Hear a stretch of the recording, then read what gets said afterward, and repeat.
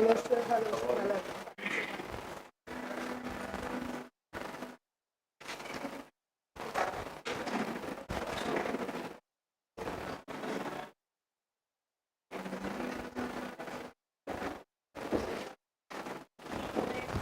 Good morning, sir. Good morning, sir.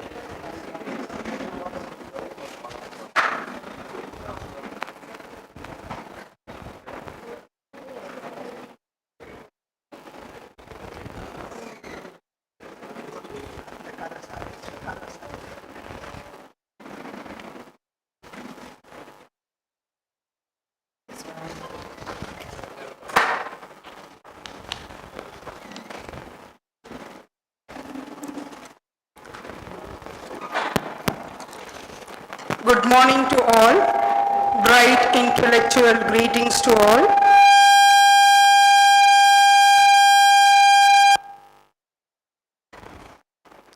The Jesuit Management, Department of Advanced Zoology and Biotechnology, Loyola College, Entomology Research Institute, ERA, Dr. T.N. Ananthakrishnan Foundation, Chennai, cordially invites each one of you to the 5th Professor T.N. Ananthakrishnan Memorial Lecture on Environment and Sex in Insects, especially lac insects, and to the National Conference on Emerging Trends in Entomological Research Institute and Research in India.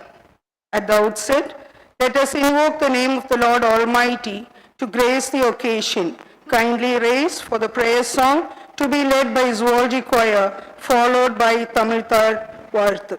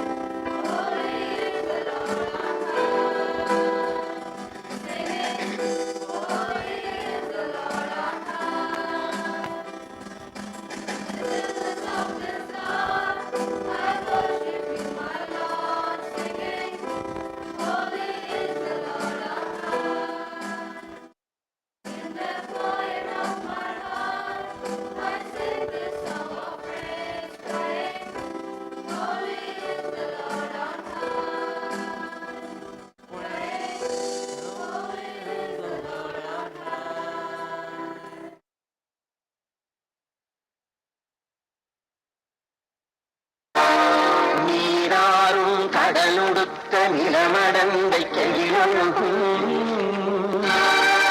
சீராரும் வதனமென திகழ்பரத கண்டமிதி திக்கணமும் அதில் சிறந்த திராவிடர்கள் திருநாளும் தக்க சிறு திரையுடலும் தரித்தனரும் திலகமுமே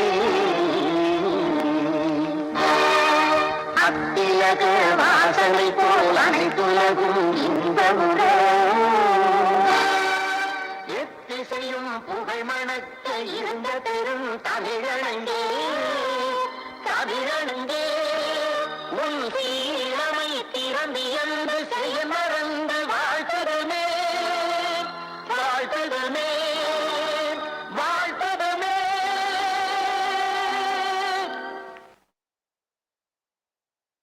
Thank you. Please be seated.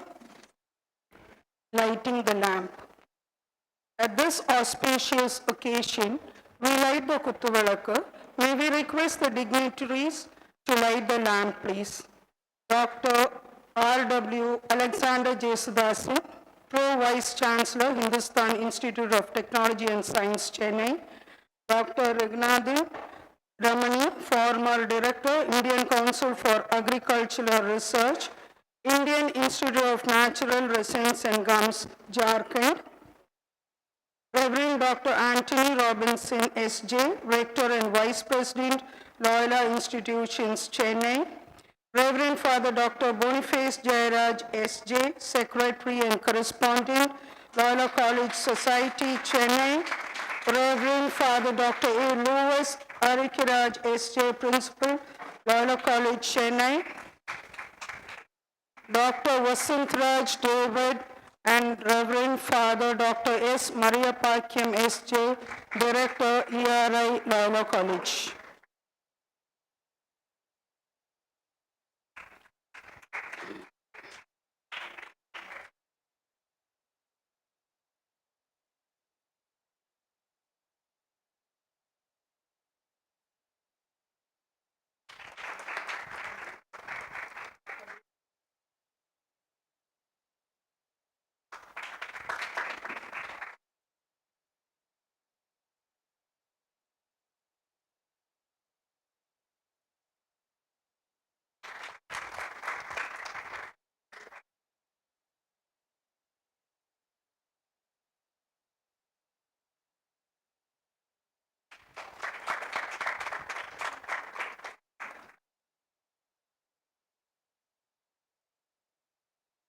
Thank you, dignitaries. Floral tribute to late Professor T.N. Ananthakrishnan, such a great scholar, scientist, who obtained PhD without a guide, means he himself was a guru and a Sishya. He passed away on August 7, 2015. This is the 8th death anniversary. We request Jesuit management, the dignitaries, to pay the floral tribute. Dr. Alexander, Dr. Ramani, Father Rector, Father Secretary, Father Principal, Zoology HOD, ERI Director, in Ananthakrishnan Foundation, Chennai, Dr. David, Dr. A. John Peter, to pay floral tribute, please.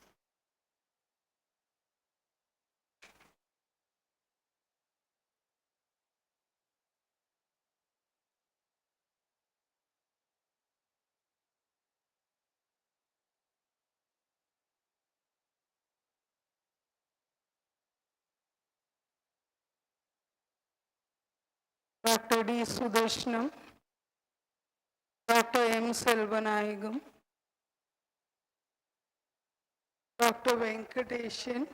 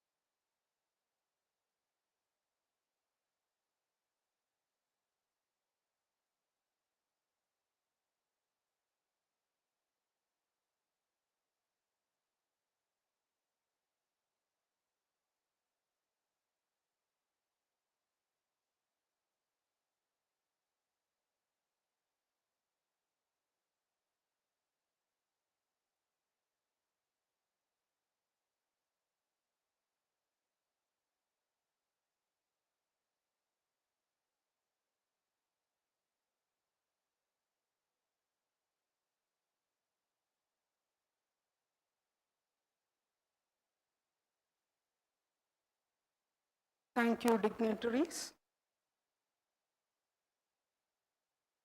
Honoring the guests.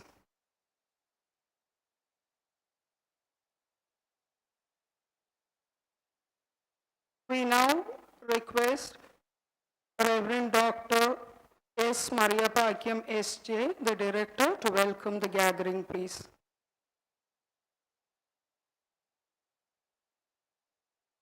Good morning. I'm very glad to invite respected dear dignitaries on the dais and off the dais and my dear participants. On behalf of the Jesuit management, staff and students of Loyola College and the Professor T.N. Ananthakrishnan Foundation, Chennai, I am delighted to offer the most hospitable, hearty welcome to you all, especially respected Dr. R.W. Alexander Jesdasan, Pro-Vice Chancellor, Hindustan Institute of Technology and Science, Chennai, and the chief guest of this function of 5th Memorial Lecture of Professor T.N. Ananthakrishnan and the National Conference on Emerging Trends in Entomological Research in India. And Dr.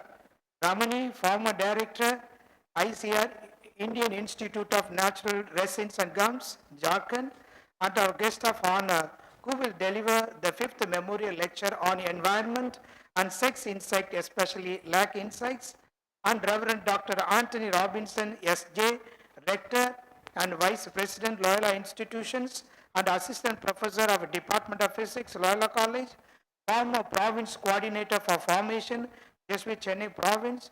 He is a very young and dynamic leader. On behalf of all of us, I welcome you, sir. Welcome, Father Rector. And Reverend Dr. Boniface Jairaj, SJ, Secretary and Correspondent, Loyola College, and former Rector of Loyola Institutions, and Principal of Loyola College, Professor of Department of Chemistry, Loyola College, and Reverend Dr. A. Louis Arekraj, Principal of Loyola College, Director of Department of Service Learning, former HOD of Department of Social Work, and Dr. B. Vasandaraj David, Scientist, Convener, Organizing Secretary of these events, and Trustee, Professor T.N. Ananthakrishnan Foundation. I welcome you, sir, fathers, and sir. Welcome, sir. And we have Dr. V.V. Ramamurthy is with us, former Director of ICMR, and is a student of Professor T.N. Ananthakrishnan from Delhi. On the way, he has come here to honor us, to give his own address to all of us.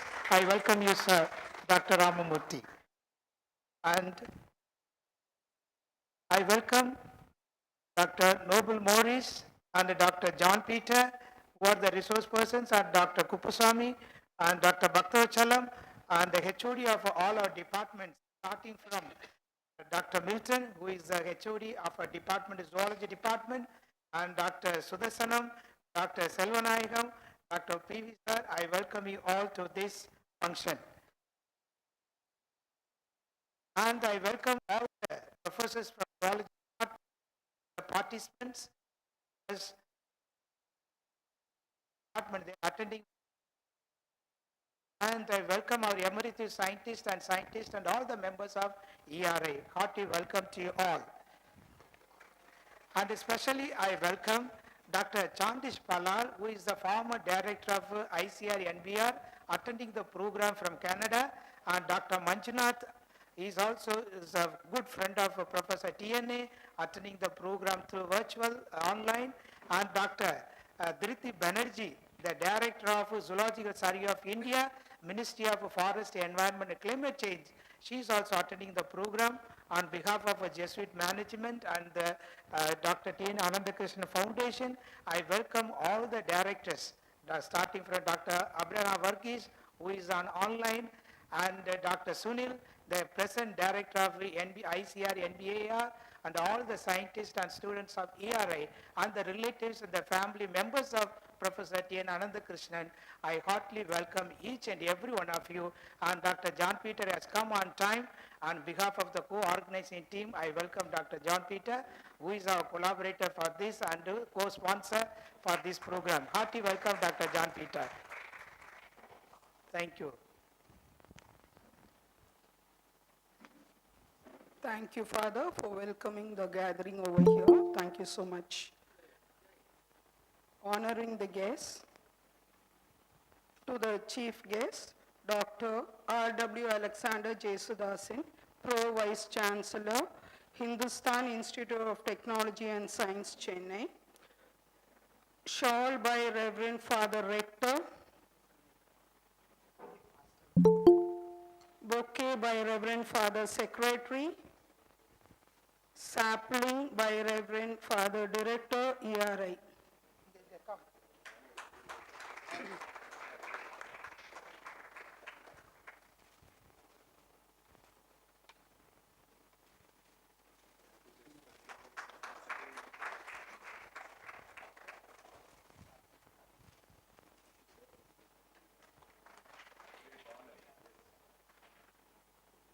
To the guest of honor, Dr. Raghunath Ramani, former Director, Indian Council for Agricultural Research, Indian Institute of Natural Resins and Gums, Jharkhand. Shawl by Reverend Father Principal. Bouquet by Reverend Father Director, ERI. Sapling by Reverend Father Secretary.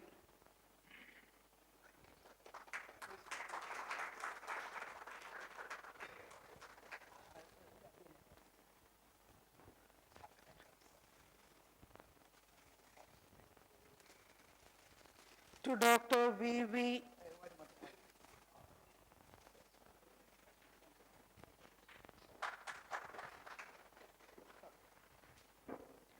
To Dr. V.V. Ramurthy, former Professor, Indian Council for Agricultural Research, Director for Indian Agricultural Research Institute.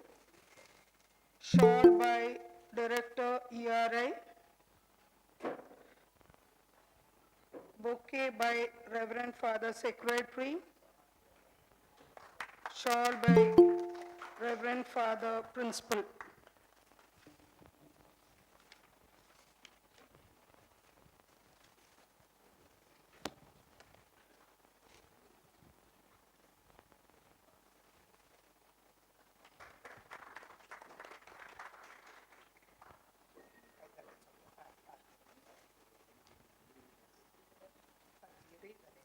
To Reverend Father Rector, Reverend Dr. Anthony Robinson, S.J., Rector and Vice President, Loyola Institutions, Chennai.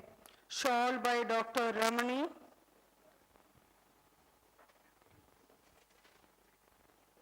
Bouquet by Reverend Father Director, ERI.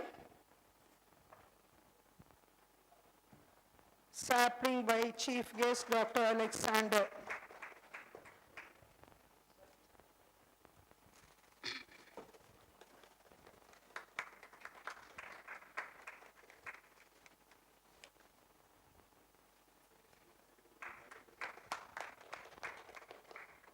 To Reverend Father Secretary, Reverend Father Dr. Boniface Jayaraj, S.J., Secretary and Correspondent, Loyola College Society, Chennai.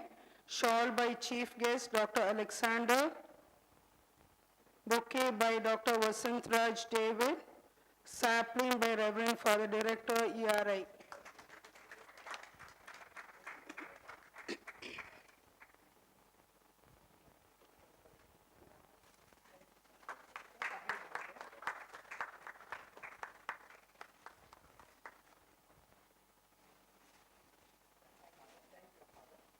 To Father Principal, Reverend Father Dr. A. Louis Arukyaraj, S.J., Principal, Loyola College, Chennai.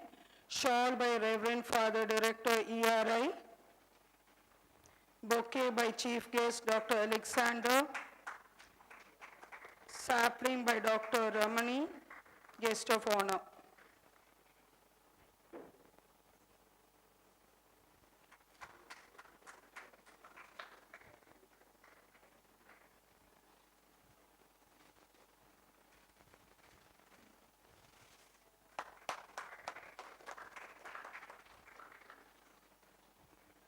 To Dr. B. Vasantraj David, Trustee, Professor T. and Ananthakrishnan Foundation, Chennai. Shawl by Reverend Father Secretary.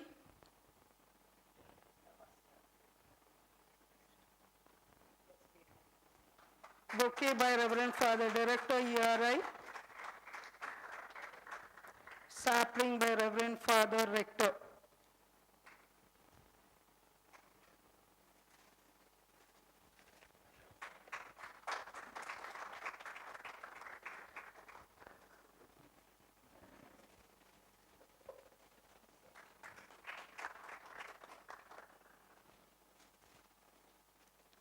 to Father Director, Reverend Father Dr. S. Mariapakyam S.J., Director and Scientist ERA, shawl by Reverend Father Principal,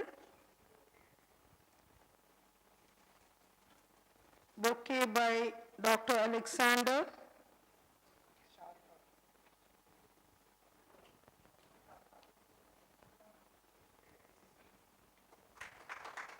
sapling by Dr. Ramani.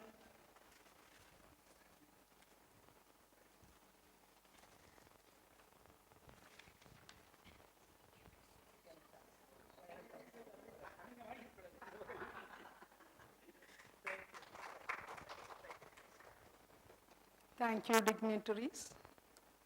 Book release.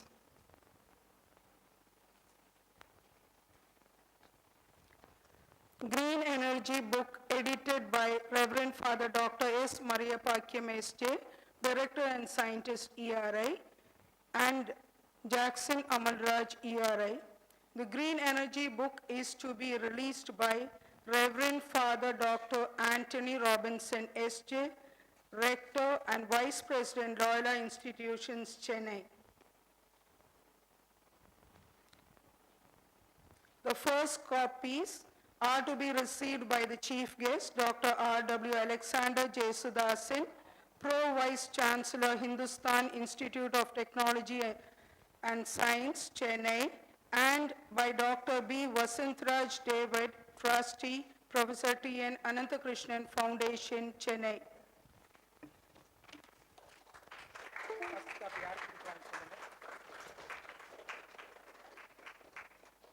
The first copy to be received by the Chief Guest and Dr. B. Vasantraj David.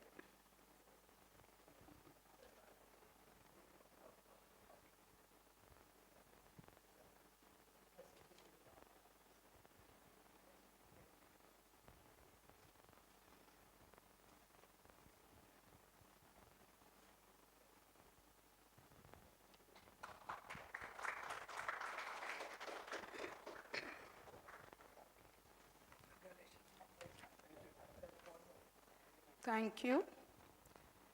Another book, Insect Diversity, written by Reverend Father Dr. S. Mariapakyam S.J., Director and Scientist ERI. It describes Loyola campus insect diversity identification guide with conservation status, to be released by the Chief Guest, Dr. R.W. Alexander Jesudasan, Pro Vice Chancellor, Hindustan Institute of Technology and Science, Chennai. The first copy is to be received by Reverend Father Dr. Boniface Jairaj S.J., Secretary and Correspondent, Loyola College Society, and by Reverend Father Dr. A. Lewis Arukyaraj S.J., Principal, Loyola College. Secretary and Father Principal.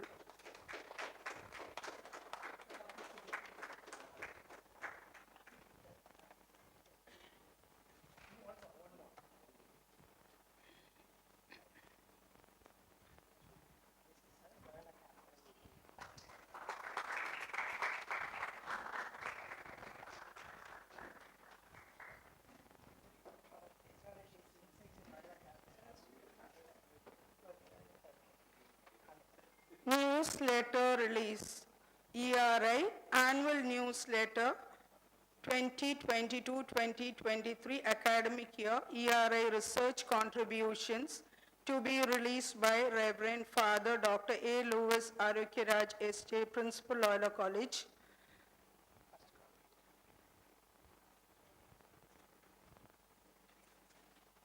The first copy is to be received by Dr. Ranganathan Ramani, former Director, Indian Institute of Natural Resins and Gums, Jharkhand, and other dignitaries on the dais.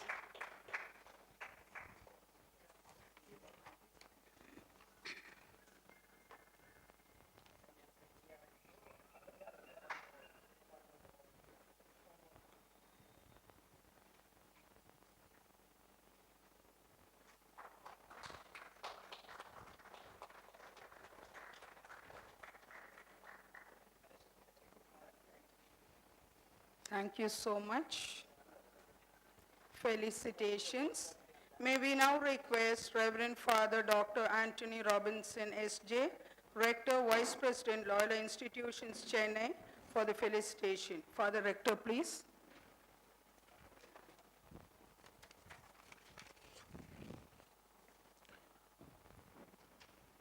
Respected Dr. R.W. Alexander Jesudasan, Pro Vice Chancellor, Hindustan Institute of Technology and Science, Chennai, Dr. Ananthakrishnan, Former Director, ICAR, Indian Institute of Natural Resins and Gums, Jharkhand, Reverend Father Secretary, Father Principal, our Honorable Director, Father Maria Bakim, other scientists, dignitaries, faculty, and my dear students, a very good morning to all of you. Actually, I prepared a two-page note regarding the talk today, but due to the constraint of time,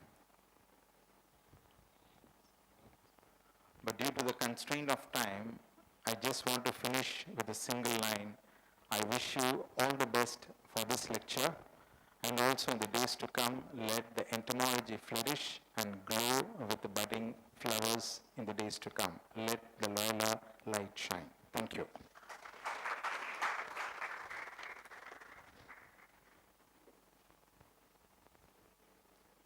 Thank you, Father, for your blessings. We now request Reverend Father Dr. Boniface Jairaj S.J., Secretary and Correspondent, Loyola College Society, Chennai, for the felicitation, please. Father Secretary.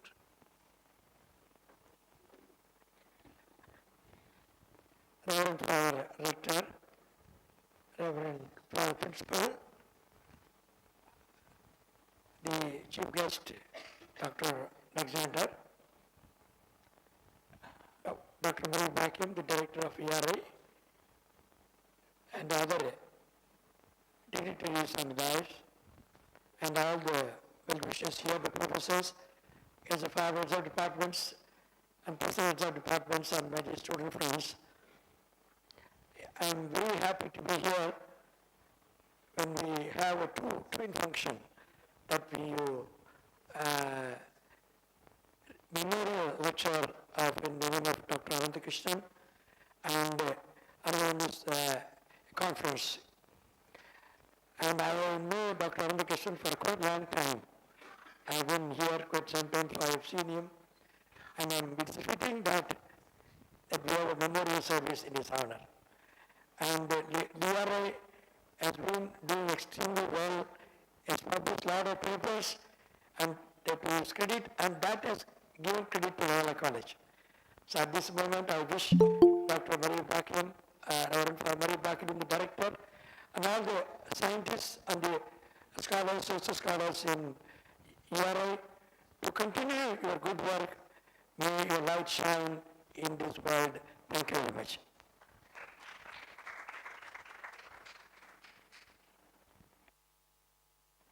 Thank you, Father.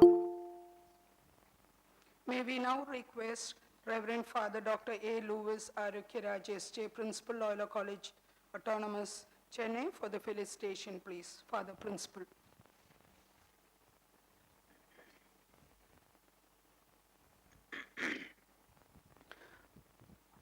Good morning, dear dignitaries on the dais and off the dais, research scholars. It's very enlightening to be part of this program when I could see eminent scientists, scholars and researchers in this ERI Institute. Recently in NIRF ranking, we are proud to note that Loyola College got 100% in its research component. One of the important factors is that the researchers, particularly from the science departments and importantly from ERI, have contributed your might towards this great achievement of Loyola in getting 100%. I'm here seeing all the researchers, scientists and so on, The only point of consideration that I would like to give you at this point of time, let us take Loyola to greater heights by continuing to be generous and dedicated in your service of this scientific research. We do scientific research not for name and fame, not for title, not for popularity, and not even to get 100% in the NARF ranking. But it has to be relevant and meaningful and useful, particularly to the communities for whom we are doing this research. I am sure your research will be a remarkable one in the empowerment of the public, particularly the poor and the needy, and particularly the target group for whom you are doing this research. Wishing you all the best. Thank you. Thank you, Father, for your blessing. Now we request Professor V.V. Ramurthy, former Professor, Indian Council for Agricultural Research, Indian Agriculture Research Institute, New Delhi, to speak a few words, please.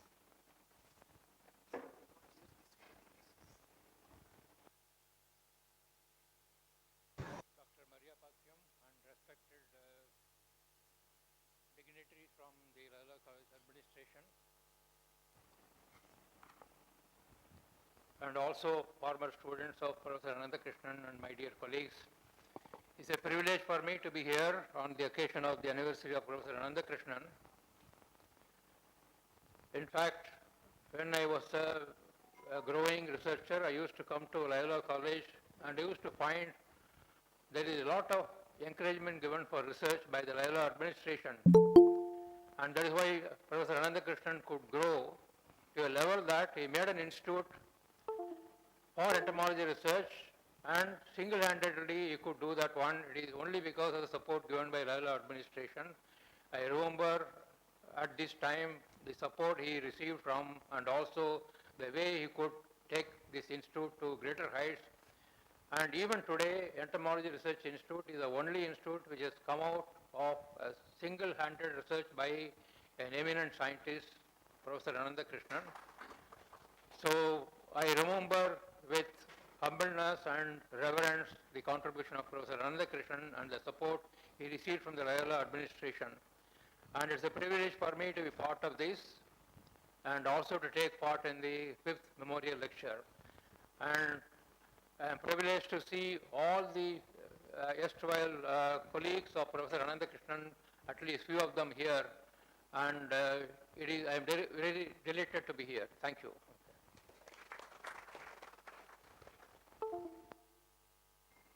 Thank you, sir. Thank you so much.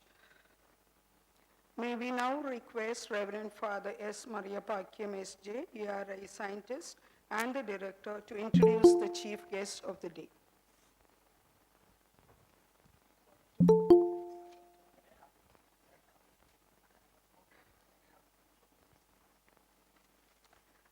Dear participants and dignitaries on the dais, that's an important program for the secretary and principal. They'll be leaving soon. So that's why the program was a little bit altered.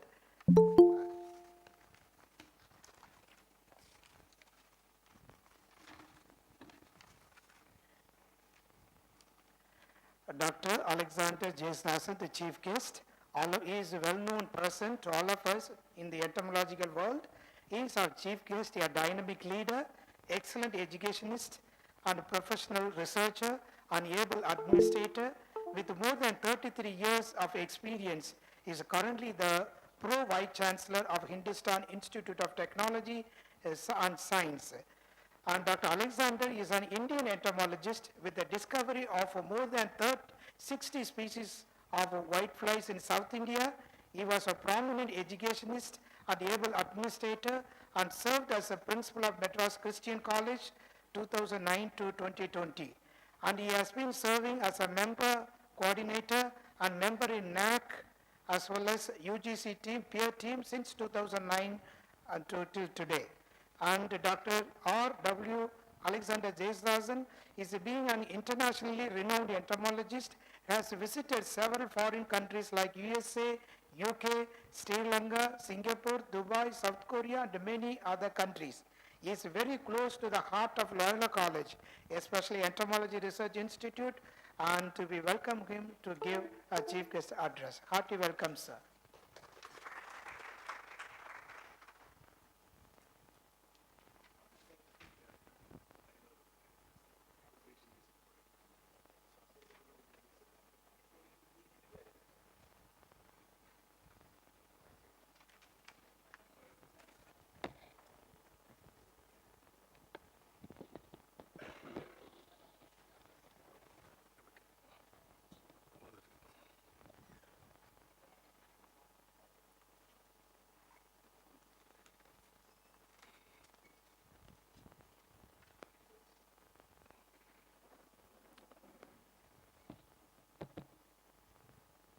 Most respected Rector and Vice President of Loyola Institutions, Reverend Dr. Anthony Robinson, S.J., Secretary and Correspondent of Loyola College Society, Reverend Dr. Boniface Jayaraj, S.J., the Principal of this great institution, Reverend Dr. Louis Arukiraj, the Director of Entomology Research Institute, Reverend Dr. Maria Bakiam, the person who is going to deliver the memorial lecture, my very good friend, Dr. Ramani, former Director, ICR, Indian Institute of Natural Resins and Gums, Jharkhand, Dr. Professor Ramamurthy, formerly with Indian Agricultural Research Institute, the trustee of Professor Ananthakrishnan Foundation, and my guru, Dr. Vasantaraj David, people who have been very closely associated with Professor Ananthakrishnan, Dr. KGS, Dr. KG Sivaramakrishnan, scores of research scholars who had worked with him, who are here with us, former heads of the Department of Zoology, members of the Professor T. N. Ananthakrishnan Foundation, invitees, members of the family who are watching this program online, and other distinguished scientists of international repute who are also participating in this great event, my very beloved student friends from the Loyola College, ladies and gentlemen. It is certainly a privilege for me to be here in this capacity, which I never imagined nor dreamt in my life. It is such a distinct honor that has been bestowed upon me to participate in the 5th Professor T. N. Ananthakrishnan Memorial Lecture and the National Conference. Today, we miss Professor Ananthakrishnan on this technical discourse that is going to be taking place here. I'll be dwelling mostly on his life because I've titled the talk An Entomo Legend, which I myself coined, Beyond Compare. An Entomo Legend Beyond Compare. Because it is important to know one's life, how he had moved forward despite odds. And that is what I'll be dwelling in the time that is assigned to me. Because the technical sessions are going to be followed, and there are technical people, students of Professor Ananthakrishnan, who will be presenting research papers and talk on the various aspects in which they have been involved in all these years. After the inaugural function is over, I think most of you will be knowing about how Professor Ananthakrishnan used to function. After the inaugural function is over, during the technical session, his seat will not be in the first row. His seat will be there, I think where Dr. Kuppusamy is seated, up there, last. Because he'll be observing who are all leaving the hall after the commencement. And looking at Professor Ananthakrishnan there, I will tempted to say, as a dinosaur sitting there, no one would dare to leave the hall. Because he wanted everyone to participate fully, to understand the contributions, the research work of the people, participate in the discussions, and then move on. Today I'm sure that his spirit is there in this hall, in the very same place. I believe in that. Because he had lot of faith in God, and I also have a lot of faith in him, in God. And I believe that a spirit is hovering over this hall and is seated very much there. And you will be more than happy to listen to what I'm going to be speaking about him. Before I could dwell on the theme that I'm going to be speaking, I would like to first of all congratulate the Entomology Research Institute for continuing to be a kind of an entity which follows the great legacy of Professor Ananthakrishnan in bringing out 3 important volumes which were released this morning. A book on green energy, a book on insect diversity, and an annual newsletter.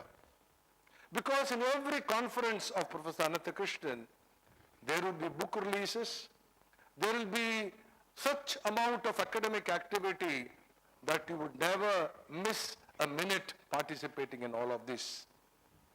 Of course, this institution, Entomology Research Institute, I've been knowing from the time the brick was placed.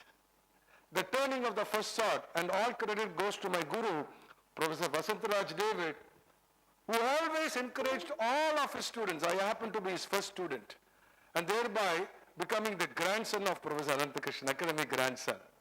Because Professor David is the 4th PhD student of Professor Ananthakrishnan, and I happen to be his student at Padappai. So it used to be a pilgrimage to come to ERI with such a joy and to be here for all of the events. Now today, time has passed. Many years have crossed by. And today, all of the students, the 48 PhD students of Professor Ananthakrishnan, I think all of them would have retired, or probably in the verge of retirement, but those who work in corporate, there's no retirement. I have also retired, and I have been having my second innings. Today, we have grown wise. We have grown in every aspect in our family life. And all of the 48 students who now are here to sit back and reminisce our past. Our time of today is to recall what has happened in our lives. And I'm sure all of the students and all of the well-wishers like me and all of those who have been associated with Professor Ananthakrishnan, we would say in unison that we thank you, Professor. We thank you, Professor. We celebrate your life today because of what you were to us. Whether it was a student or whether it was the well-wisher, he was the same to all of us. Today, this morning, I read an email that came from Dr. Babu, where he said that we need to also remember his birthday on 15th of December. But I have a point to make. At the time of birth, I think all the newborn look almost alike. There may be difference in the color. They would weigh about 2.5 kilos or 3 kilos. And most of the children, the neonatal, the young, they look alike. There is no variation. They all resemble each other except for subtle variations. But what is important is that how one ended the life. What is more important is that how one had ended the life than how one was born. Though the birth is significant, it is more significant to see after the demise of the person, how the person lived, what he has become, what is that he has accomplished. And when we look at that in the context of Professor Ananthakrishnan, I think each one would say that he is certainly a legend. He is certainly, undoubtedly a legend beyond compare. There are many legends in entomology. There are many legends in many, many fields. But he is a legend who cannot be compared. Who cannot be compared. His life has been so very distinct and very, very special because he made leaders.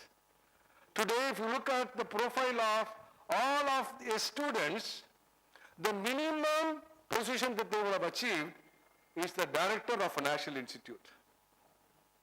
The minimum, I think we should give a round of applause. The minimum position that they have achieved is a national director.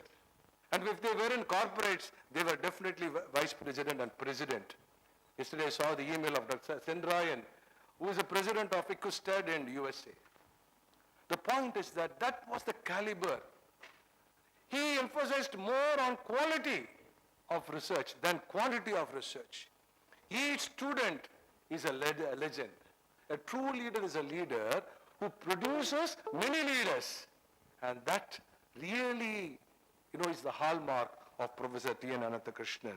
So today we are here, after many years, aged, our heads grown gray, but sitting here in the very same hall where Professor Ananthakrishnan used to be speaking like a roaring lion on the very same podium, and sitting and recollect the great life and legacy of Professor Ananthakrishnan. I came to know about him by reading his book on Manual of Zoology. That was the first time that all zoologists have come to know about him, by Professor Egambarnatha Iyer and Professor T.N. Ananthakrishnan. It used to be a Bible for zoology, particularly with reference to South Indian fauna. Through that we came to know about Ananthakrishnan. But my first acquaintance with him from a distance, because he was a doyen, we could not go near him, was when he came to Madras Christian College. In the year 1980, if I'm right, in the month of October, when he came to take part in the prayer meeting of a very famous acarologist who passed away, Dr. George J. Singh Fanuel. There is a time when I saw him first giving a special lecture on behalf, in paying tribute to Dr. Fanuel. I saw him at a distance, and I said to myself, what a man he is. That was in the year 1981. He came there primarily because you all know that he was a student of the Department of Zoology, Madras Christian College, which also nurtured me. He had his education in Christian institutions, in Milagros Senior School in Mangalore, which later became St. Aloysius College, and I had the privilege of visiting that college as a NACPA team member.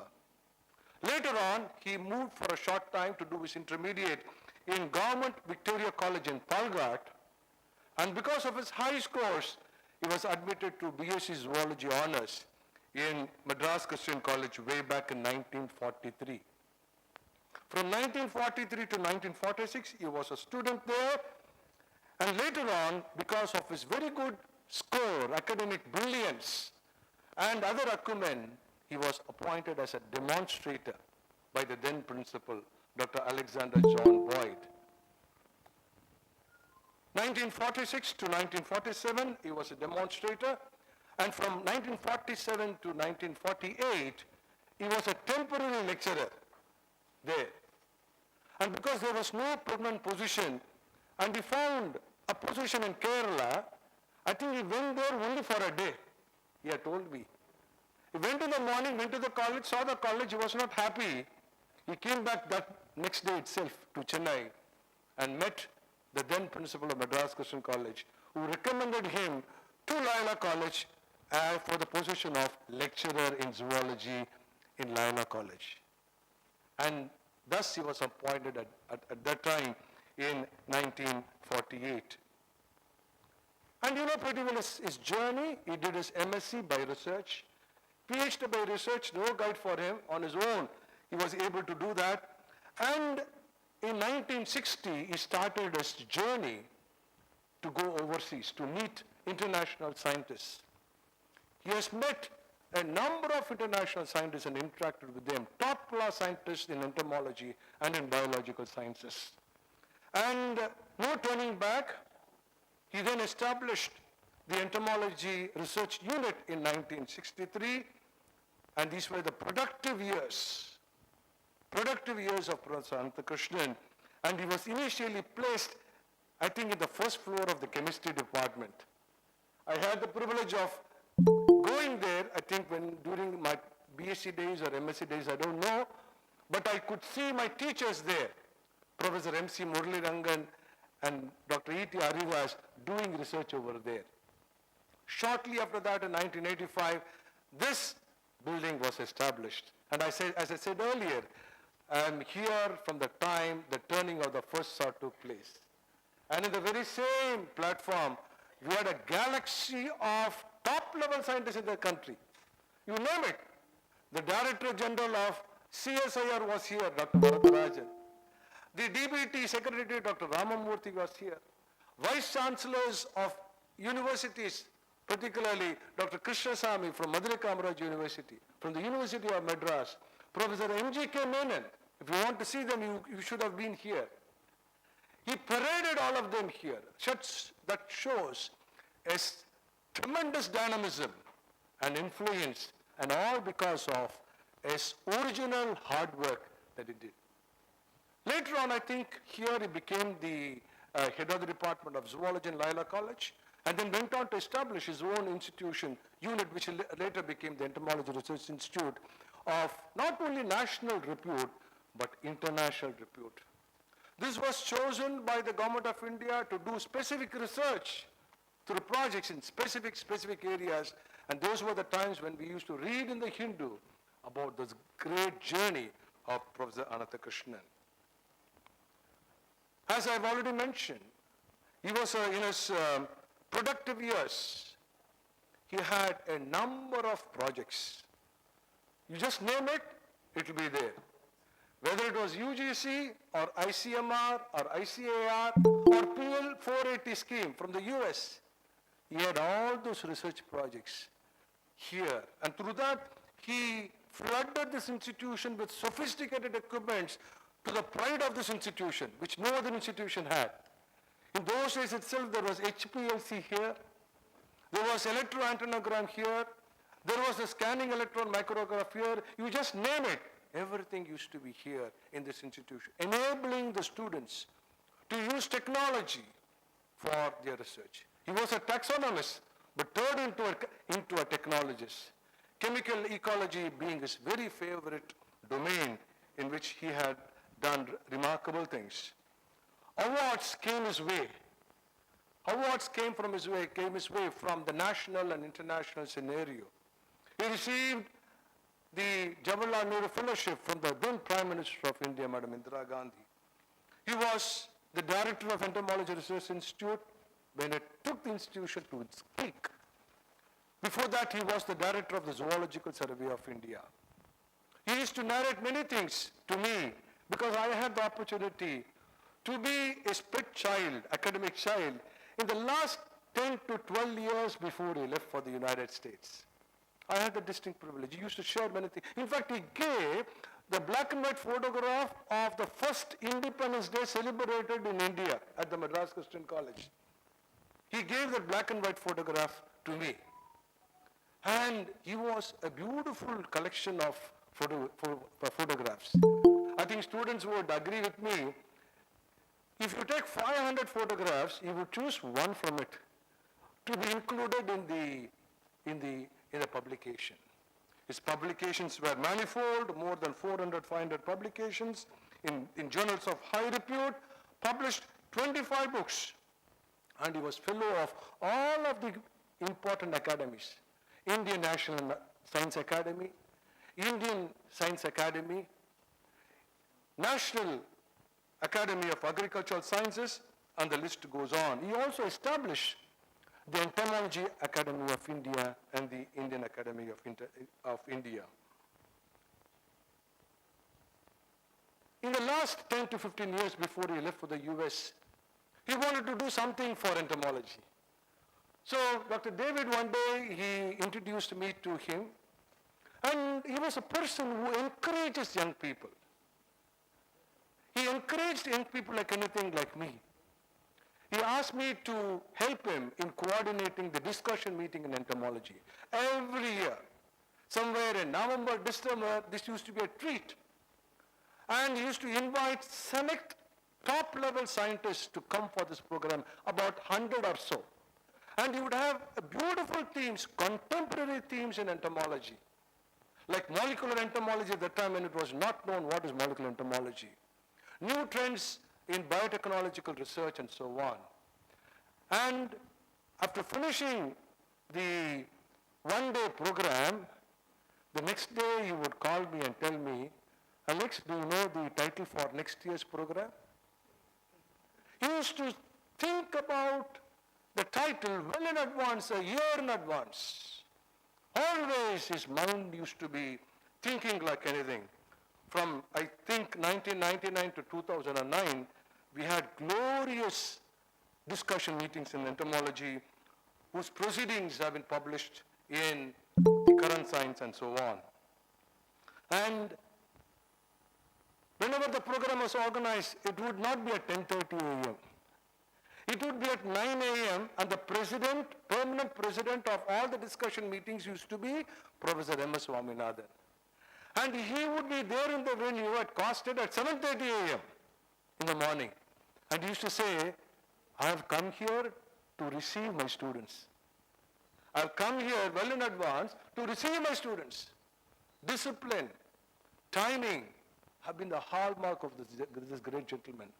In spite of his age, you would see to that he is there at 7. I mean, there used to be a tug of war between me and him. Who reaches the venue first? And if he had come early, he would say, hey, Patya, I have come early. I have come here to receive you.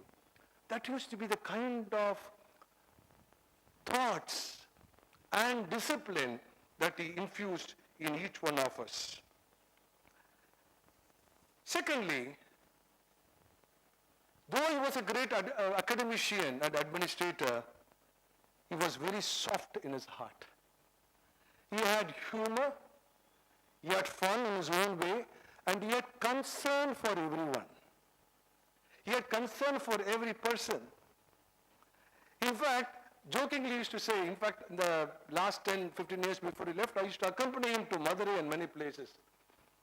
When he used to take an aircraft, if it is going to be a small aircraft, ATR, you know, Alex, and the body வந்து கீழே touch பண்ற மாதிரி இருக்குல்ல, and the body கீழே touch பண்ற மாதிரி இருக்குல்ல, he used to tell me about it. And then his very famous anecdote used to be, if you have to do things on time, do it immediately. He had a Tamil quote, Padankanji, Pulichakanji. I don't know how many of your students would have heard about it. You would have definitely said, Padankanji, Pulichakanji. Do the work immediate, because tomorrow never comes. Even today I follow that. I quote this to my students and to all my colleagues, wherever it is. We remember Professor Ananthakrishnan through these things. And somehow he was averse to big moustache and beard. I do not know what it is. One day when we went to University of Madras, he found one professor there with a very big moustache. Misha vachirukkaru par, Misha. And I do not know, when he saw me also at the French board, initially said, we are going to meet Professor Swaminathan. I don't know what he would say when looking at your French beard. Then he kept quiet after that because he could not change me. Likewise, he had his own humor in doing things. I also was told, when his students were in a depressed mood, which we can find out very easily, he used to call them. I'm not going to name the person. Call the person, inquire about what is happening. And if the person wants to go home, he would give from his pocket money. You go home, stay there for a few days, and come back to work. And I don't want to touch on the timing. At 8 o'clock, I used to be there, and people used to have fun only after they left for home for lunch by about 2:30 or so. He had a great concern for his own students. And whenever I visited, he would say, those days, mobile phone was not there, and phone was a rarity. You would expect a call from me at least twice a week. If I don't call him, he will call me and say, what, you have become very busy, huh? And I have to visit him every week. And I did it with joy. Because I knew every time I met him, I learned something from him. So it was a joy to meet with him. So I used to come by train, get down at Kodambakam, walk, and then be there on time. And he used to give the time. Before his walk at 3 o'clock, we have to meet him. Not after 5 o'clock, because after that he would come back home and watch television, famous serial, and so on. And during the study trip, in the collection I was told, that he was full of fun and he had a flair for the movie in which Lakshmi acted. He would see to that on day 1 or day 2, he could go to a theater and watch his movie. Such as a person, not a kind of a dictator, not a kind of a person with, that kind of toughness. He was soft in his heart. And I was also told that the driver, Muthu, who was with him, when he left for the US, he gave his car to him. He gave his car to him for him to use it for making, sufficient resources for him. I think the success of a man, I think the spouse, the wife, plays a very important part. Whenever I visited their home, a cup of coffee, filter coffee was assured. And madam, in his frail, way, she used to bring that filter coffee to me and she would leave it there. And Prof. Ananthakrishnan, if some sweets are there, he would go and bring it from his fridge and share the sweets with me. And madam was such a committed person, and Professor Ananthakrishnan also loved his wife like anything. You won't believe, in the 10 discussion meeting in entomology, the moment inauguration was over, he would ask me, take your mobile, dial my home number. And he would speak shortly to his wife. இன்னைக்கு program நன்னா நடந்தது. Inauguration பிரமாதமா இருந்தது. Professor Swaminathan வந்தாங்க. ரொம்ப நல்லா நடந்தது. That's all, you'll keep the file. So immediately he would convey the happiness that he had in him. And that was madam. And madam also was very much committed to the calling. In fact, I had the privilege of visiting her in Minneapolis in Madam Rani's daughter's home in 2019. And because I wanted to see Professor Ananthakrishnan in the US before he passed away, but that was not God's wish. When I was visiting US, I made a point to see Mrs. Menaga Ananthakrishnan. I went there, I spent about half an hour with her. I saw the sons of Professor Ananthakrishnan, and I also sent a photograph to the group.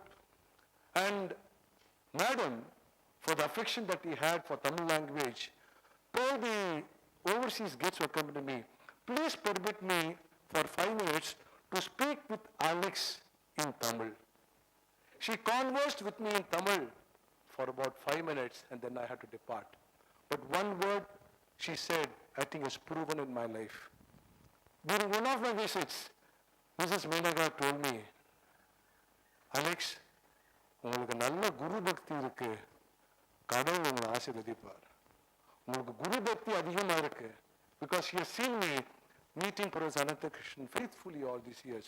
Why I'm sharing all these things? Because this guru bhakti, the reverence for teachers, have eroded through time. People forget after the work is done. People forget completely. No regard. Today we have phone calls. There is no phone call, even from my own students. And therefore, my dear friends, that is why I'm sharing all of these. I've come to the end. There are many people who imitated Professor Ananthakrishnan.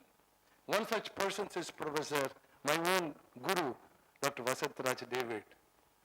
Professor Ananthakrishnan had his Doctor of Science, and he wanted to have one, he got it. In terms of publications, in terms of projects, in terms of style of work, I think many of us imitated Professor Ananthakrishnan, and I'm privileged to say that I am also one who were able to get little bit of what blessing that Professor Ananthakrishnan was endowed with.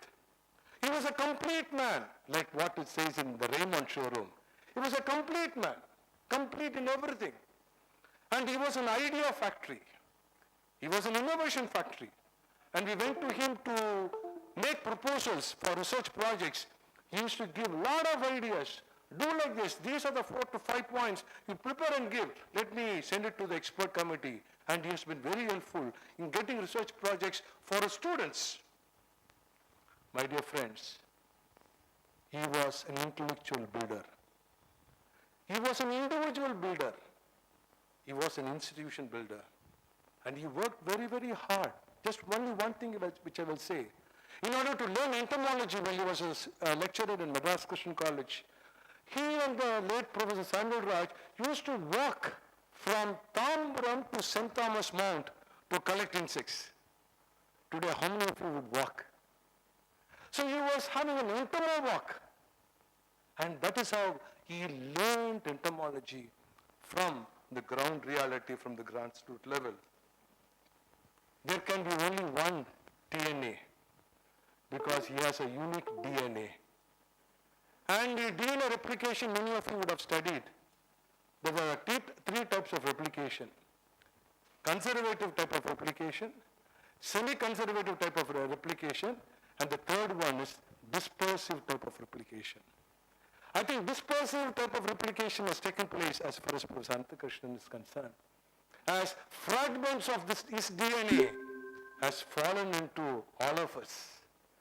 His students, his well-wishers, and thereby from us it has gone to the next generation and so on. So I would say that Professor Ananthakrishnan is not no more. He's still alive. Because his legacy is followed. Because his great work still continues. It is not eroded. And therefore, being an entomology research institute, we should be thankful that such replication process, such copies of his DNA has been transmitted to all of us. It was so infectious that we could get a fragment of that DNA in order that we can replicate that in our, it could be a matter of discipline. It could be a matter of honesty. It could be a matter of time. It could be a matter of ideas, innovation. It is because of our acquaintance with him that we were able to imbibe that feature and nurture that particular feature. May his family, his larger family of students and well-wishers and sponsors of this great one-day seminar be blessed by the Almighty. And truly, Professor Ananthakrishnan is an entomology legend beyond compare.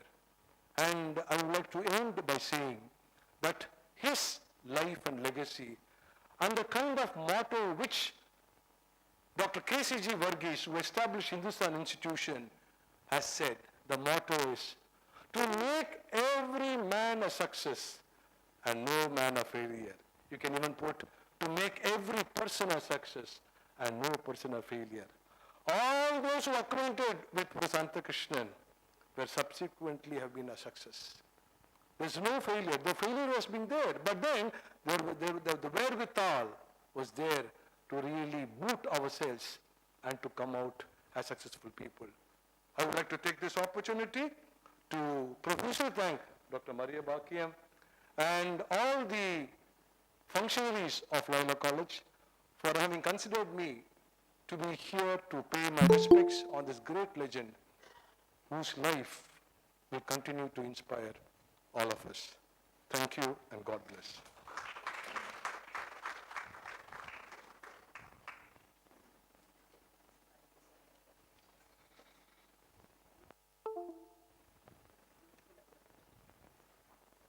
Thank you, sir, for the wonderful, heartwarming experiences with Professor TNA. We, all the students of zoology, are his students too. Without his books, we are nothing today. Thank you so much. May I now request Dr. John Peter to come over to the dais, please.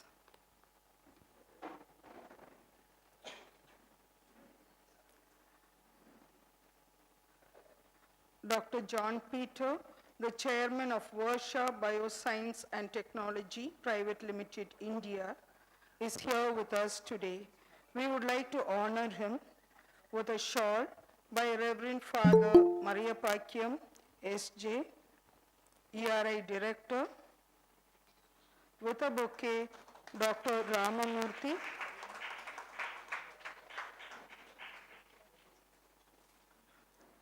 sapling by Dr. Alexander, please.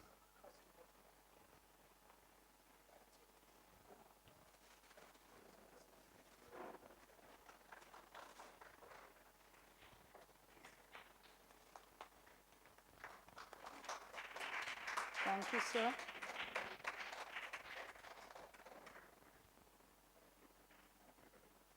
I now request Dr. Mariappa Kim, SJERA Director, to introduce Dr. Ramani, please.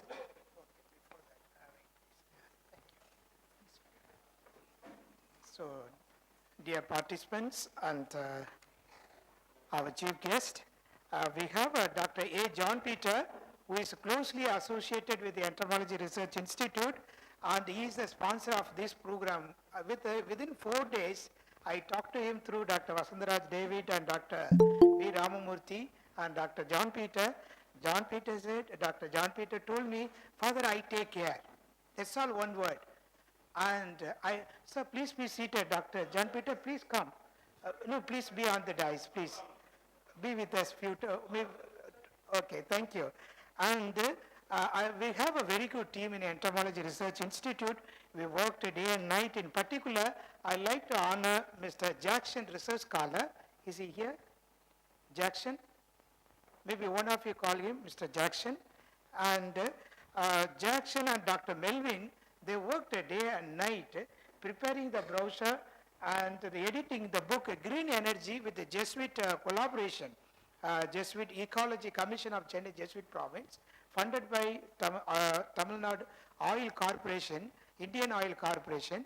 We conducted the program and we came out with the edited book Green Energy. It is because of Jackson has edited very much, and they prepare, both of them prepare the entire flyer and brochure. They worked hard.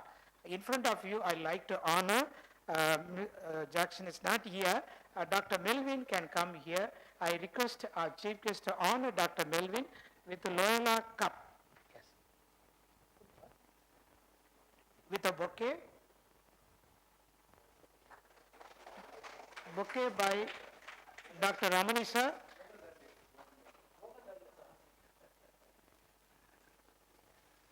Yes, his father was working here. And bouquet by Dr. Ramani sir. And I'd like to honor, thank you. I'd like to honor Mr. Jackson, who works a day, even night 2 o'clock. He designed this flyer, the brochure, all communication certificates.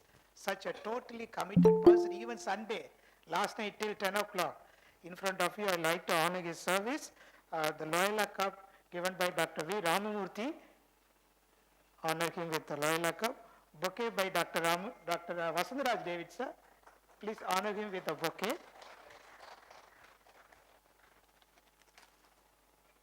Thank you so much for your good service. Thank you. Now, before introducing the guest of honor, the memorial lecture will be delivered by Dr. Ranganathan Ramani.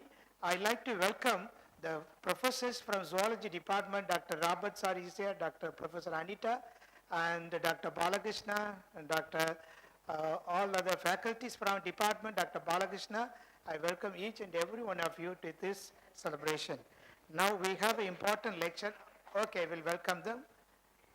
Okay, now we have a memorial lecture given by Dr. Ranganathan Ramani. May I request the guest of honors and chief guest to sit in the front row. The students can take the chair and keep it in the front. We have a presentation now. Dr. Melvin, come and arrange the chairs. Keep the LCD on. Kabilan, keep the LCD on.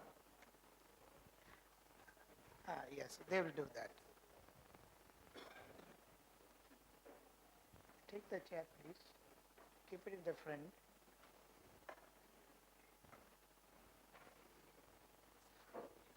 I'm going to introduce now. I'll introduce this. Keep this one screen. Put the LCD on. Kabilan, LCD on.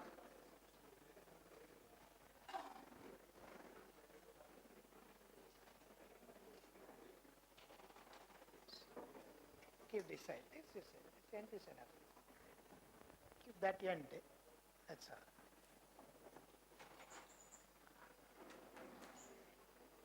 all. Okay, thank you.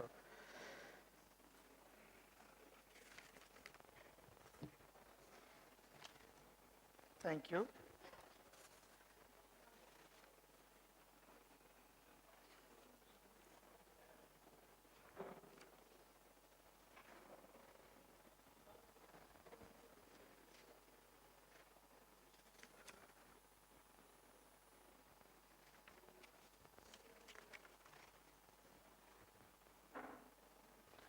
So dear participants, Dr. Ranganathan Ramani, guest of honor,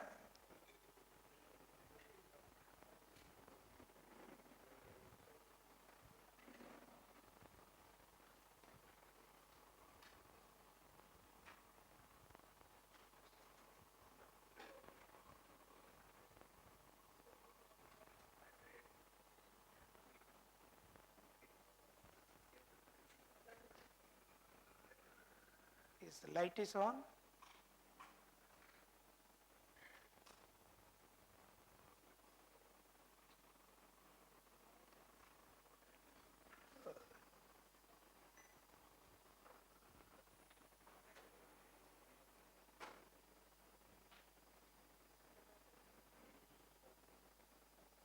Okay. So Dr. Ranganathan Ramani, guest of honor, former director of ICR, Indian of Natural Resins and Gums, Jharkhand, and he has 35 years of experience in Indian agriculture research and management, especially on lac and other natural resins and gums, and about 12 years of experience as managing executive in the diverse areas, research, guidance, technology transfer, planning and administration. And he has served in leading the roles as an external expert, research programs and projects management, quality control, academic planning in other institutions. And he was trained in insect genetics in the School of Biological Sciences, University of College, Swansea, UK.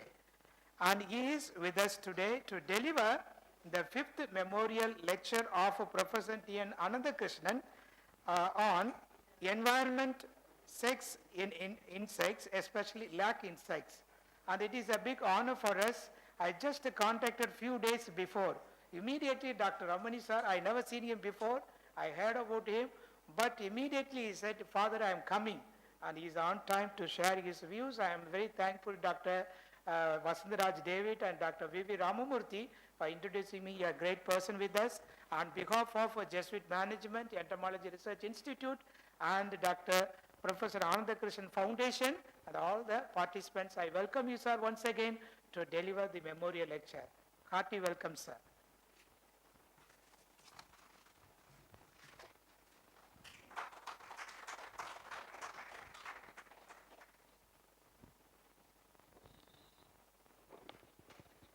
Thank you very much, Reverend Maria Pakyam.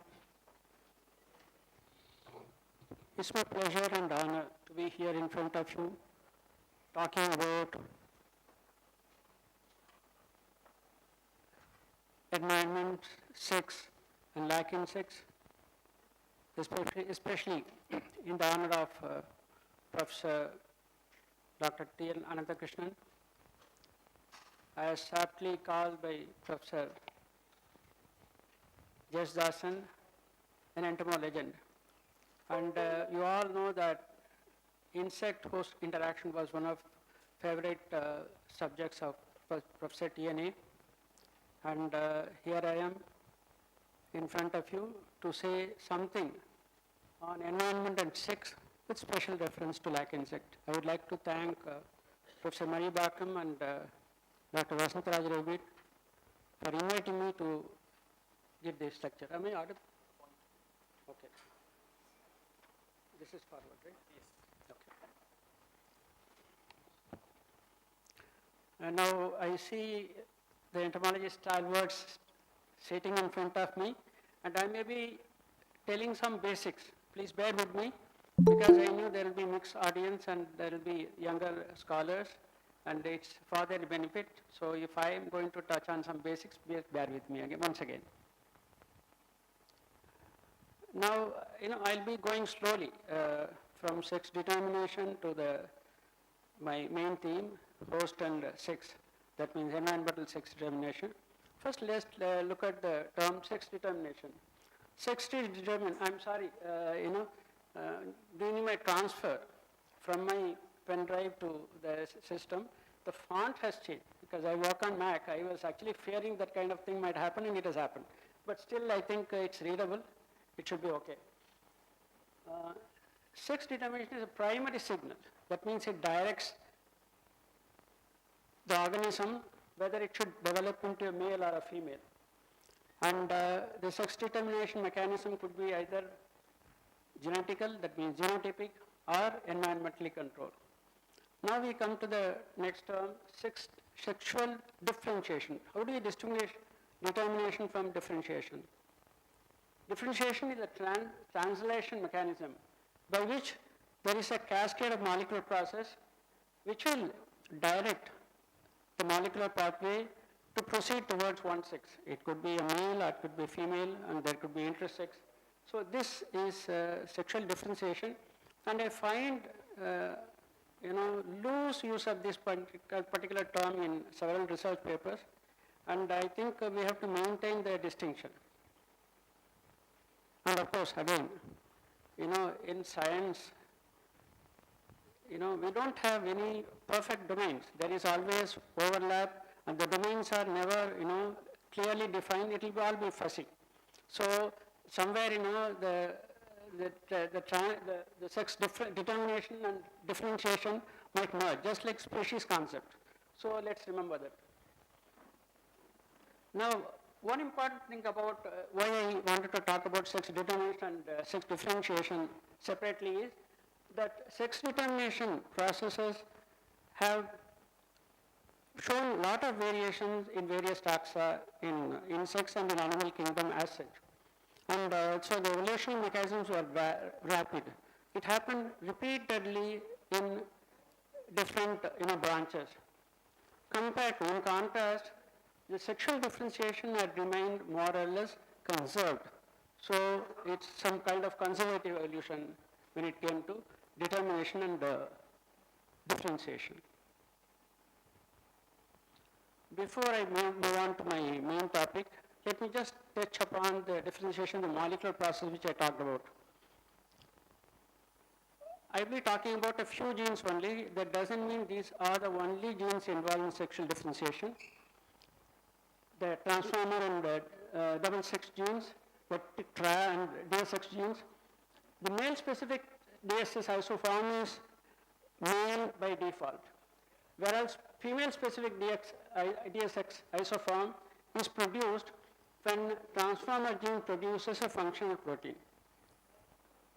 When there is a truncated product, then it will lead to male, and if a functional tri is produced, then we have the developmental pathway proceeding towards the female. Now, why I wanted to mention this was, let's just recall the kind of research which was done about 70 years back by Professor Student in his lab, and those days they didn't have the kind of facilities we have these days. They had only the microscopes, and then the kind of process they used to do is Drosophila. And then they found that the females, that means having XX chromosomes, they transformed into sterile males due to a recessive mutation in the autosome. Now we know it's because of the transformation of the transformer gene, and now we know that forms a basis for the sexual differentiation process.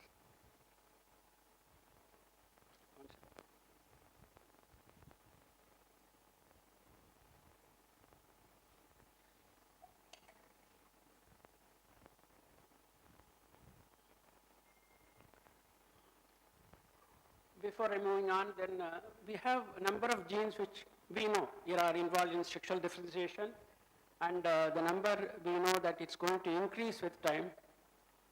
And the one on the right, the slide shows new genes which are being identified. So we'll learn more and more, and then we'll not only learn more and more, but we'll also find the kind of similarity from the lower organisms to higher organisms.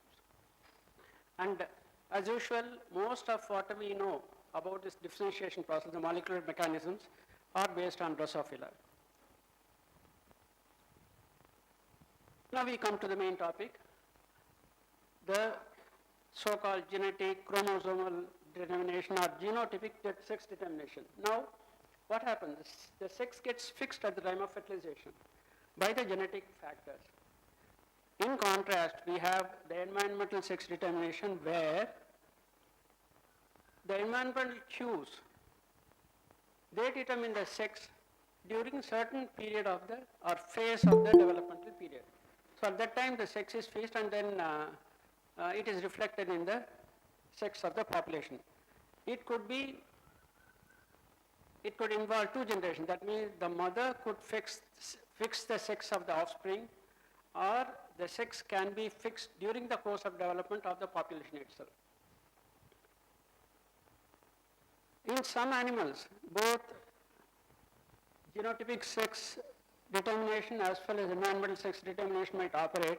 So when it operates, then genotypically it could be one sex and phenotypically it could be another because of environmental, then that is a mismatch between the genotype and the phenotype. Now, what is the implication of the genotypic and environmental sex determination? Genotypic, since it involves mostly the chromosomes or it could be the set of genes, there is always 1:1 sex ratio. That means the proportion of male and females are equal. But in environmental sex determination, the organisms are the insects. Of course, I'll be talking mostly about insects. So I'll be using the word insects. That doesn't mean it's restricted only to insects. It's across all organisms. So 1:1 can be changed. That means depending on the need, the advantage, either the mother or the particular population might bias the sex towards male or female.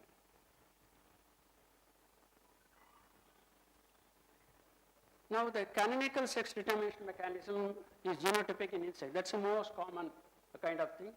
And it could involve a single gene or a set of genes in a chromosome or the whole chromosome. Now when we look at, does it have a pointer? Now the chromosomal system, the most common one is XX the female and XY the heteromorphic males. The females are XX and the males are XY. Am I audible? Most of the insects. And then we have females having two complements of X, that means 2X, and males have only one X, the scale insects and Arthroptera. And then we have just a reverse mechanism which is found in the butterflies and moths, where the females are heteromorphic for that means heterogrammatic, and then males have, so we use the word Z and W. Males are homogrammatic, that means ZZ, found in Lepidoptera, and similar to the other one, XXXO mechanism, we have ZZ and ZO mechanism also. Now I move to the scale insects, and then ultimately I move on to lac insects. Now this group, Coccidia, which has about 8,000 species, shows genetic systems which is unmatched. That means the kind of genetic systems which we have is as diverse as the whole of Insecta. Now I'm going to briefly discuss the kind of genetic systems which operate in that small group, the scale insects. Sexual and asexual. So I'm taking of sexual first. First we have Diplodiploidy. Absolutely unbelievable when you look at this group and the kind of variation which is shown. And this group, has done a lot of experiments. Again, I might be saying a little literally, but it's really exciting. Diplodiploidy, that means both sexes are diploid, females are XX and males are XO. Now, Diplodiploidy, that means 2n complement both sexes are diploid and no sex chromosomes. And then we have popularly known as Arenotoki, we call it haplodiploidy these days. Females develop from fertilized eggs, and unfertilized eggs produce the males. That means the females are diploid and males are haploid. We'll come to the implications of this kind of system later. Now, another interesting thing which happens in the scale insect is germline or embryonic paternal genome elimination. That means paternal genome elimination, that's very interesting. And we have three kinds of situations in the scale insects. The lichenoid, where the paternal genome elimination takes place during spermatogenesis. Comstockella, where paternal genome elimination happens in the germline. Diaspirid, the genome elimination happens early during embryogenesis. So different groups have experimented with different kind of mechanisms. And then the diploid, where I think this is not here. Can you make it a little smaller? Anyway, doesn't matter. Is it possible to make it smaller? No, okay. Now move a little more to the next slide. Now we have the deuterotoky, the asexual reproduction system, where the reproduction can be sexual as well as asexual. Males and females develop from fertilized or unfertilized eggs. You imagine any kind of mode of reproduction which is there in the scale insect.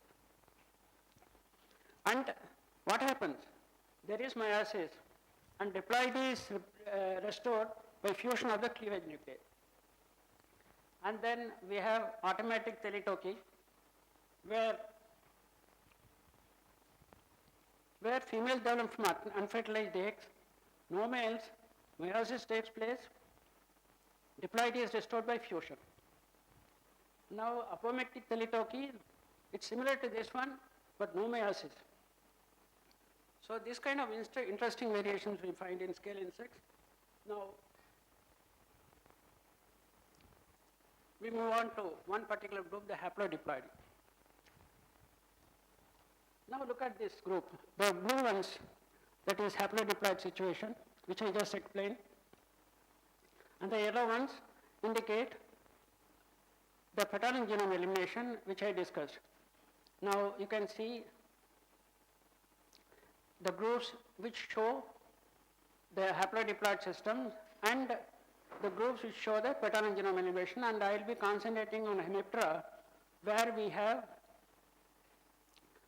you can see the 2n star asterisk, that is germline elimination of genes, and then embryonic elimination of the paternal genome.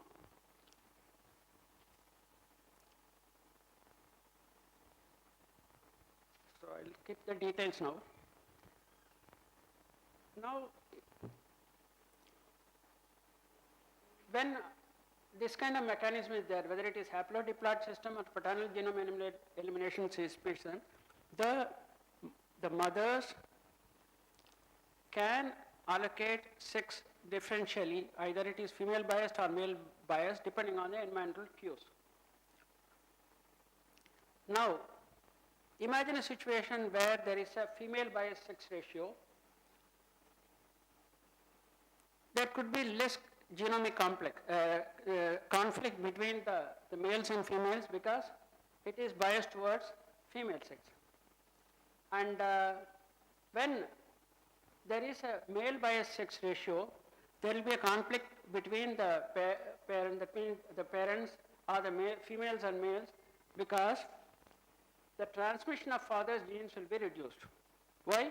Because as I discussed earlier, in haplodiploid, the fertilized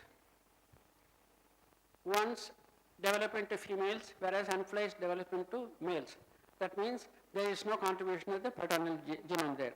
And in case of paternal genome elimination, during spermatogenesis or the sperms are produced depending on the system, the paternal genome is totally lost. So the father's transmission will be reduced. That is why there could be conflict. And then how evolutionarily these things were handled by different, that is widely discussed, I will not go into that. Now I come to the three systems which I discussed earlier, the Lichenoid, Comstockella and Diaspirid system, where there is paternal genome elimination. So I am going to talk about the Lichenoid later. Now look at this thing. We'll start from below and then go up. Now in this you have the female, the male, and during embryogenesis the paternal genome becomes heterochromatic, and then it remains like that both in somatic and germ lines, and during spermatogenesis the paternal genome is discarded. That means only the genome from the mother is transmitted to the offspring. Now look at the Comstockella, similar, but the paternal genome is eliminated in the germline. And the spermatogenesis, during spermatogenesis, the sperms are formed only from the maternal genome. Now look at this diaspidid. It is lost during embryogenesis itself, which I explained. And then the net result is similar, but the stage in which the paternal genome is eliminated, it is different in the three system. Now we'll be taking up this system Rapinat, which is obtaining in the lac insect, which I'll now move on. Before I get into the environmental sex determination mechanism in lac insects, let me just introduce the insect to you. Lac insects belong to the family Tacardiidae. It's also called Caiidae because there is always, some kind of dispute about this. This is the accepted name, and since this is popular or established in literature, people tend to use one. But taxonomically, am I right, Dr. Murthy? Tacardiidae is a valid name for this particular family. They are gregarious, sessile, and phytosuccivorous. Indian lac insect, which is endemic to India, is represented by two subspecific forms, Rangini and Kusmi. I will not be elaborating on this now. These two infra-subspecific forms are important because of their commercial nature. In India, lac is grown or cultured for producing lac, and these two subforms are used for production of lac in India, and they differ for their post-block preference. The quality of the lac which is produced is very distinct, and they are very distinct. And they are infra-subspecific forms because they greatly interfere. This particular difference in the biological cycle, that means life cycle periods, they can be lost or some of them are dying, and these are very interesting situations to study on lac insects. Now, moving back to the entomology, males and females differ in entomorphic properties. Males are good because they also contribute to reproduction because there is a present diversity altogether of females and males in the lac insect.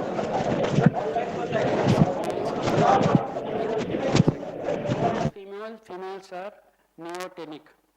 That means they retain the larval characters through the adult stage. With this brief introduction, let me go to the next slide. When you look at it, the genetic system, both males and females are diploid. They have 18 chromosomes and no sex chromosomes. Then how sex is determined in this particular group? Now this is, you can see the metaphase, and you can see the euchromatic and heterochromatic complement of chromosomes. In males, the heterochromatic genome remain as distinct bodies in all the somatic cells as well as germ lines, and during gamete formation, the maternal genome is eliminated and the spermatozoa are formed only from the male genome. Now, this is a spermatocyte where you can see the heterochromatic body, that is a paternal genome. That's just you can see the same situation in a slide. And look at this, this is very interesting. And you can see from the spermatocytes, two sperms being formed, and through heterochromatic bodies, they represent the paternal genome, and the sperms are formed only from the maternal genome. That means in lac insects, the males transmit only the mother's genes, not the father's genes. Now, when we, how did we establish that Rapinat system is obtaining in lac insects? So we used color form, and let me introduce some color forms. The wild type color is crimson. That means the body is crimson in color and it has got a resinous covering which is yellowish. The wild color is crimson, and we had seen or observed 3 mutants, white, yellow and cream. And we have done crosses of these color forms with the wild form. And then I'm going to present only one cross where we crossed white with the wild type, and then how we show that there is a lichenoid system. Now look at this. We take the female, which is crimson in color, and what you are seeing here is the composition. That means the wild type allele.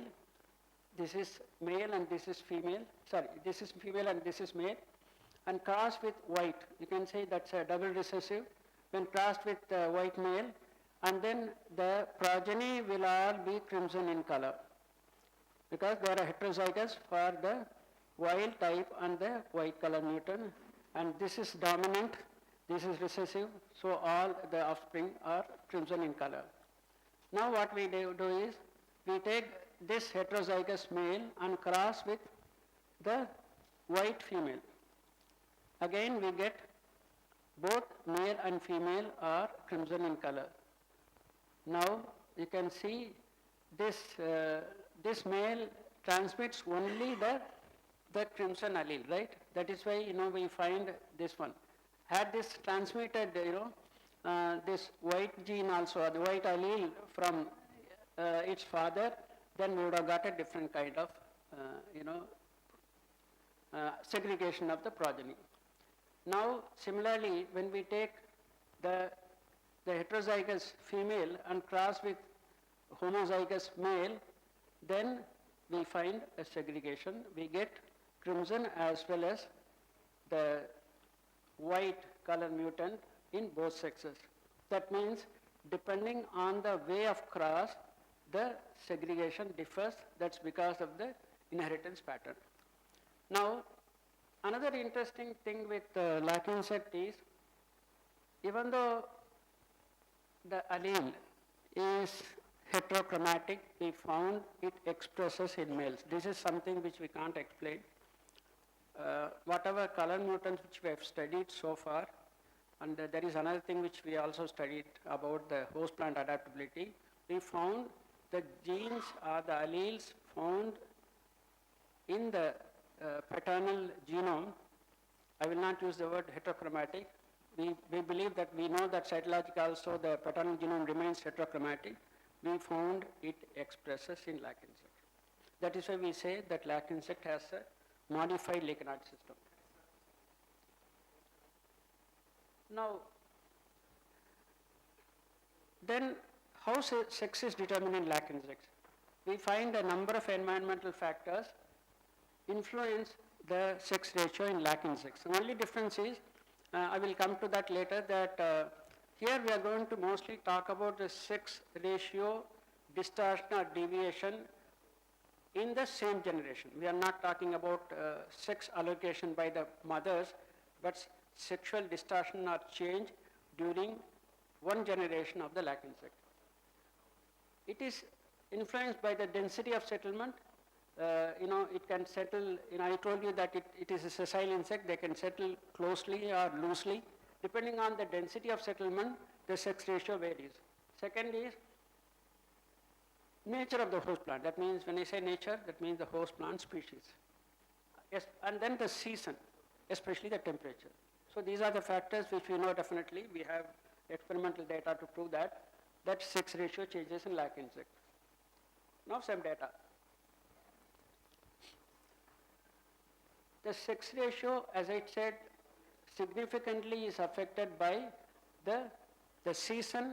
When I say season, the generation. Lac insect is bivolatile. We have a summer, a winter, or what we call rainy season generations. And in summer, as you know, the temperature will be higher. Now, these are the three sets of host plants on which we did the experiment: Flamingia macrophylla, Flamingia semialata, and Cajanus cajan. This is arahat. And I will not go into the final thing. You can see that there is a difference between the rainy season and the summer, the proportion of males is higher compared to the rainy season. So this kind of variation we find. This is an experiment where, we rear the lac insects on potted plants, and then we raise the thing. And then when we look at similar situation on the commercial host, that means the tree host where the lac production is made, and this is based on 4-5 years data, and you can see the summer generation, the male proportion is significantly higher on all the 3 host plant species on which lac is cultivated, and this is based on about 4-5 years data, and it again, I told you that it varies from season to season, and depending on the temperature patterns, the sex ratio varies. We know that it is affected by the environmental conditions. Now, another interesting thing in lac insect is that I told you in lignite system, the paternal genome remains heterochromatic in males, and it remains euchromatic in females. What does it imply?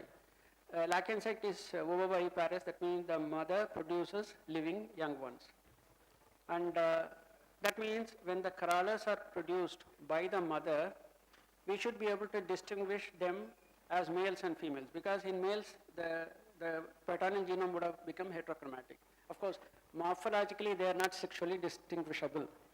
Now, that means at the time of birth, that means that when colors emerge, they are already different cytologically, that means they are either males and females. So sex ratio is fixed, but that doesn't happen. So what we did was, based on the cytological situation, we scored the sex ratio.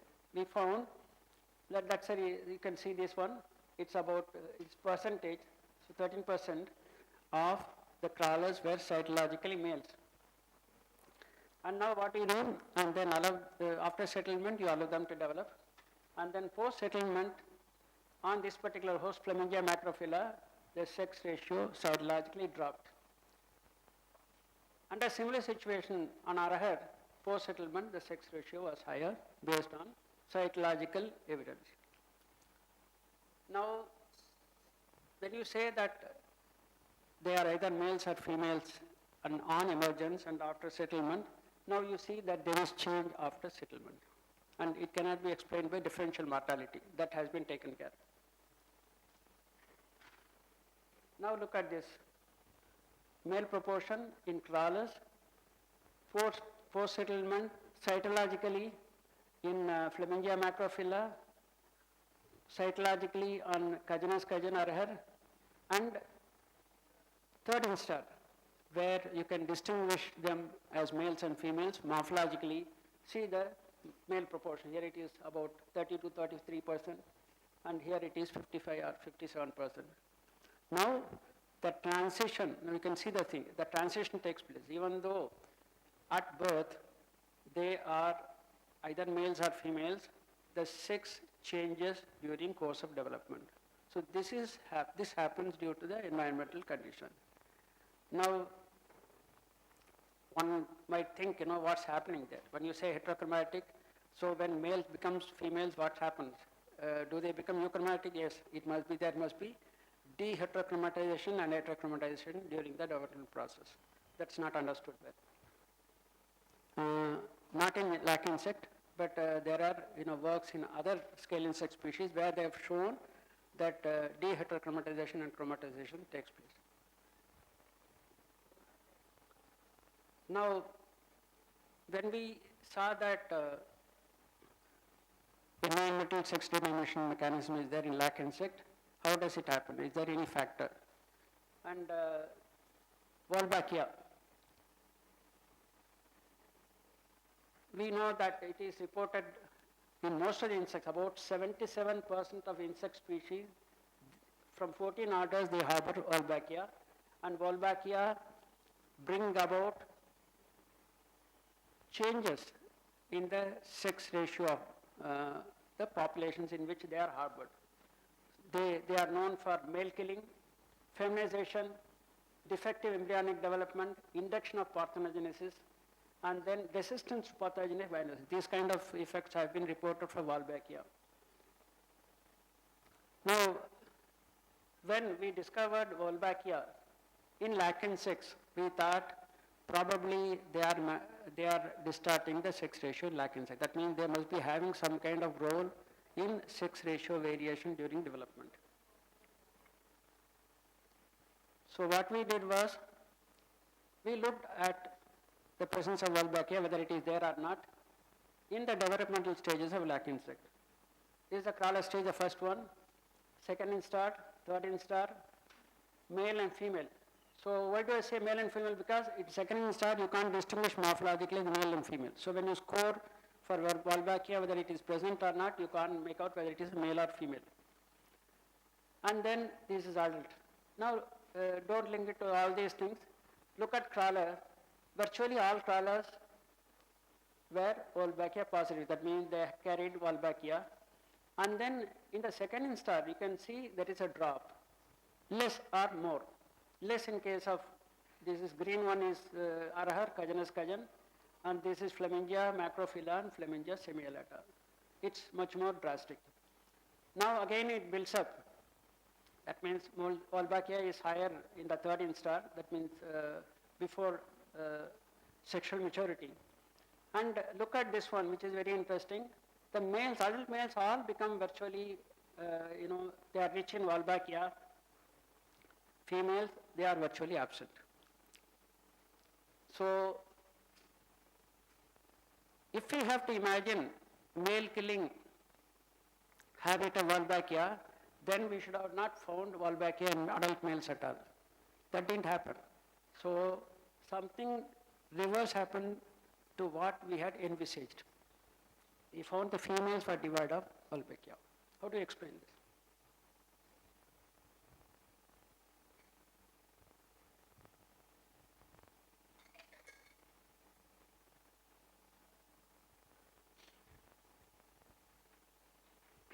This is just summarizing what I showed you in the graph. All crawlers carried endosymbiont. 3 hosts differed for the presence of endosymbionts, high in the case of Arahar, in the second instar stage. And we found high proportion of Wolbachia positive individuals in Arahar in all developmental stages. All adult females were Wolbachia positive and all adult females were Wolbachia negative. This is opposite to what we had thought would happen. Now, we have to explain this. Now, this is another set of data. This is, the red one is proportion of males in relation to density of settlement. That means when the density of settlement of the lac insect is less, then the male proportion, sex ratio scored during the adult stage is low, and then as the density increases, you can see the sex ratio increases. That means the male proportion increases with density of settlement, positive association. Now look at this one, the blue one. It is reduction in the proportion of Wolbachia positive. What do we mean by that? Compared to the crawler stage, and then the next instar. The reduction in proportion, you can see, decreased with the density of settlement. So there was a negative association between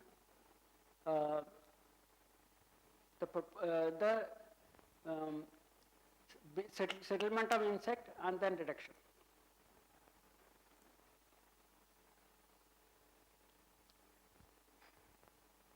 Now,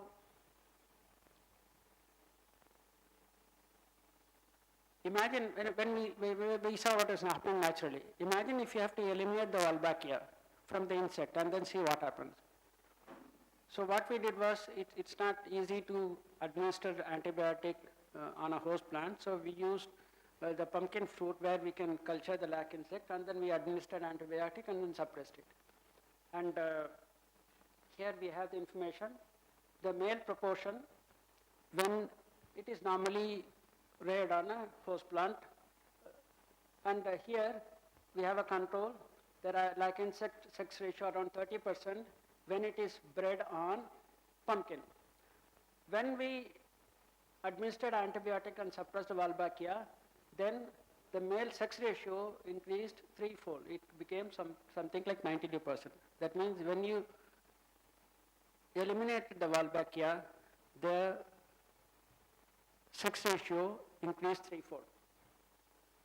Thus, you can say that presence of Wolbachia appeared to promote a female-biased sex ratio, right? Now, how do you explain this? So, this we are correlating with similar kind of observations elsewhere because we could not do that study. Now, look at Japanese mealybug, Planococcus crowniae, where they studied the expression of some genes and juvenile hormone dynamics. And you can see this is the development of male, this one is the development of female. Again, in this insect also, the metamorphosis pattern is similar to the lac insect.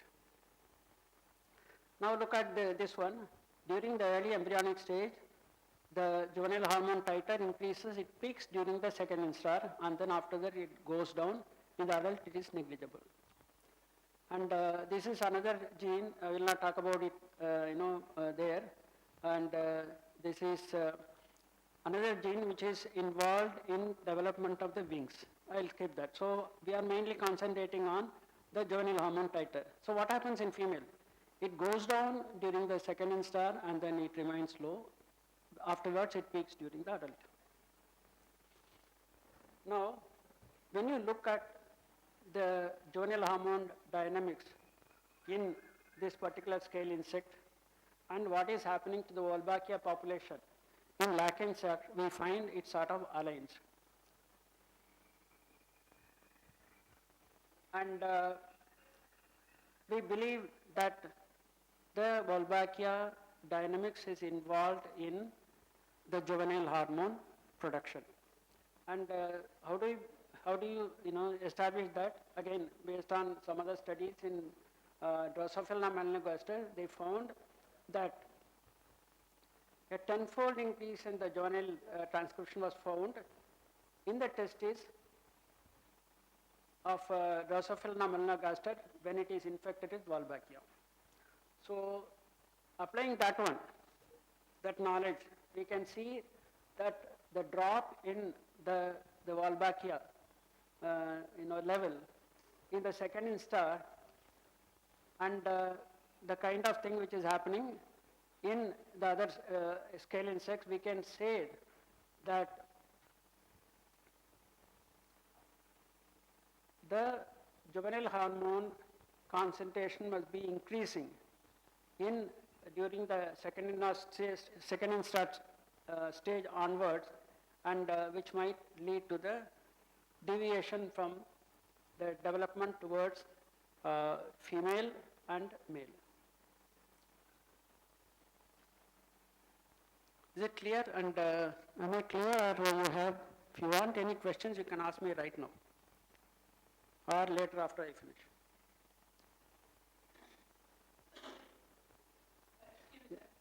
Yeah. Normally, the juvenile hormone is meant to maintain or sustain the juvenile first instar or second instar. Yeah. Once it comes to pupa, the hormonal level changes. Yeah. How does juvenile hormone in the case of lac insect promotes female sex? No, it doesn't. It gets suppressed. See, in normal holometabolous insect, the juvenile hormone dynamics is different. Here you can see it peaks during second and then afterward it drops. Okay, so the dynamics differs in this particular insect, and the females are neotenic. Okay, so How does the neuroendocrine system in lac insect? we don't know. We don't know. We don't have. No, we don't have. We don't. No.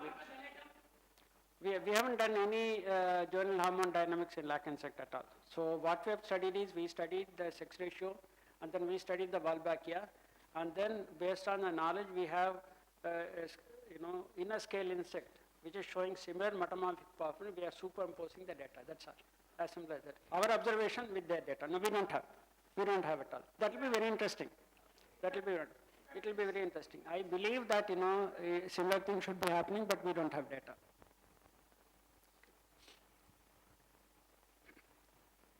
Now, environmental sex determination in lac insect, we can partition into two. The pre-emergence.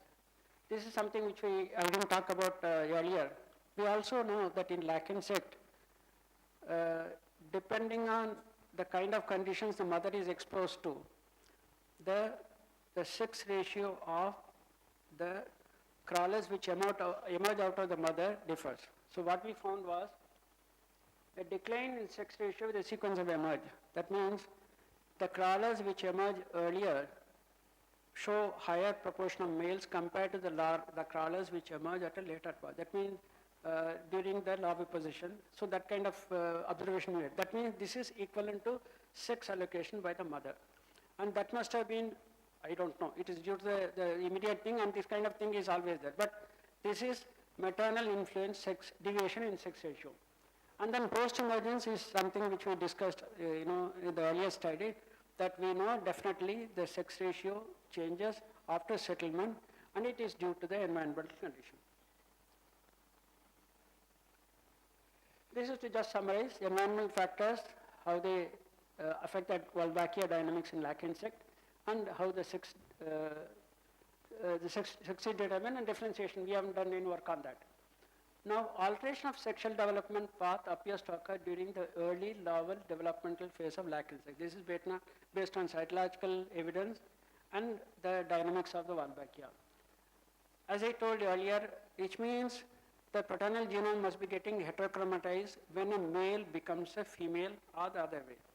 So both heterochromatization and euchromatization must be taking place, and this has been reported in case of Planococcus by Noor, again one of the greatest workers in scaling sex. These were the workers who have done studies so meticulously, just like I mentioned about the tragene, a gene which was discovered 70 years back, and of course we are looking at it molecularly. We know the sequence data and all those things, but the kind of data which they produced using just a microscope, Drosophila is having the polytene chromosome, so it was possible to pinpoint that particular band in the chromosome and then even name it, and then with a kind of meticulous process they did, they could pinpoint that particular gene, and today we know it is correct. That's because of the kind of we can say attention and then dedication with which these people did their experiments. So we believe that this kind of things must be happening in the lac insect as well. Now, we always find that in lac insect, a higher sex ratio happens under adverse condition. It could be higher temperature, or it could be a bad host plant, a host plant which is not suitable for the lac insect. We always find whenever it happens, the sex ratio, escalates high. In fact, we have number of observations in which, imagine you collect a lac insect from here, from Tamil Nadu or Chennai, take it there, put it on a plant which is strange, and then we found the whole population becoming all males, just males, 100%, and we can't explain it by differential mortality, that we know. So this happens, and what is the advantage of this kind of thing? So we only believe that when there is an adverse situation, when the sex is biased towards male, they will get dispersed, because that males can go around. The females are fixed and sessile. The males, either it could be winged or wingless, they can go around and spread their genes. So it will help in the survival of the population as it is. So that way it attributes or gives a fitness advantage to have a higher sex ratio when the conditions are adverse. This is how we can explain evolutionarily. Now, just summarize. Genotypic and environmental sex determinations cannot be viewed as binary. That means it's not two distinct things. The boundaries are fuzzy and they are overlapping also. And it's some kind of, continuum from genotypic sex determination to environmental sex determination, and you have all kinds of situations. As I told earlier that both genotypic and environmental sex determination can be happening in the same organism. That means again overlapping, and no boundaries. And this is, I think, applicable for several scientific domains. Even species concept. We can't just put boundaries. This is species, this is another species, that's it. We might have, the overlap, and there where it may be difficult for us to say whether it is this species or that species. But somewhere we have to delimit, that's what we have done here. And then in research, when we find answers, when we do experiments and we find answers, at the end, as you said, sir, we feel that we have answered some questions, but at the end I always believe that we are left with more questions. And we realize that we have to know more, and what we have found out is virtually nothing.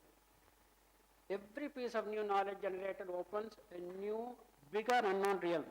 When you do something, you end up feeling that so much is there which we don't know at all. That is how research goes, and that is how we advance. Now, I would like to conclude my talk with a quote which I always do. I don't know how many people can read Tamil here. This is a Venba, 4-line, Naladi Venba by Avayar. Katrathu கைமண்ணளவு கல்லாதுலகளவு என்று உற்ற கலைமடந்தை ஓதுகிறாள். மெத்த வெறும் பந்தயம் கூற வேண்டாம் புலவீர் எறும்பும் தன் கையால் எஞ்சான். This is another. Venba, that it's beautifully structured, and I haven't read it properly. If you read it properly, then Sandam. That means, because we know that the syllables which is used for composing Venba is very well defined. Katrathu kaimanalavu, again we have an English translation for those people who don't understand Tamil. What we have learnt is only fistful. What we haven't is as big as earth. Even the goddess of learning, Saraswati, is still learning. Dear scholars, so it's meant for me also. Dear scholars, don't bet among yourselves about your knowledge. Even ant measures 8 times by its own hand. That line is missing. So, Yerumbum tan kayyal ensan. That means when ant has to measure itself, so it will be measuring 8 times. So we always think that we know a lot, but we don't. What we don't know is much bigger. Thank you.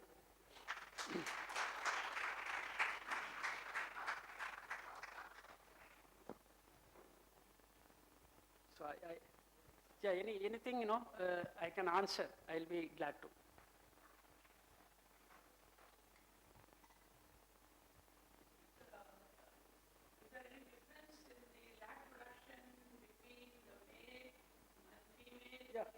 Very interesting, yeah. Absolutely. Male virtually doesn't produce lac. Virtually nothing. Only the females produce. That is one reason why we wanted to look at the sex ratio problem. Because from lac production point of view, all the lac is produced by the female. Because after sexual maturity, the lac insect starts growing in size, and then during that period the female secretes the resin covering vigorously. It happens post-fertilization, and during that period only, post-sexual maturity, the maximum lac is produced. The males, they fertilize the females and die out. So there is virtually no contribution from the male for the lac. And we know that the normal sex ratio is around 30 to 40%. So we were just wondering if we can manipulate the sex ratio so that the female, it is female biased, then lac production will be increased.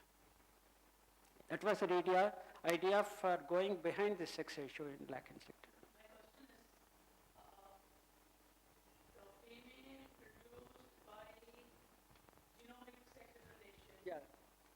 And the female produced by the animal sex relation. In these two, do you have any quality of difference in the lac? No, you are talking about lac insect as it is.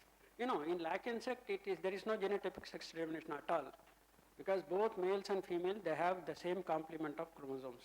So sex changes during development. So this way, that way, this way, that way. It can go that way, both ways, yes. No. The only thing is, yes, the insect which is destined to become male, it will transmit only the maternal genome, maternal genes, and whereas the females, they will transmit both maternal and paternal genes. That's all.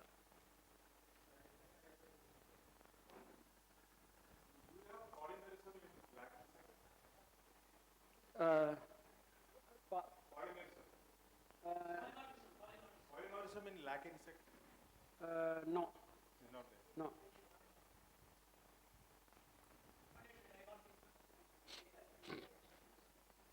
Only in the case of males. Only in the case of males. I think the question of open because I worked on brown flag hopper. Okay. Where we find this polymorphism. No. And that is influenced by environmental condition. When Yeah. food is less, more males are produced. Okay. When food is more females are produced. Okay.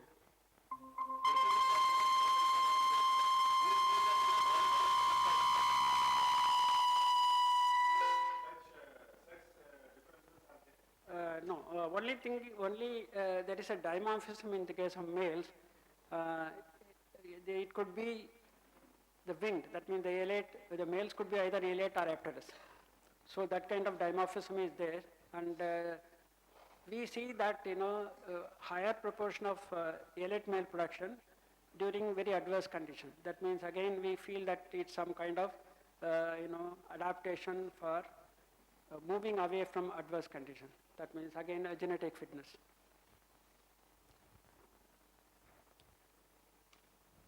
Younger people, they should ask questions. Here, it's different. Don't bother, when you ask questions, whether it is, don't think that I'm asking a foolish question. No, don't bother about it. I am as foolish as you people. So you should not fear to ask questions, even if you think it could be silly. Don't worry. It's always good to ask questions. Otherwise, I'll assume that probably whatever I've taught has not really reached. If it reaches, then there should be questions always. Because when we do experiments, as I said, when we do experiment, we always end up thinking that we have found nothing. So, thank you.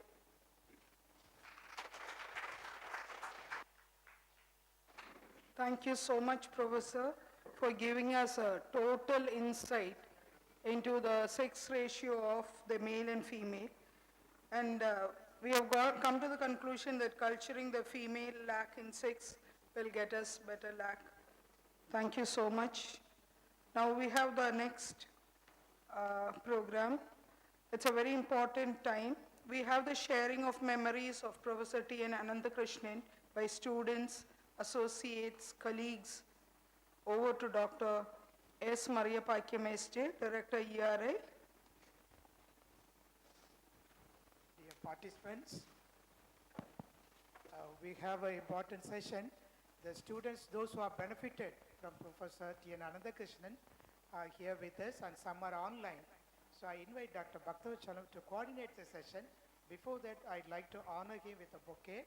May I invite Dr. P. Venkateshan sir to honor him with a bouquet. With Dr. Bhaktavachalam, who is student of ERA, Loyola College.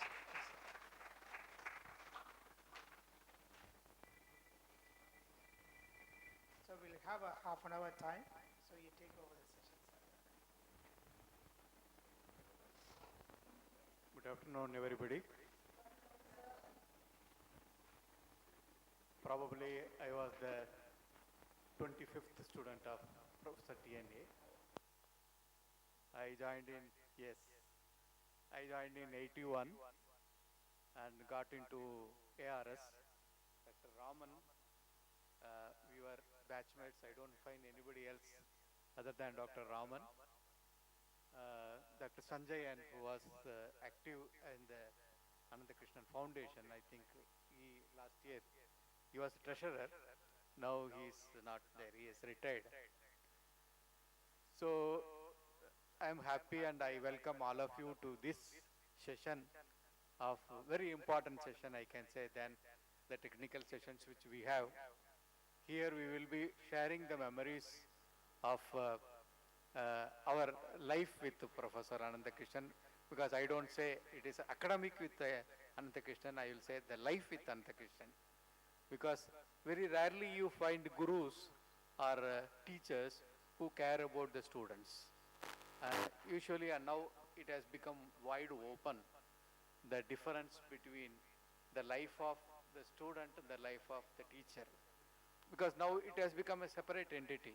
But in his period, though I was from a rural background, because I am not from city bred, Raman was city bred. So I was from the rural background. But you were in Chennai. Yes, yes, yes. So I didn't know much of English. I don't know how to talk much English because I am from the rural background.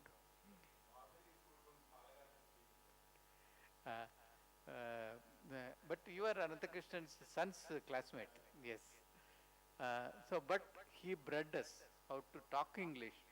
So I remember still what is the vocabulary counts when you are talking in a meeting, how your gesture, all the things he used to teach us. And in fact, when I was presenting my Viva Vase, first time he blasted me. My guru is there, Professor Shivaramakrishnan, KG Shivaramakrishnan. He was my guide. So after that, so that is the way you bring out the students. So I think he was very good in that. So I don't take much time. I will talk with, I'll start with Dr. Raman, I think. You can share, please come Raman, you can have a small session on that.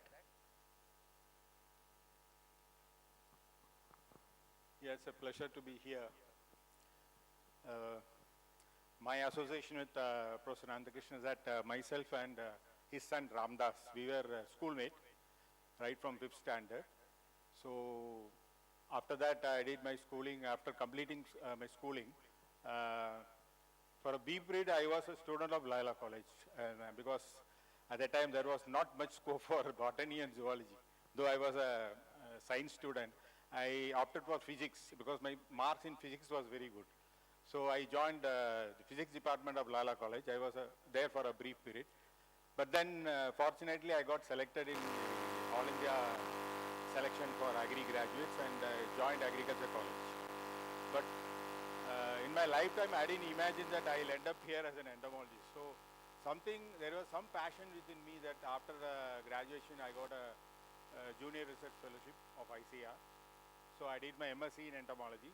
So at that time, after getting that, I went and met Professor, and at the time he gave me the book, book written by Professor Ananthakrishnan and K.K. Nair, kind of thing. So that was a Bible for us, and of course, book written by Dr. David and Kumar Swami. These were the two books, a Bible for us to study entomology. So after that, I got a senior fellowship.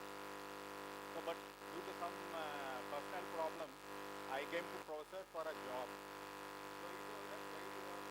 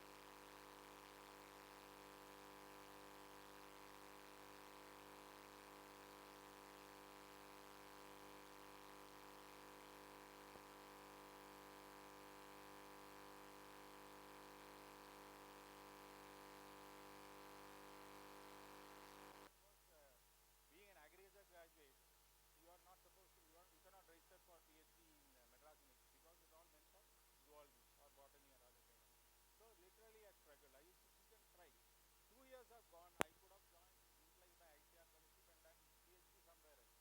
Then, but he used to encourage me. Professor used to encourage, don't worry, you are publishing papers. That is more important than getting a PhD kind of that.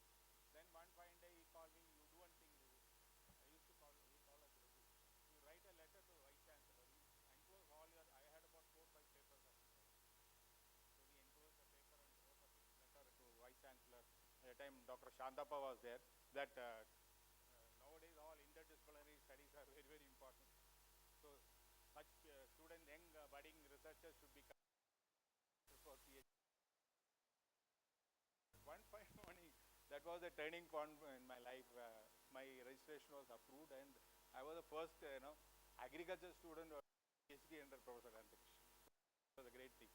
So completed my PhD, and normally what this professor does is he feels that student is bubbling with ideas while doing their after PhD thing will go down. So he will see that these are people are placed somewhere. Because they get into some job or something like that. So due to family problem, I got a job at the college Limited. So it was negotiated. Go and join. So I went there. I thought great company and we will have a lot of research facilities.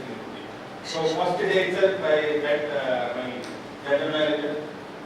So what they did was they gave me a target for selling their products. So I was into sales. So I got sales at the time.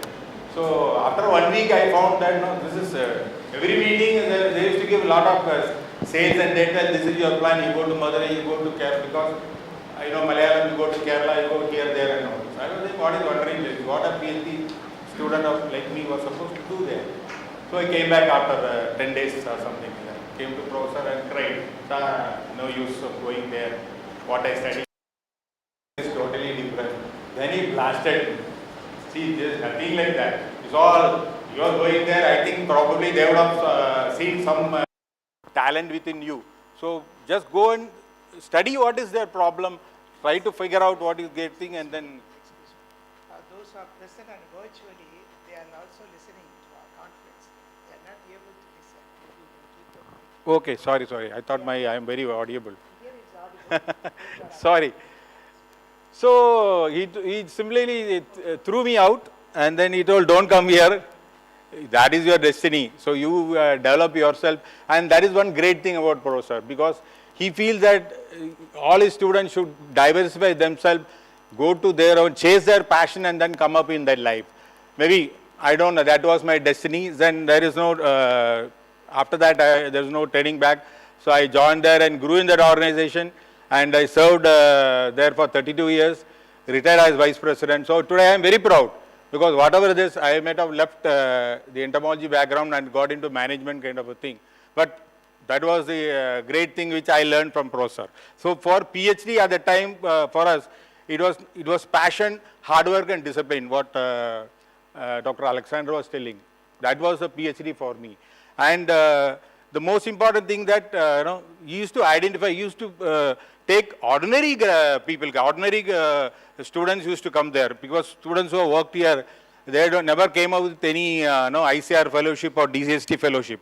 They were ordinary people, myself and Bhaktavasalam, all, we are all ordinary people. So turning ordinary people into an extraordinary person, that is a talent which we have seen in Professor. So the kind of discussion he does, meticulously, Dr. Bhaktavasalam told, meticulously is to sit in all our presentation. Before any conference, he used to ask us to prepare slide, make the presentation in very same auditorium, correct our English, and he used to say that the day you stand boldly and talk in front of an audience, that is a success. So that kind of, we were not good public speakers, but we learned how to handle public, how to develop good public speaking, everything from Professor only. So he was a great man. Really, we miss him a lot, but every day we used to, some kind of burning desire is there within us. Keep on reading something. Don't just diversify yourself, learn new things. Every day learn new things and see that you are, compared to yesterday, you should be one step ahead today. That kind of thing he used to handle, because students came with diverse background. Students came with botany background, zoology background, myself an agriculture student. But the way in which, he was thinking 10 years ahead of all those things. So the kind of, projects we used to handle, the kind of work we used to do, and, insect plant interaction was very new at the time, and very little universities in India where this kind of work being carried out. Most of them are in abroad. So whenever we publish paper, so we used to tell Professor, sir, can we send it to some foreign journal and all. So he said, no, nothing doing. You published it in Indian journals only. Why you should request reprints of foreigners? Let them send a request for your papers. So that was the kind of a thing. He was be Indian, like, buy Indian kind of a thing. So all the papers we used to literally cry with professor, because sir, one paper in some foreign journal, we'll get some postdoctoral fellowship and all, nothing doing.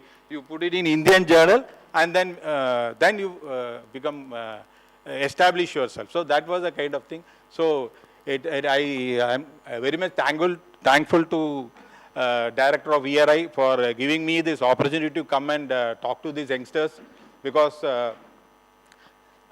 from Professor we molded ourselves and we reached this stage, and I wish all the youngsters to chase your passion, and one day you will become successful and come back to this institute and be grateful to this institute. Thanks a lot. Thank you, Dr. Raman. I'll invite Dr. Sivaramakrishnan to tell, because he, of course, I think he is not a student, but he was very close associate with Professor. He will talk, he is giving his ideas about Ananthakrishnan. Thank you all for just giving me a slot. Though I've not been very fortunate to just at his feet to learn everything, but I was always physically with him, interacted with him, and he gave me an exposure to the field of aquatic entomology.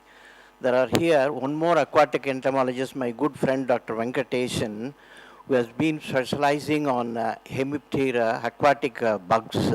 And throughout my life, I have dedicated to the study of mayflies, stoneflies, and caddisflies, and their biomonitoring potential and all that.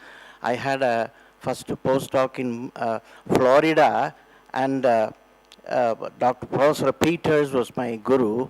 And very interestingly, I got introduced to Professor Ananthakrishnan when he was the director of Zoological Survey of India. I gave a talk at that time. He said, "Who are you? Where are you from?" He said that I'm a student of Professor Peters of Florida University, who has been a very close, intimate associate of Professor Ananthakrishnan. In fact, during his honeymoon, Professor Peters visited India, explored a lot of Ephemeraptera, my precursor actually, and actually he felt glad that from India, another budding ephemeraptorist is coming. And from then on, without any, not much of a contact I had with him, he gave me a slot always wherever big meetings were conducted, and I was always given a slot to present aquatic entomological aspects, especially on mayflies and the bioecology, phylogeny, and whatnot. And that only gave me exposure in the Indian scenario, though I just through hard labor and through the grace of my international gurus, I had a lot of exposure on this group of insects. Even a couple of days back, one of my papers on sky islands of the Ephemeraptera has been published, which I have sent a copy to the organizers. Those who are interested in sky island aquatic insects, they can have a look at if they want, plus my talk also. And Professor David, he has been encouraging me also a lot. VVR also. These are all my close friends. And Alex was talking a lot. Professor actually considered Alex equal. He said that only academic son, but actually Professor treated him as a real son. That was the dedication that Alex has got for him. And he's a man of many parts, very versatile person, not only versatility, a very good heart also.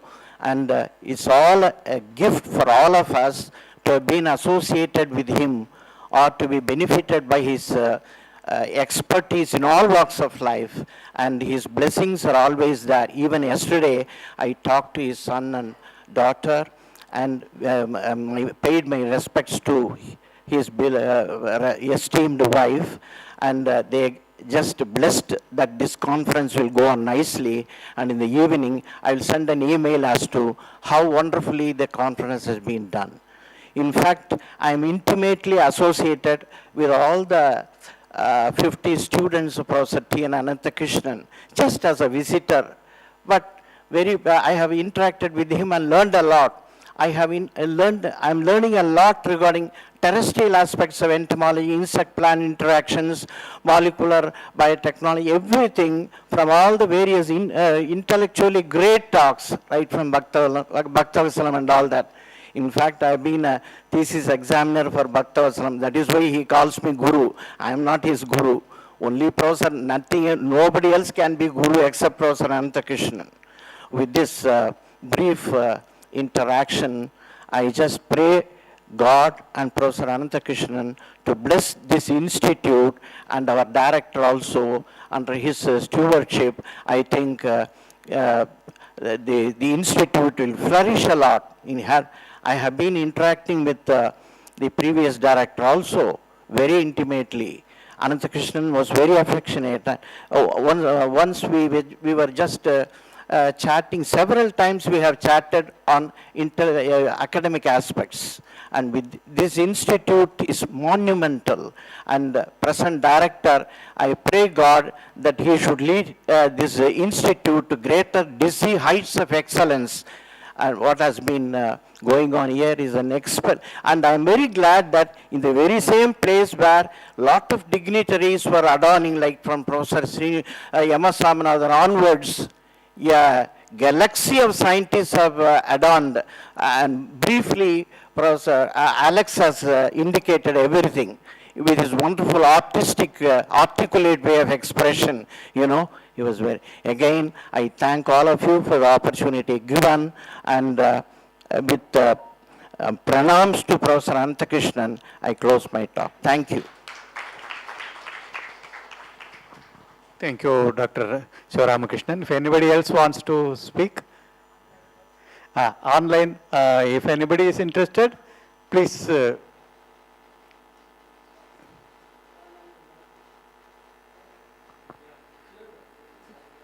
Dr. Manjunath is there, Dr. T. M. Manjunath.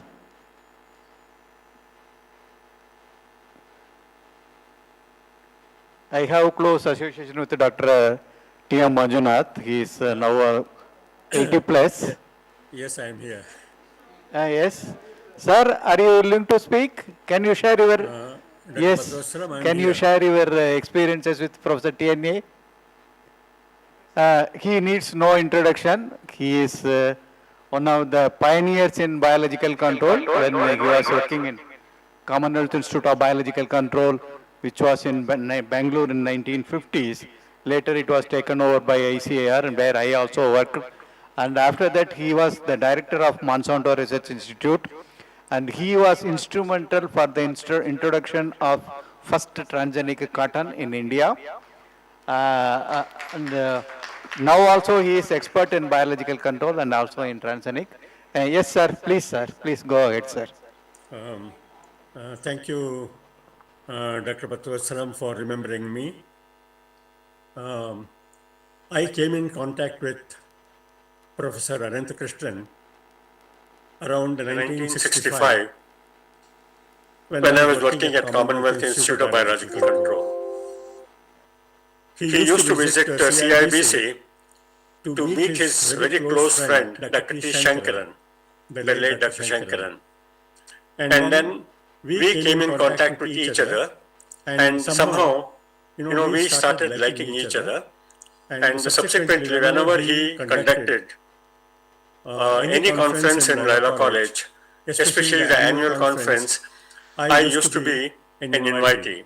In fact, I attended all the conferences that he conducted. And it was such a pleasure to attend to the conferences that he used to conduct, because there used to be meticulous planning, and especially he used to select subject of contemporary interest. And one of the unique features of his conferences were that he made it a point to see that everyone attended and at least carried some message during the conference. And I was in contact with him until his last days, and I always found him to be a very inspiring and a passionate entomologist, and of course, more than anything else, he was a born guru or born teacher, as mentioned by several people. And it is during those conferences I came in contact with Dr. Vasantaraj David, and also at that time, Dr. Alexander Jesudasan was a student. And when I saw Jesudasan, I felt that he's going to be a big man one day. And my, foresight came true because he was so impressive at that time. And he was able to produce very good students who occupied very prestigious positions in different parts of the world. And he is a true inspiration, and we really miss him. But it is so nice to know that his students, have immortalized him by conducting meetings like this. I thank Dr. Dr. Bhaktavasalam for, for introducing me and also for giving me this opportunity. Thank you very much.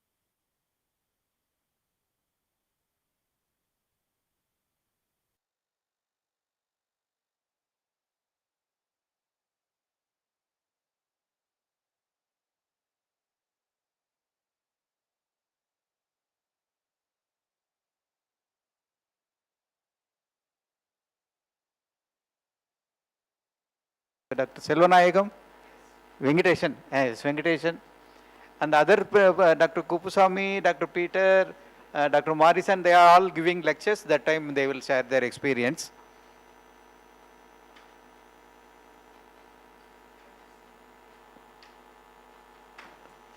Okay, okay. Eh? No, all new people. Dr. Venkateshan, you want to share? Okay. Now I invite Dr. Venkateshan. I think you were there in zoology department when we were there. So please, Dr. Venkateshan, go ahead. Sure. Good afternoon to everyone. Actually, I was from a very small town near Chennai, where I did my graduation, Pondicherry. Then I went to MSc for Presidency College, where rarely we learn. Then I went back to my hometown. But in my MSc, I had a link with a professor in the Madras University who used to take physiology practicals. So he used to say now and then, publish or perish. That is US, he will say. I was wondering, what is that? So I just going through the newspaper for a job, I saw a small column in Hindu, wanted demonstrator in zoology at Loyola College, applied. So that's how I applied, I got a job. At that time, my professor here, the head of the department, Professor Ravinatharao, he was applying for guideship. அப்போ கேட்டார், வெங்கடேஷ் இப்போ இது join பண்ணுறியா அப்படின்னா, okay sir அப்படின்னா. Then he gave me his topic, water bugs. And I came across a new species, Diplodocus rusticus, like that. And the professor said we shall publish it. And we published in Oriental Insects. And then professor told me, in the chemistry first floor, professor, T.N. Ananthakrishnan, அவர்கிட்ட போய் ஒரு copy காமிச்சு blessings வாங்கிட்டு வாங்க. I don't know who is Professor Ananthakrishnan at that time. So மெல்லாம போனேன். And everybody threatened me. He will roar at you. So carefully you talk. Well, நீ யார் சொல்லணும் முதல்ல அவருக்கு. என்ன வேணும் அப்படின்னார்.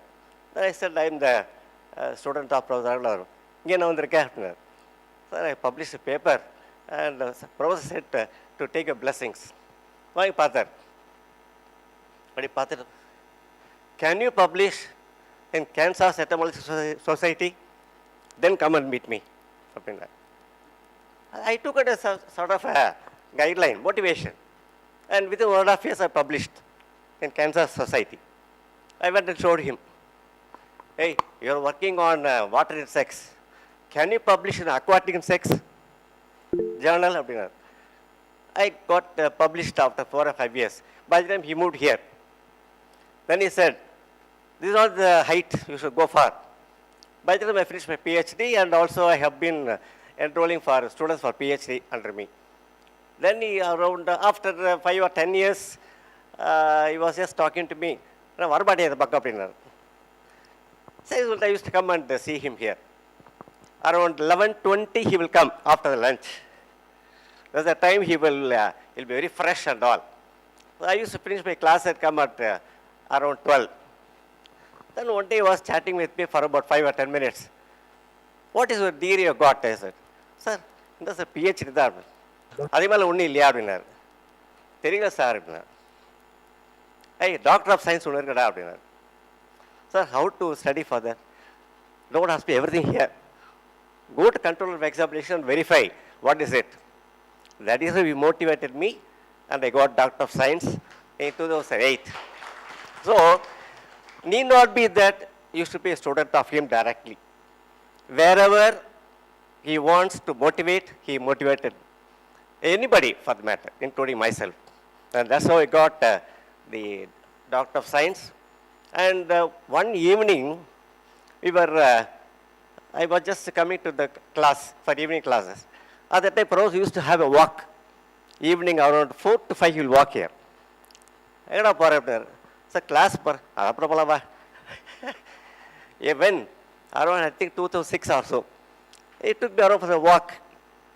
And in the casual talk, I said, sir, I'm willing to go to Petersburg for a conference for 15 days workshop, but I don't have any funds at all. எங்கே போகிற அப்படின்னாரு. சரி விடு ஒன் திங் அப்படின்ட்டு உடனே ஃபோன் எடுத்தார். அப்போல்லாம் இதே வச்சு இந்த நோக்கியா ஃபோன். பாபுஜி அப்படின்னார். You know Babuji was in the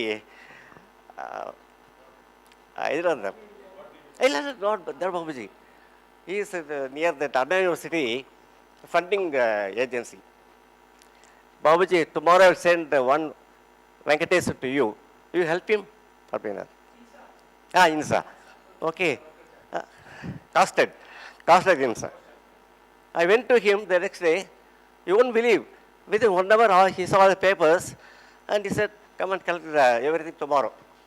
So within 2 to 3 days, my program was fixed. That is how he used to help. Wherever he wants to motivate, you get the maximum motivation from him.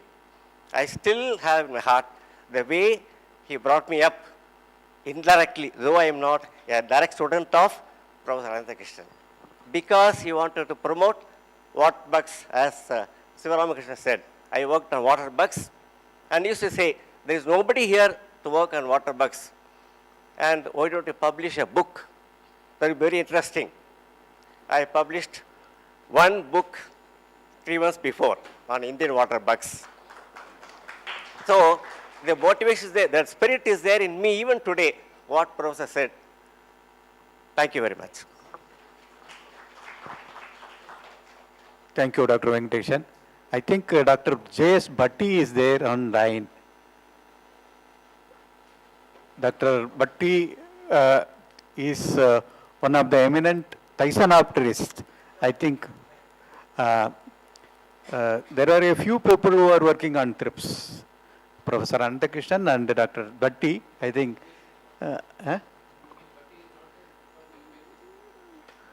Dr. Jagbir Singh, are you able to hear us?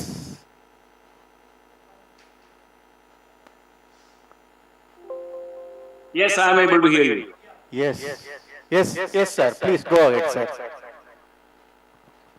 Sir, I have very beautiful memories of Dr. Ananthakrishnan. Just few things to share with you. I met him in 1990 when he conducted a DST workshop for 18 young scientists from the whole country. And I was among those 18. We had an excellent interaction with him for 18 days, and that was a bond forever in my life. What I learned in his lab is now part and parcel of me. I saw scanning electron microscope for the first time. Now, Dr. Ramamurthy, my friend, knows that I have done a lot of work on electron microscope as far as mosquitoes are concerned. After that, he invited me to this institute as an observer, and sometime in conferences. I still recall when we met last time when I got Ribbon Award, I was in Madurai and he blessed me. He always blessed me. I always wanted to take him to Punjab, but that time I could not succeed. That was a regret for whole of my life. You know, really, as since morning it has been said, he was a legend. He is a legend. There are very few doyens of entomology, and I rate him number one in the world, number one in India. So what I'm today is because of my Guruji Hansraj Pajni and Dr. Ananthakrishnan, and he was like a guru to me. So I have not to say many things, but the respect and the regard in my heart, I always owe a lot of debt to him. God bless his poise soil. And I have instituted also 2 awards, one particularly in his name in agriculture and entomology. And we have been doing international conferences and doing it. So little bit what we'll do, that will continue to. Thank you, sir, giving me this opportunity. God bless. God bless all of you. So, Dr. Jagbir Singh, if anybody else is there from online or here also.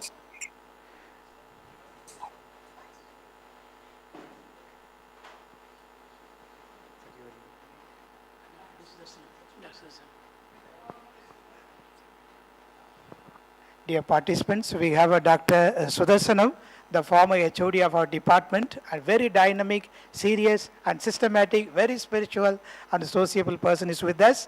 So I welcome on behalf of all of us to share a few words. Thank you, Father Maria Pakyam. It gives me again an immense pleasure to share some of my countenance with Professor Dr. T. Ananthakrishnan. I joined in this college in the year 1977, completed my BSc 1980. Subsequently, I joined Madras Christian College along with Dr. Alexander Jesudasan, who was my classmate. And I pursued my MSc there at Madras Christian College, 1982. Though I did my MSc Zoology at Madras Christian College, I did my MSc project at Loyola College with Professor K.S. Ananthakrishnan, who is a student of Professor T. Ananthakrishnan. And after completing my MSc in June 1982, I joined Loyola under Professor Dr. V.A. Murthy for my PhD. Professor Dr. V.A. Murthy was the student of Professor T. Ananthakrishnan for his PhD. So when I joined, Professor V.A. Murthy taken me to Professor T. Ananthakrishnan and introduced, sir, here is a boy, very good in studies. He wants to pursue PhD in the field of chironothology, pseudoscorpions. He wants to study the taxonomy in the light of electron microscopy. Sir, can you help him? So he told me to come next evening. Professor T. Ananthakrishnan asked me to come the next evening. At that time, he was there in the first floor of chemistry department, where Professor Dr. Haridas was the in charge for electron microscopy. When I met him next day, Professor Ananthakrishnan, he introduced me to Professor Haridas. Sir, he is a student of Professor Dr. V.A. Murthy. Kindly help him to scan pseudoscorpion. His species name is Ellings Cineus indicus. Try to help him. That is what he introduced me to Professor Haridas. Professor T. N. Ananthakrishnan introduced me to Professor Haridas to help him to get the electron microscopic pictures of pseudoscorpion. So when I went there, again I introduced myself to Haridas sir, though I know him because I did my PUC in Guru Nanak College, where he was working as a lecturer. So immediately on hearing that I am a student of Professor V.A. Murthy, having been introduced to him by Professor T. Ananthakrishnan, he helped me for the first time in India, first time in Tamil Nadu, first time in Loyola College.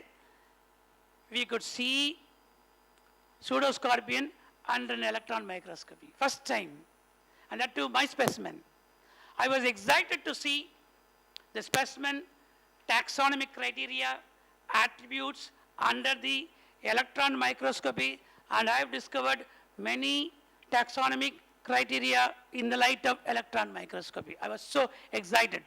I must be extremely grateful forever, though in my PhD I made a separate paragraph acknowledging Professor T. N. Ananthakrishnan.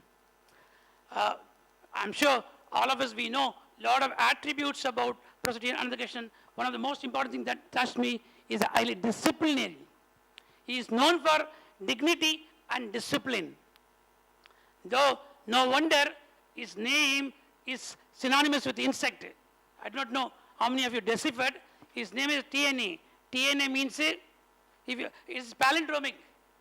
Not truly, but by his personality. TNA, if you reverse it, ANT. ANT means anti-insect. Thank you very much for this opportunity. Thank you, Professor Sudarshan. If anybody else is there, we can have some more time. Otherwise, I want to share my experiences with Professor TNA for a few minutes. I don't know, most of you may be PhD students. I don't know whether you have exams now. Because when we were there, it was introduced, then again it was withdrawn. But we have been forced to write examination by TNA. I think Raman knows. We all, I think we wrote 2-3 papers. And the first mark, the person who took first mark was only 40. 40 was the first mark. I think Velayudam got, and I got 35. So we all, I just passed, so 35 I got it. But why? That improved our competitive skills. So I was a few fortunate students of TNA to enter into Agriculture Research Service of ICAR, and along with me Dr. Padmanabhan was there. He retired as the director of National Research Institute for Banana in Tiruchirappalli, and one more student, Dr. Dileepan. Now he is in Australia. He is working on the weed biocontrol. After my recruitment, I was posted in a very remote area in the country, Northeast, Nagaland. And I was there, and suddenly I had a guest who was the director, then the head of Indian Institute of Sugarcane Research, which is in Lucknow. He entered into my house along with one of my known friends, because our house and office is same, and we were staying in that. Then he casually asked, where did you do your PhD? Then I said, Ananthakrishnan. Then immediately he said, do you have the thesis? Just I completed the thesis, so I just handed over. He just opened the thesis and he said, his impression. This is thesis. This is the way Ananthakrishnan makes his students to write the thesis. That compliment, I got it from unknown person. I don't know about that person. So then only I realized the value of TNA. As Dr. Alexander puts, We have seen all the dignitaries here. Ananthakrishnan has conducted, I think, Chennai series, we used to call that everyday, like one day lecture, where all the people used to come. And the Professor Swaminathan, I think he has attended almost 8 to 9. I don't know exact numbers. I know minimum 8 conferences Professor Swaminathan has attended. We used to come and enjoy there. Sometimes here, and after that it was in Costard. Then the other thing I learned from him is this, he always say there is something called single sensillum recorder or electroantennogram. Of course, I was working, when we were working, we were in the entomology department. We didn't have electroantennogram, though we had scanning electron microscopy, as Dr. He mentioned about it. But later, I took this a point that I should go to electroantennogram. I established an excellent chemical ecology laboratory at that institute where I worked for more than 30 years. Last 2 years back I retired. And I also have developed almost 10 technologies, and I have also filed more than 10 patents, mostly on the attractants and repellents. And 3 are already been granted. And Dr. Morrison is with us. We have developed a technology for the management of Woozy fly, which is in great demand. Already 3 people have purchased and another 2-3 people are on the line now. So he used to say that single sensillum recorder, that is a little more advanced than the electroantennogram. So you know the small sensilla inside the antenna, that also we can record it. In India, I searched and there is only one facility which was available at the National Center for Biological Sciences, Bangalore. Professor Obaid Siddiqui was having it. I went and met him, sir, I want to learn about that. He said, okay, you go ahead. Then immediately our council was kind enough to give me sabbatical leave. I spent 1 year there and I did so much on the olfactory receptors. So the main thing which we have learned is how the pheromone is perceived, because pheromone is the combination of volatiles. So when you give a single volatile, it is perceived differently. When you mix 2-3 volatiles, it is perceived differently, which is known as this synergistic effect. How it happens through the sensillary system we have studied. So these are the 2 things which he has impressed upon me on doing the chemical ecology work, and I am proud to say I have lived up to his expectation till my retirement, and we have contributed most to the science. And again, Dr. Sudarshan told, publish or perish. So now the youngsters, you should learn 3 P's in important when you are a researchers: publications, patents, and products. All the 3 are valued now. Government is going to value your technology output in terms of all these 3's, and all the institutions are going to have to contribute 30% of their expenditure through their revenue generation. This is going to be the new trend, so you have to get prepared for that. And I think Dr. Ananthakrishnan has been inspirational to all of us, and I think he will continue to be inspirational to all of you. And I think this institution is going to be an institution of Ananthakrishnan to inspire more towards that. And Dr. Maria Pakiam will be leading you, and we are all there to support you.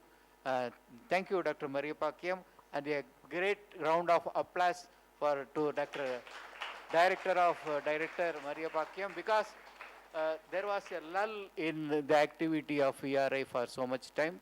Now I think he has revived that. Congratulations, Dr. Maria Pakiam, and all the best to all of you. Thank you very much.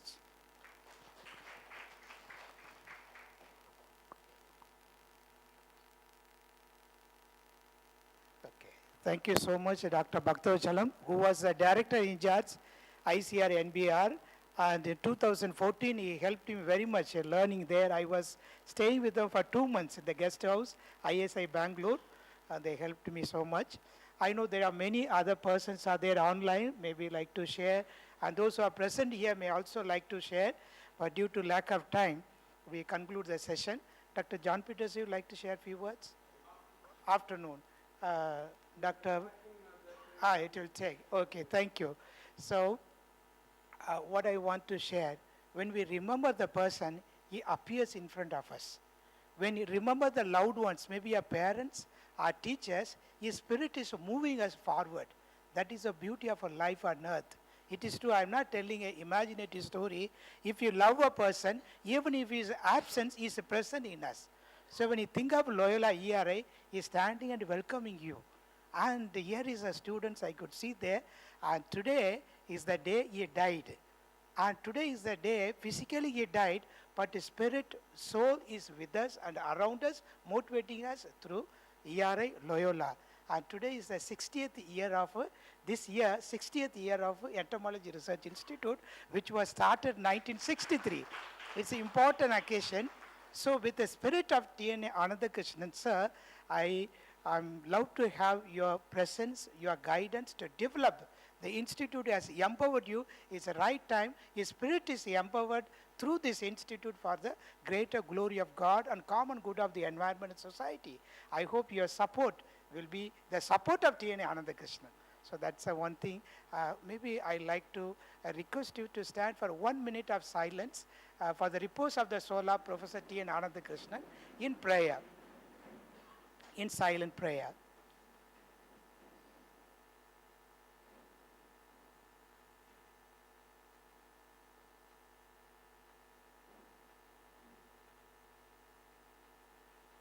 Thank you so much. Please be seated. I'll take less than a minute. I'd like to, before going for vote of thanks and lunch, I like to, I stand here because of my teachers, my parents, next to my teachers, I'm here. And the Society of Jesus, almost everything I was formed by the God through Society of Jesus. But when I entered Loyola College 1997, I met Professor Ananthakrishnan on the way to Berkman's Hall, walking with a small stick. He introduced himself. I am so-and-so. I said, I am brother, Jesuit brother, staying in Berkman's Hall. Then he shared with me, I am from I was working in the Department of Zoology and ERA. I hope as a Jesuit one day you will lead the institution, which I never thought of it. 1997, as an undergraduate student, I did my BSc, MSc, and doctorate here.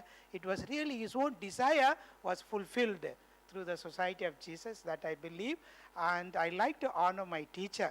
There are few are here, Professor P. Venkatesan. There's a first book which I conducted a national conference with the Zoological Survey of India and NBR ICR. I conducted the program and brought out an edited book with myself and Dr. Soundarajan, Dr. P.V. Venkatesan sir, Dr. Sudarsana sir. They went to line by line.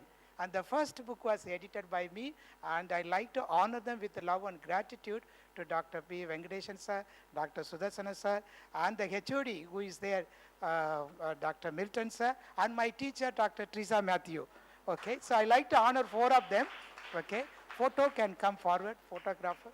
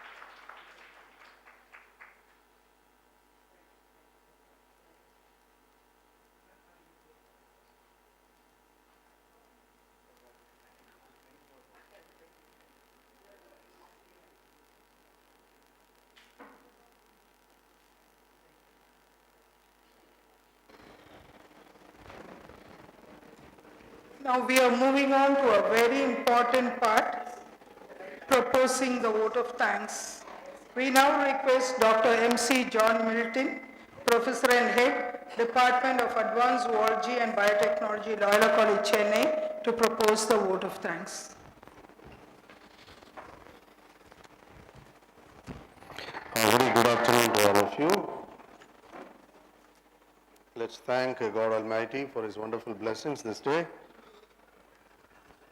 On behalf of the management, on behalf of the Entomology Research Institute and the organizers of the event, we would like to thank Reverend Father Rector, Reverend Father Secretary, Reverend Father Principal for the valuable presence this morning. We would like to thank the chief guest of the day, Dr. R.W. Alexander Jesudasan, Pro Vice Chancellor, Hindustan Institute of Technology and Science, Chennai, for having accepted our invitation to be here and give the inaugural address this morning. We would like to thank the guest of honors,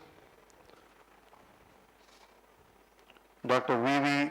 Ramamurthy, former professor, ICAR, IARA, New Delhi.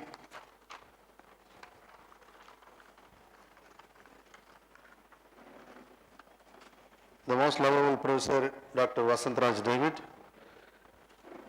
and Dr. John Peter for his collaboration with the Entomology Research Institute in organizing this wonderful event. In a special way, we would like to thank the former head of the Department of Zoology and my teachers, Dr. P. Venkatesan, Dr. M. Selvanayagam, Dr. D. Sudarshanam, for their valuable presence with us today. We would like to specially thank the students of Dr. T. N. Ananthakrishnan, Dr. Noble Morrison, Dr. Kuppusamy, Dr. Venkatraman, Dr. Raman, Dr. Bhaktavasalam, and a special word of thanks to Professor Sivaramakrishnan. We would like to thank the scientists and research scholars of Entomology Research Institute for having made this wonderful arrangement for this wonderful program. And my special word of thanks to the staff and faculty members and students of Department of Zoology, Loyola College. In a special way, I would like to thank all the PG students, first year and second year MSc students of my department for their valuable presence here. Hope they got inspired by the students of Dr. T. N. Ananthakrishnan. And before thanking all of you, I would like to say one or two words about my encounter, my experience with Professor T. N. Ananthakrishnan. I think it was in the year 1996 when I was doing my MPhil under Dr. Venkatesan. I was sent by Dr. Venkatesan to Entomology Research Institute to collect literature from the Library of Entomology. And I just came here. I was not aware of the rules and regulations of Entomology Research Institute. Straight away I started taking the stairs. He was sitting there in the office and he shouted, "Who is he?" I just came down and I went into his office and I asked him, "Who are you?" Then I introduced myself and he calmed down and he asked me for details, and I said I was sent by Dr. Venkatesan to collect literature from the library. And he said, you have to go to the first floor and go to the library and collect literature. After that, you come and meet me. I was there for 1.5 hours or so, and after collecting literature, before I was leaving, I went back to his office and just to report. And he was looking at his watch and said, "Just 1 hour, 1.5 hours, you collected enough literature." I said, "Yes, sir." Then, you know how to read a scientific paper? I got confused, I got terrified, and he asked me to sit in front of me, in front of him, and he taught me for nearly 45 minutes. And he told me how to read a research paper. What is the title? What is the abstract? How abstract has to be written? What is called a keyword? How a combination of a keyword has to be written for a research paper so that the reader is going to be really inspired. Then he told me about what is called introduction, what is called materials and methods, and how acknowledgement has to be written, how not acknowledgement should not be written. All these things he was able to teach me, and that really comes to my mind. And today, when we handle paper for taxonomy and systematics, and research methodology. We teach all these things to our students.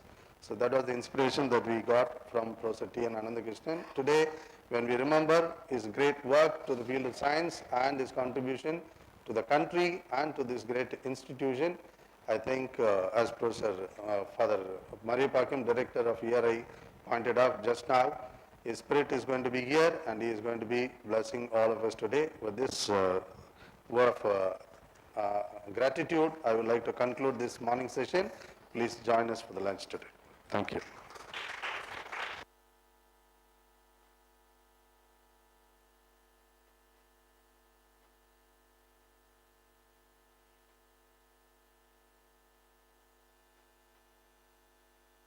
Thank you, sir, for the vote of thanks and for sharing your experiences too.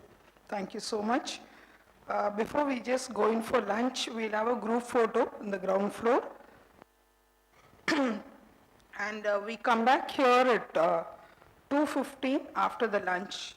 And for the students in the valedictory, we have the certificates to be distributed. Kindly make it a point to be here. Thank you.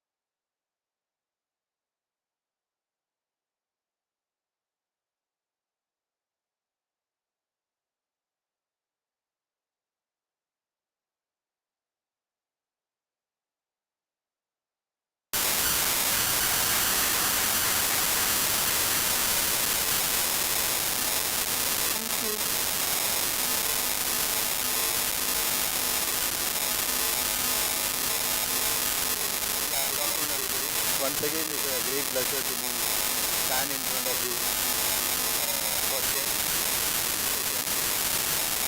In fact, I don't know whether I am a competent person to share this scientific session, though I am an entomologist.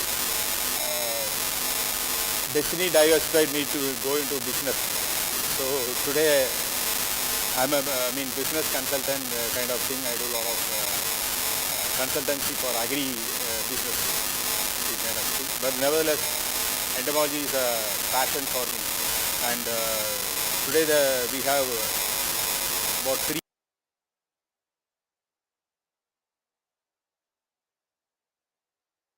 is our own colleague from the Entomology Research Institute.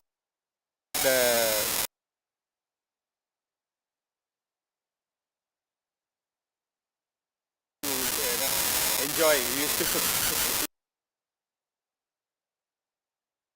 and most of the it is surprising to know that most of the analytical work involving HPLC or scanning electron microscope we used to do.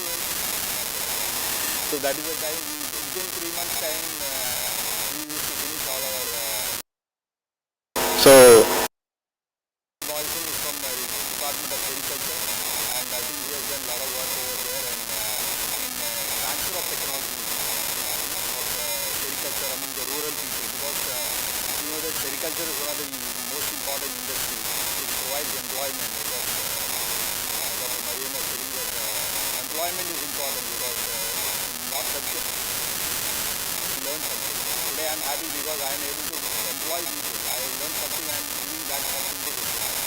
So that is important. And the next speaker is like John Peter is there.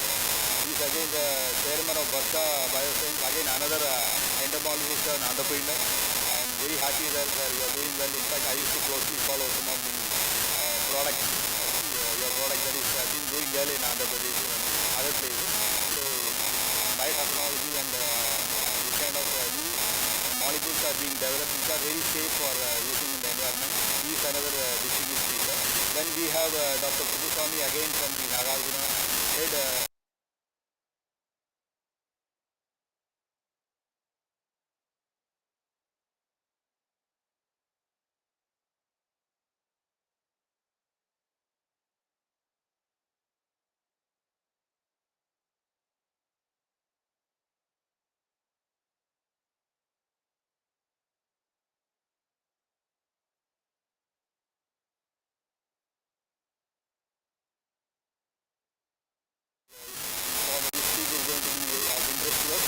And now I invite Dr. Noble Morrison to deliver this speech.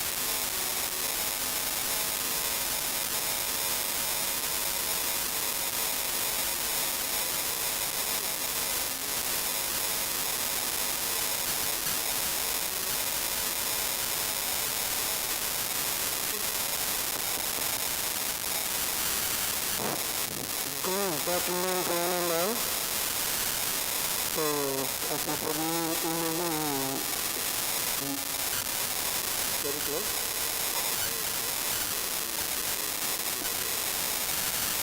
I am one of the old students of Professor Ananthakrishnan. I will share a few minutes, not much, about my professor. Oh, where is the first? Yeah. This is a great personality. Now I am talking to you, you may be thinking, so this fellow is talking to us little bit fluently, but it was not so. Around 35 years back, I was poor in speech, as well as I have a stammering. I could not pronounce my name completely to others. That was my stammering problem, and I couldn't complete one sentence without much stammering. Now it has been overcome within a period of 4 years, and my professor, he only guided me. He told me once, why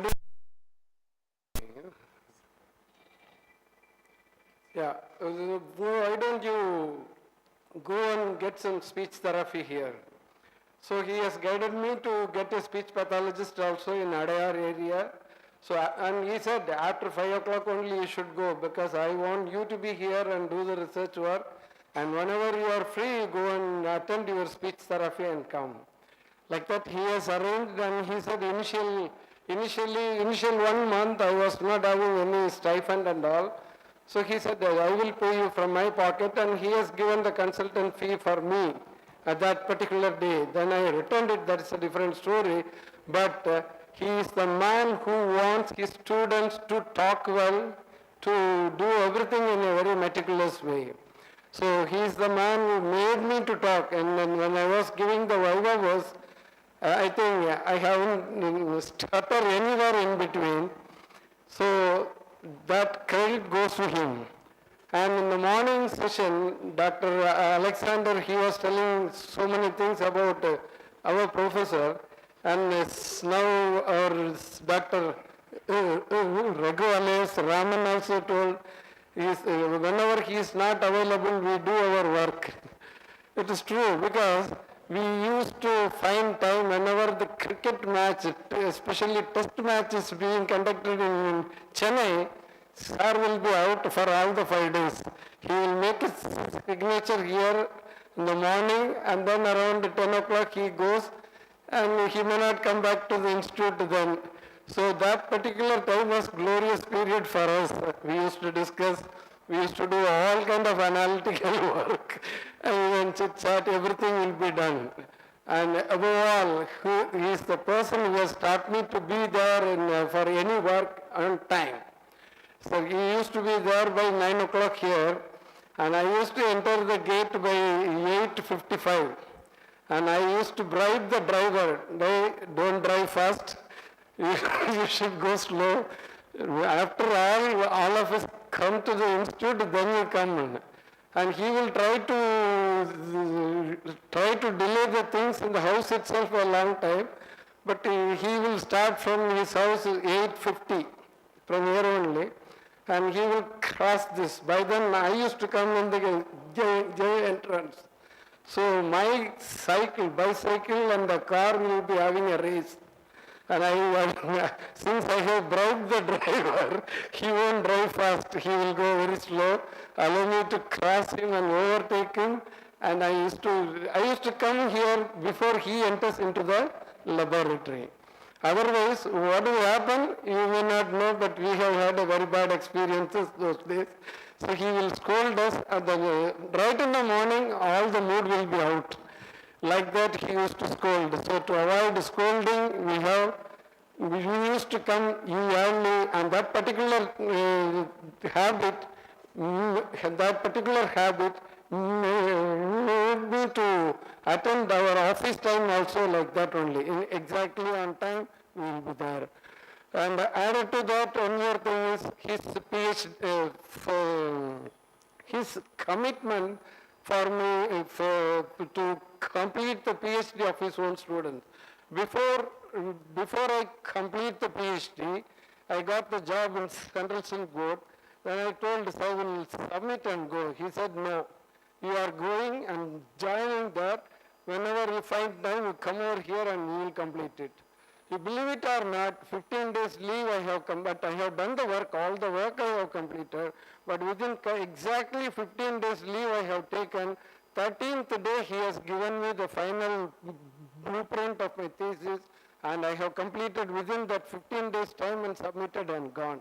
That is the dedication he had, and in that age he has done a great work for us, and I used to remember him a lot. Whenever or in any walk of life, he will be coming there in our mind just like a father, and as a teacher, and as a mentor, and all those things.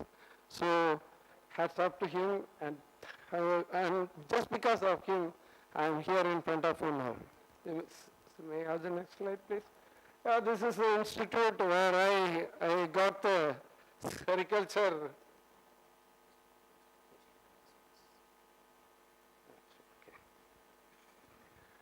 This institute where I have worked for 30 years, but in this institute I worked only 7.5 years, and in the remaining period I was in Kolar as a field biologist.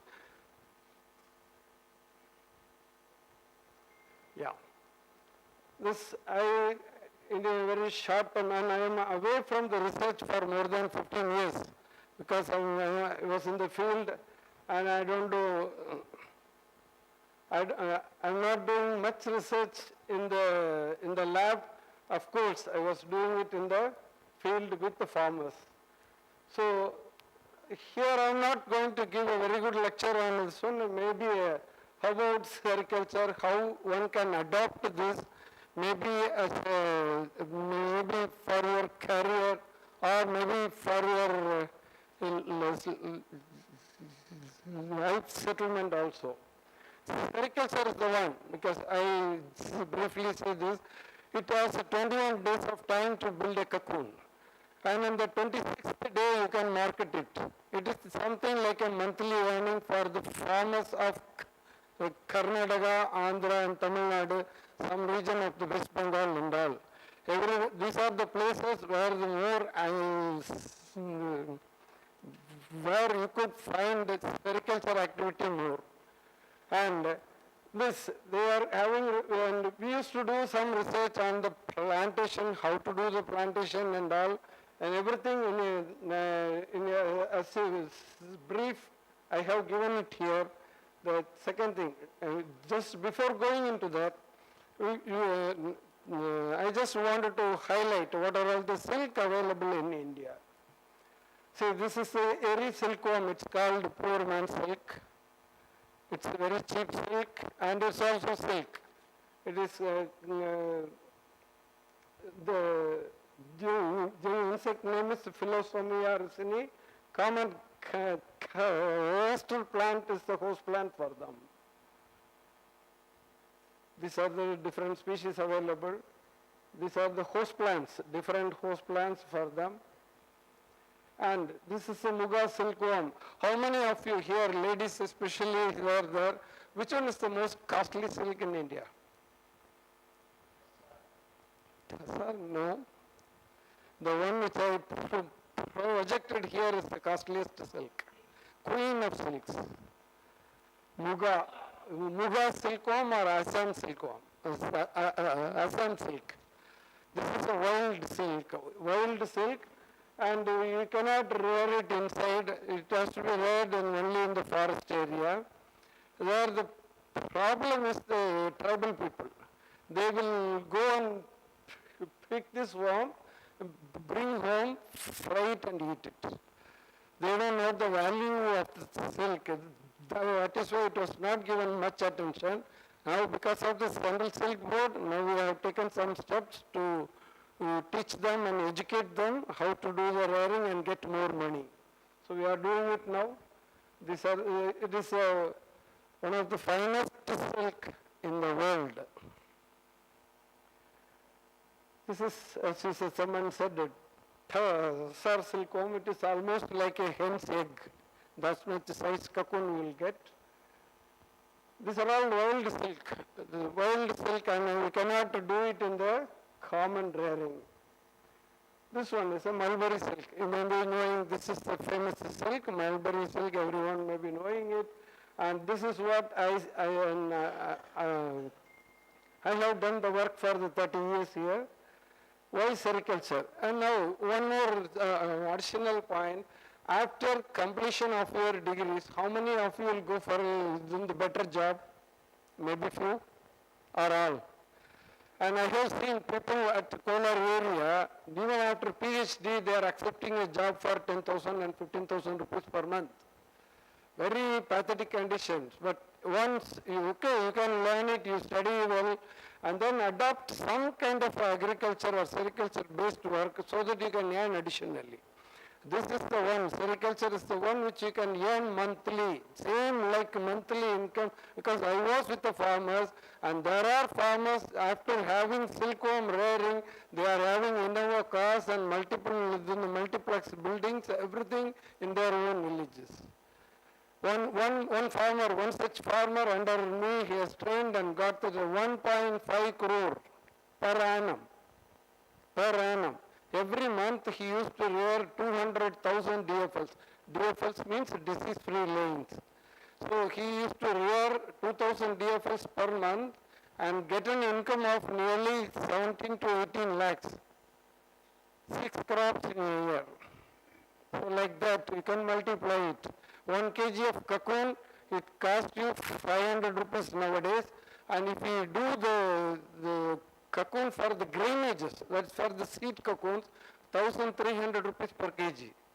These are the different silk cocoons. One is for the reeling, another is for the breeding. And we, Central Silk Board, will give the seeds and we will get back the cocoon per kg 1,300 rupees. So like that, we are also giving the money to the farmers, and those who are interested can venture into that. They can easily win money. Only thing, they require minimum 2 to 3 acres of land and 1 big shed for the rearing and with irrigation facility. This is the basic requirement. You can easily hire it in any village side, and you can do that. And even Tamil Nadu also, but you need the temperature, it should not cross beyond 30. Either you have to control, you should have a controlled rearing house, or you should place like Hosur or border areas of Karnataka. It's a better place for the rearing. Okay, and say for example, there are engineers, after doing BE, they are getting 12,000 rupees and 15,000 rupees per month initially. Here, if you do 100 DFLs rearing, that means 100 moth eggs rearing, if you do in a month, you will get totally 50,000 rupees. Out of that, 20,000 to 25,000 will go for the expenses, and you will be getting 25,000 rupees per acre land holding. But one should have, because one crop will take 60 days time. So if you are having 2 acres, you can alternate it, and so that monthly wise you can try to get some good earning. If you have multiple, I said one fellow 1.2 crores he is getting, he is holding 25 acres of land. Out of that, batch by batch, he is doing it. Every month 2,000 DFLs he will rear. Okay, like that one should plan it, and for them it is not taxable also. So they are earning a lot now. Okay, with this small background I will start this.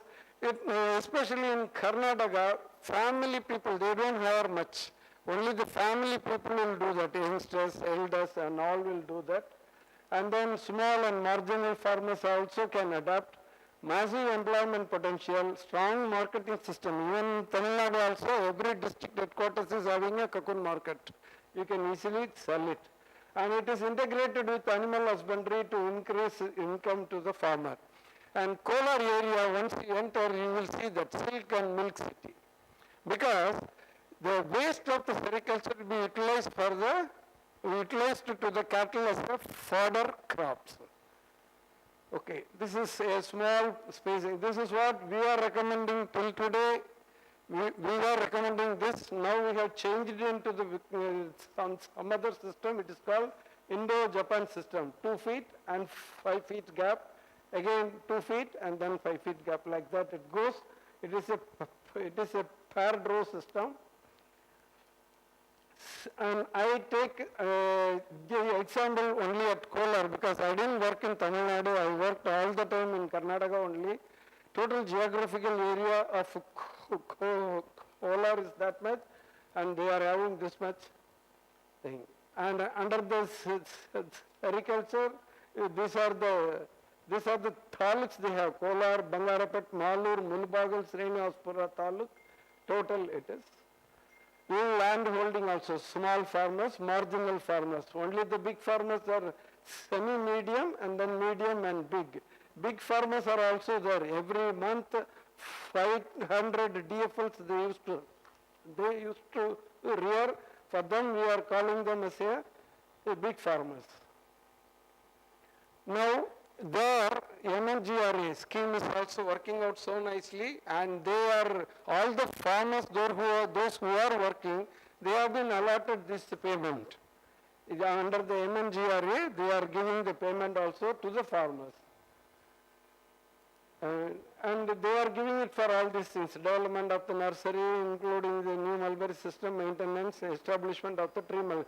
Now the day has come for the tree plantation, and They used to do the tree plantation more now.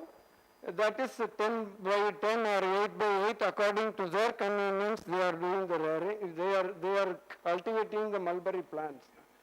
See, and I want to emphasize here, women in agriculture, total average, they are concentrating on 53% of the work is being done by the women only, especially in Karnataka. Silkworm rearing, silkworm seed production, silkworm reeling, sorry for the spelling mistake, one E is missing, silk throwing, silk weaving, these are all comes under the reeling work, silk reeling work it is, silk spinning, and the byproduct, I'm sorry, there are also mistakes, byproduct, it is a byproduct utilization.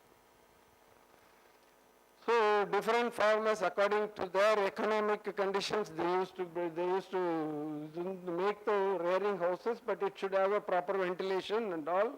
Why I am showing all these things, if anybody interested, students, those who are interested can venture into that.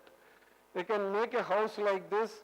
Don't think that you can you have to pay input more. This is only such a type of house will cost you with hollow blocks and with brick pillars. It will cost you around 10 to 12 lakhs only. It won't cost you much. That is a building. Whereas the pillars with the concrete will take more, 25, 30, 40 lakhs within the people, because they are investing money and taking it. Within a year they will take it out. These are the different chandrikas, and chandrika in the sense used for the cocoon spinning. Outcome, they are having this much, this is for the MNGRA work. And now for the tree plantation, this can be easily done. Same like a tree, say here somebody they have made it with a closer spacing. And these are the agriculture, they have done it in the past. Now it is. And for the sustainable development, we used to advise them, go for a tree plantation, 10 by 10 it is. One has to rear the plantation up to 3 feet and then cut it off. From there you have to make more branches. It can be any type, like that also you can make branches, but your intention is to have more branch per tree. See, there is different type of the plantation, different spacing, different work they have done. And if you go to Kolar area, you can see this. And intercropping also. See, and for sustainable development, they used to, in between space, there is a space between around 10 feet. In between, they used to make the green plantations, something like Daincha, Shanabu and all they used to plant, and then trenching and mulching they used to do. Even the sericulture waste itself, we can do it for the trenching and mulching, so that you need not spend much on the fertilizer. And they don't use much of the chemical fertilizer, and they used to make their own fertilizer like this. And even some of the farmers are doing the intercropping system also. They are doing the intercropping like corn, maize and all those things they are doing in between the space. The compost making also they used to do it from their own waste, sericulture waste, because 100 kg of leaf if you give, it takes only the 40 kg and 60 kg will be the waste. That 60 kg that they will produce it is a compost. Composting is a different form they are having it, and instead of keeping it as a waste, they used to make a pit and then put it, and then within 6 months time they will get a good compost. Different methods are there, windrow method and other method. I will quickly switch it on. And then we are doing the vermicompost also with the waste of sericulture. So need not go for the green waste. You can do it whatever silkworm rearing waste is available. With that you can do the vermiculture also. So these are the different methods. All this method why we are doing is to have a good leaf. One should have a good leaf to have a good rearing of silkworm with a good cocoon yield, so that we can get a better harvest and the farmers can get a more income also. And risk involved in the sericulture, silkworm diseases. One has to be very careful because in the poultry farming, how the diseases attack and wipe away all the crop. Similarly, here also 4 major diseases are available. One is the pebrine, another one is the grassery, another one is the flatchery, another one is the muscadine. These are the things. Grassery, 35 to 50% will attack. Flatchery will go, some muscadine, and all other things will attack in all season, whereas the muscadine will attack only in winter season. These are the things, and those who are interested to do research, especially on the pathology, they can take up this also. Silkworm as a tool to do any research on pathology also, and this is for the muscadine. The worms will be get mummified, and because of that, it will be a contagious. From one to one, it will go, so entire crop will be lost also. Flatchery disease it is. And to avoid all such things, one has to do disinfection. Disinfection must be proper, then only you can have a better crop. The disinfections are many, and especially in Karnataka, it is more in the field. Any type of, one is for the bed disinfectant, rearing house disinfectant, everything is available. Easily you can get it also. This is how one has to do the rearing house cleaning and also the disinfection. And then the silkworm requires the nutrition. All these things are important here. Dry matter, crude protein, crude fat, these are all we have tested, and then simply tabulated it for you. And there in Karnataka, there is a special business is going on for the young worm Chaki rearing center. It is called Chaki rearing center. There, their duty is up to second instar, they will rear and give you. Small trays, they will rear the egg to the second instar, because that's a crucial period. One has to give 28-degree constant temperature, 70% moisture in the rearing house. So that should be in the controlled environment. Once you do that, then only it has a very good growth till it forms the cocoon. So CRC, they are mainly call it as a CRC or Chaki rearing center. This is a very good business, one can easily take up. And this is, for this, Central Silk Board is giving training also. One can go for a training and attend it and get a certificate. 3 months training it is. And you can do a business. Wherever sericulture is available, you can do the business there. This is how the Chaki worms will be, and we as a scientist go there and test it within a square meter how much it is, then only according to the spacing, if it is available, we will certify it, or we will discard it also. We won't allow, because once it has unequals, we won't supply it to the field. And different rearing houses, those days they were doing it on trays, nowadays they are doing it in the rack system. Any house, according to your budget, you can make a tiled house also, anything as you feel you can make it. And especially the spacing is a problem in the rearing. When you are doing the rearing with the overcrowding, all diseases will come. So you have to give enough spacing, enough ventilation in the rearing house. So for a successful crop, one requires this. First thing is a breed, rearing technology, seed, feed, and pathogen control. These combined together, you will get a very good sericulture yield. So and CSB has evolved plantation also different, according to the different environmental conditions, we have developed the varieties, V1, S36, Anantha, G2, G4, many things are there. Out of that, we have considered V1 is the best one in the field, and V1 is the best one and also susceptible for all diseases also. Even, in fact, after retirement, I put 1 acre of mulberry garden, and I am facing the problem of complete complete attack of root rot. Root rot is a menace for the V1. Complete all my V1 varieties are gone. I put G2 and G4 in my garden. Let me see how it comes out.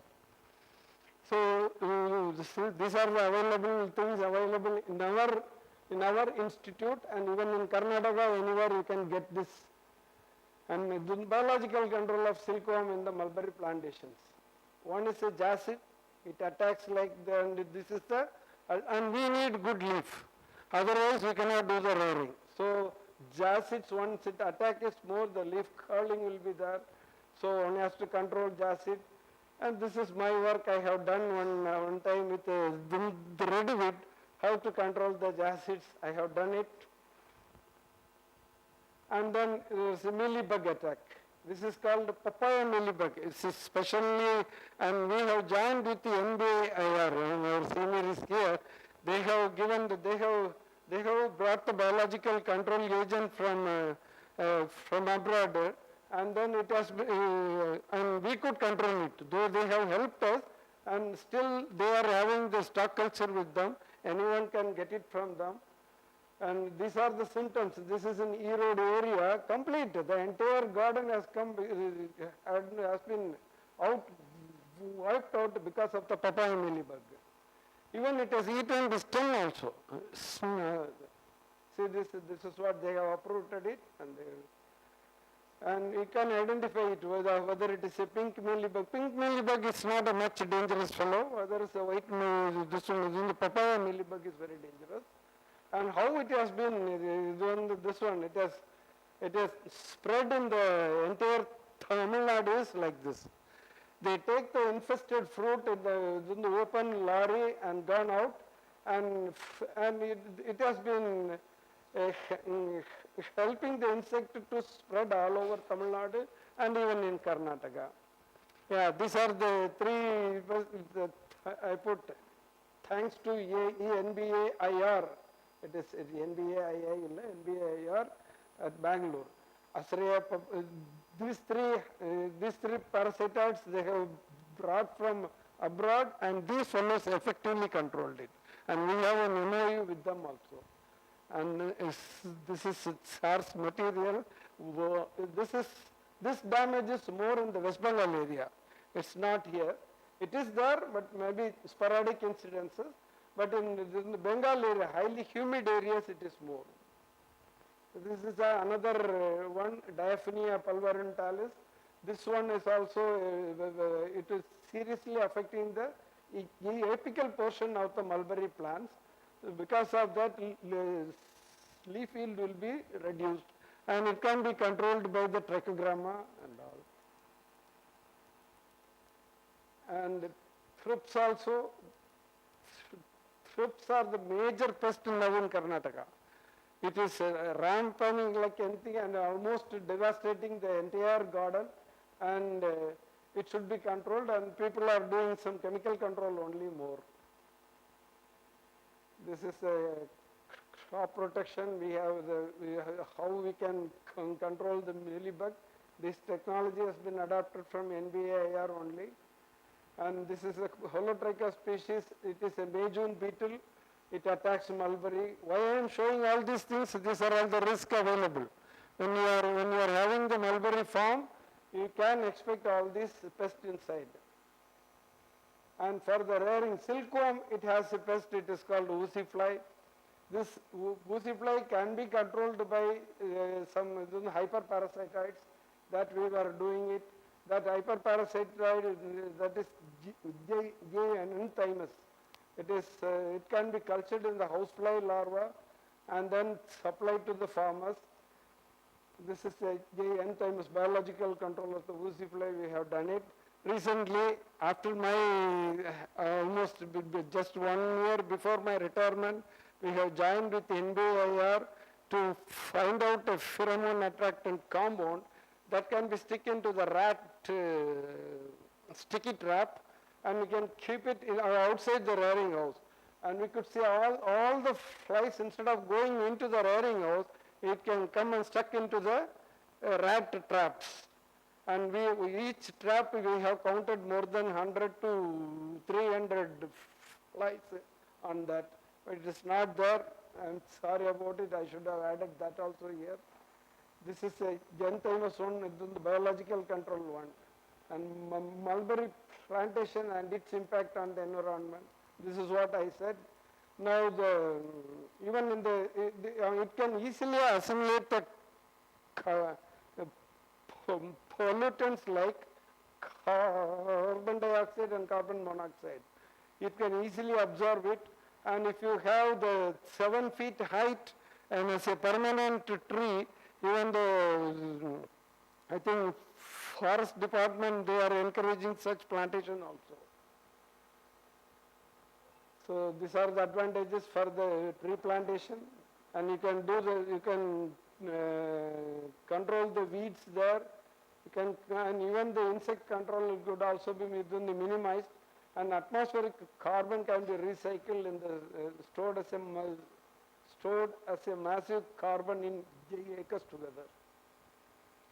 Value-added products are there. From silkworm powder we are making, polyunsaturated fatty acids we are making it, and pupae is being treated as a human food there.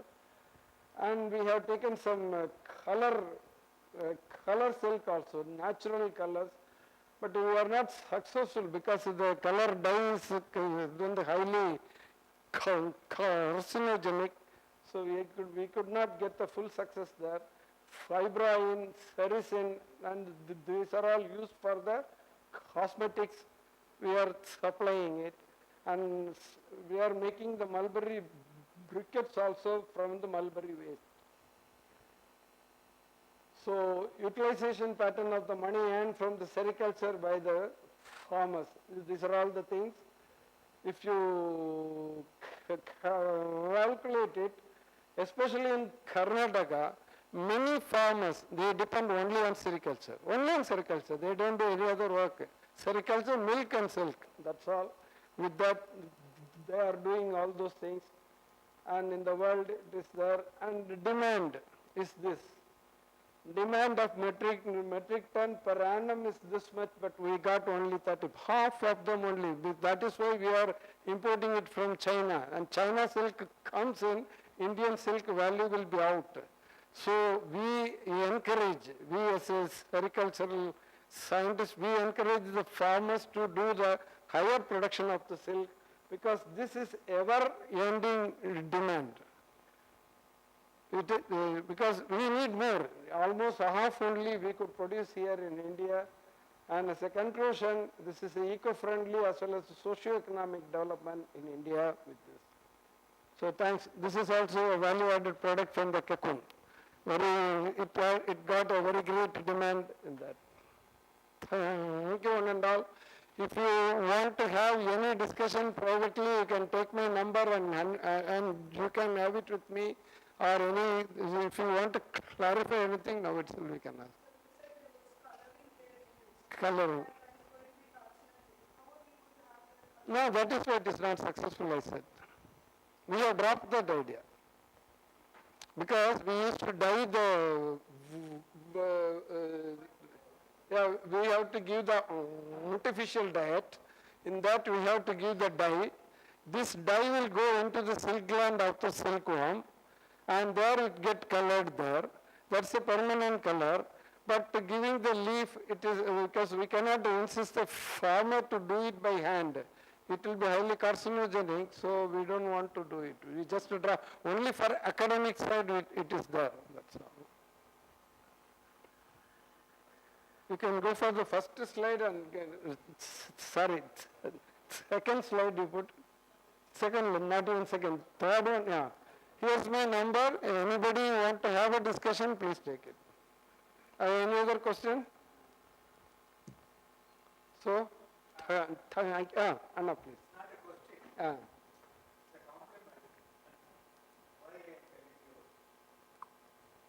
We have technology is eco-friendly, but he is farmer friendly.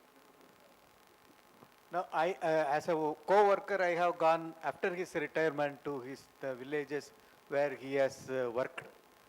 All the Karnataka farmers will say after Morrison has gone, everything has gone. And another thing I think you should all note, for his daughter's marriage, with your permission I am telling, for his daughter's marriage, the farmers hired a vehicle, went to his My place, Nagarkoil, and saw to that his marriage they attended. So such a kind of love and affection they have for him. So I always say he's a farmer-friendly scientist. After that, nobody could equalize him. So congratulations. Pardon?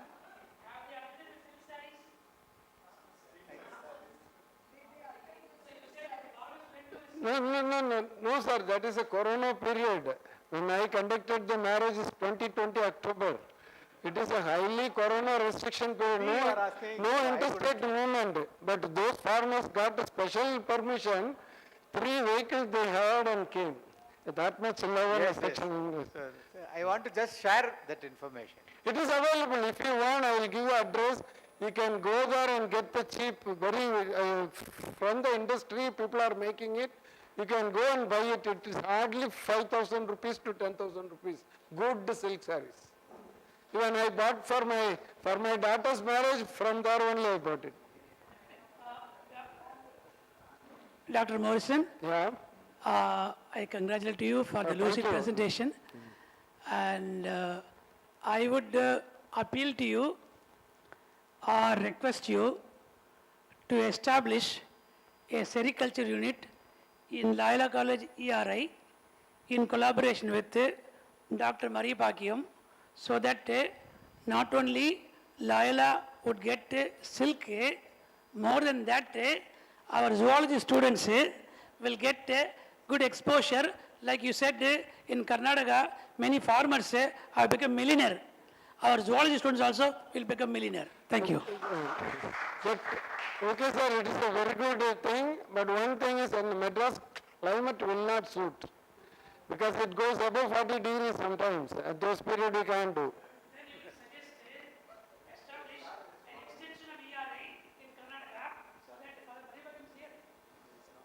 Yeah, we can give a feedback. All right, sir.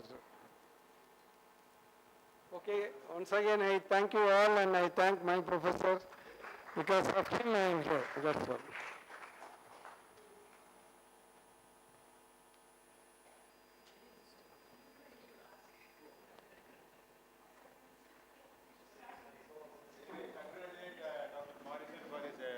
Excellent presentation. In fact, he's really a farmer-friendly person. That is what is required. And now, next I invite Dr. John Peter to make his presentation.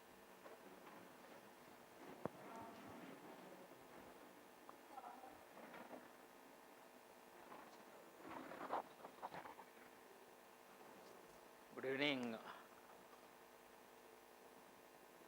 Dr. David sir, Dr. Ramamurthy sir.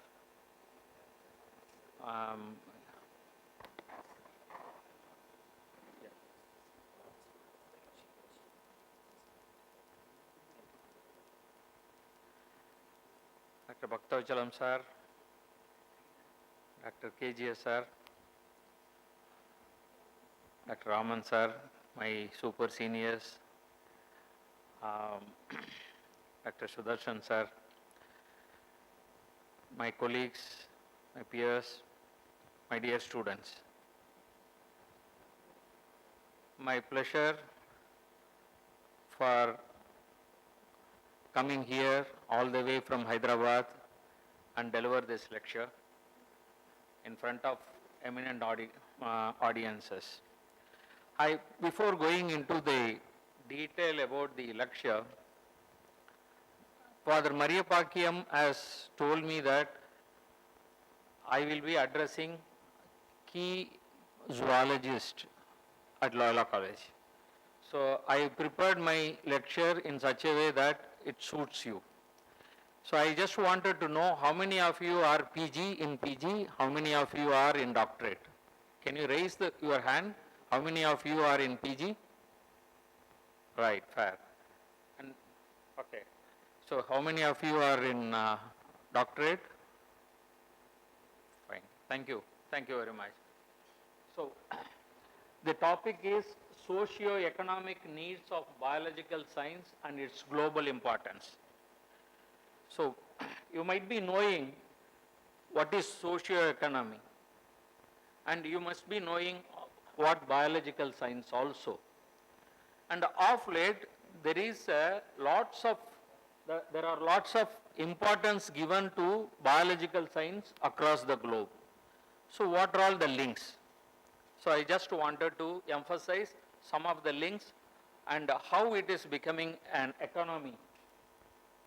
And this, I was much impressed when Professor Ananthakrishnan, my mentor, sent me to Indian Institute of Science for a 10-day workshop, where I was very closely learning things on insect behavioral science under Professor Raghavendra Kadekar. So one of the diagram has impressed upon me so well that this is plus plus, plus minus, minus plus, minus minus. So this plus plus is nothing but the altruism. So you must be knowing about altruism, and whether you are getting any benefit or not,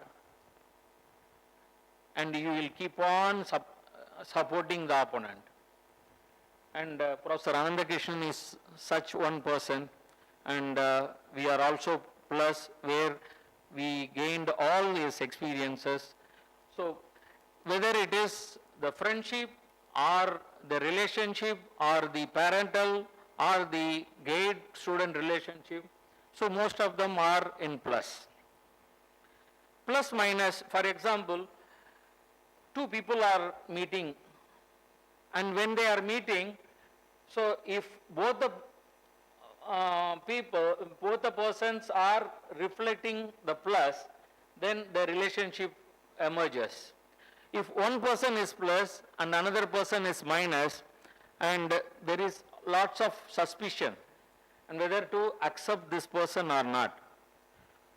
So, in the same way, the other person also can be a minus and the next person can be plus. So these two areas are very tricky in a relationship, and the minus minus, there are no issues. You are a fraud, I am a fraud. So we will go together, right? So how this social behavior is coming into the biological sector? So I am talking about the altruism, symbiotic association, selfish behavior and survival. Since all of you are biology students, so I don't want any explanation to be given on this title. So now coming to the economics. Social, I have explained you, and the microbial pesticides and fertilizers, I will be talking to you in terms of the socio-economics, and biochemical pesticides, botanical extracts, semiochemicals and insectary, where very recently Dr. Sendrayan was explaining about the insect management, the sericulture. And he has not only taught you, but he is also practicing like a farmer. Now he is having 5 acres land, and he is reaping the economy out of that. So, I'm sorry, there is a mismatch in the slide. And microbial fertilizer, you may or may not aware of this part, which is not related to entomology, but this is something like altruism, where microbes, they do their job in the soil. You might be knowing about the fertilizers, nitrogen, phosphate and potash, zinc and ferrous and other micro and macro elements. So some of the bacteria that are selflessly generating these fertilizers, say for example nitrogen, they generate nitrogen without knowing that that will be helpful to someone else. So in the same way, whether they like it or not, they generate organic acid and dilute the phosphate and potash that are unavailable to the plant and give to the plant. So selfless act. So act of altruism wherein the plants are getting benefited out of this. So another organism is called mycorrhiza, where it is a fungus that get penetrated into the root system of the plant. When it is penetrated into the root system of the plant, and wherever the root is not able to spread, it can spread with that mycelia and start taking up, absorbing the nutrients, water. During this water stress condition, there won't be any water shortage to the plant because of this mycorrhiza association. So it is truly a symbiotic relationship where mycorrhiza support the plant and plant support the mycorrhiza. So economics, I will separately consider this economics of this mycorrhiza and the biofertilizer. Best example is today country is spending crores of rupees on fertilizers. And these biofertilizers, there are scientific studies that 25% of the chemical fertilizers can be reduced by using the biofertilizers effectively. So if you are reducing 25% of the chemical fertilizer, you are saving the environment and environmental heat generation and soil sanctity of the soil, also the water. So you are also protecting the soil from all the adverse chemicals. So at least 25% you are able to do it, and imagine huge import-export revenue we have from this. So then there's survival instinct and the selfish behavior. And you can understand these selfish behavior and survival instinct, especially entomopathogens. Say for example, Beauveria bassiana, Verticillium, Metarhizium and Bt, they want some host to survive. They are very selfish and they search for the host and they go and attack and parasitize. And in the same way, you also have parasitoids. You also have predators. So all of them are the survival instinct. Though it is an animal instinct, it is inevitable. Even human is also having this survival instinct. When coming back to the biochemical and botanical, this is also a survival instinct wherein plants sequester the secondary metabolites. There are primary metabolites, there are secondary metabolites. Plants that are sequestering the secondary metabolites that are toxic, say for example neem plant, pongamia oil, all those things are sequestration of the toxic secondary metabolites. Why they are doing? They want to protect themselves against insect pathogens, insect pests. So these are the survival instinct of the plants. What we are doing, we are exploiting them, and also the microbial metabolites. Today you have these microbial secondary metabolites, several microbial secondary metabolites. Say for example, you have nematodes in your stomach, in your kid's stomach, and there is a WHO recommendation is ivermectin, that is derived from microbes. And these microbes are capable of producing agaricide, insecticide, and also the fungicides. So they are all commercially available in the market. So these are all the survival instinct where the exploitation of the economy is happening because of their behavior pattern. And biocontrol agent. So we were talking about the biocontrol agent. That is also a survival instinct and or selfish behavior, I can say, parasites, predators. And these are all the institutions that are across the country, these are all the institutions that are popularizing the biological control agents, and these are all the specialized centers that are concentrating on this. And coming back to the semiochemicals, pheromones, chiromones, where our professor is also very happy to get associated with the infochemicals he called. And This is also an animal instinct where the either the female gets tries to attract the male, and that is becoming a big business now. So, whereas in the chiromones also. So insectary. So Dr. Morrison was mentioning about the silkworm, and the next biggest development is the soldier fly. Soldier fly, at least silkworm is having so many if and buts, and the diseases have to be managed, whereas the soldier fly, if you throw something, they will eat and grow. And you know what is the protein content? Boys who are going to the gym, they say whey protein, and it is around 65% of protein it is having, and it is one of the nutritious substance in the world, and people are started using it in African countries and Southeast Asian countries. They fry and take it, and aquaculture and poultry, it is one of the supplementary feeds, and so far it is not regulated fully, but research is going on well, and massive. Your compost, your kitchen waste, everything can be utilized by this. And this is the larva, and this is the fried pupa where it is having the fat, and this one, protein, amino acids, everything, highly nutritious one.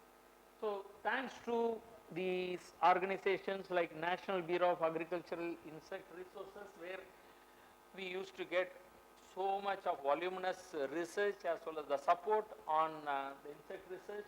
Tamil Nadu Agriculture University, where this institute university was the first one to introduce the biopesticides. They have introduced Trichoderma pseudomonas in this country because of Tamil Nadu Agriculture University research. Subsequently, several other institutions came forward and popularized. And Indian Institute of Horticulture Research, they have developed Trichoderma hasianum, verticillium, then Pasolomyces, nematode control. Then ICR, Indian Institute of Oilseed Research, the first BT formulation, indigenous they have developed. ICMR vector control, this mosquito control formulation they have developed. ICAR, National Bureau of Agriculturally Important Microorganisms, they are the nodal agency to keep all the repositories of the country's important microbes, and they are closely associated with ICAR as well as the Central Insecticide Board, where if you want to register an organism, you have to deposit there. And a few other ICR and private institutes, they are popularizing all these things. So the prospects, what is the global trend? Awaiting opportunities, regulatory updates, and the role of MSME. So I won't be talking more of regulatory updates, and I will be concentrating on global trends, awaiting opportunities, and the role of MSME. There is a great demand for clean food, pesticide-free food, and nutritious food. Especially post-COVID, people started opening their eyes, and they were very aware of non-contaminated food. So there is I have been in this industry for the past 20 years, 18 years, survival is a big problem. And the past 2 years, there is a sudden jump in the requirement. So people are aware of, globally there is a opening of the business opportunity in terms of biologicals. So non-arrival of many molecules, this is also one of the important, sorry.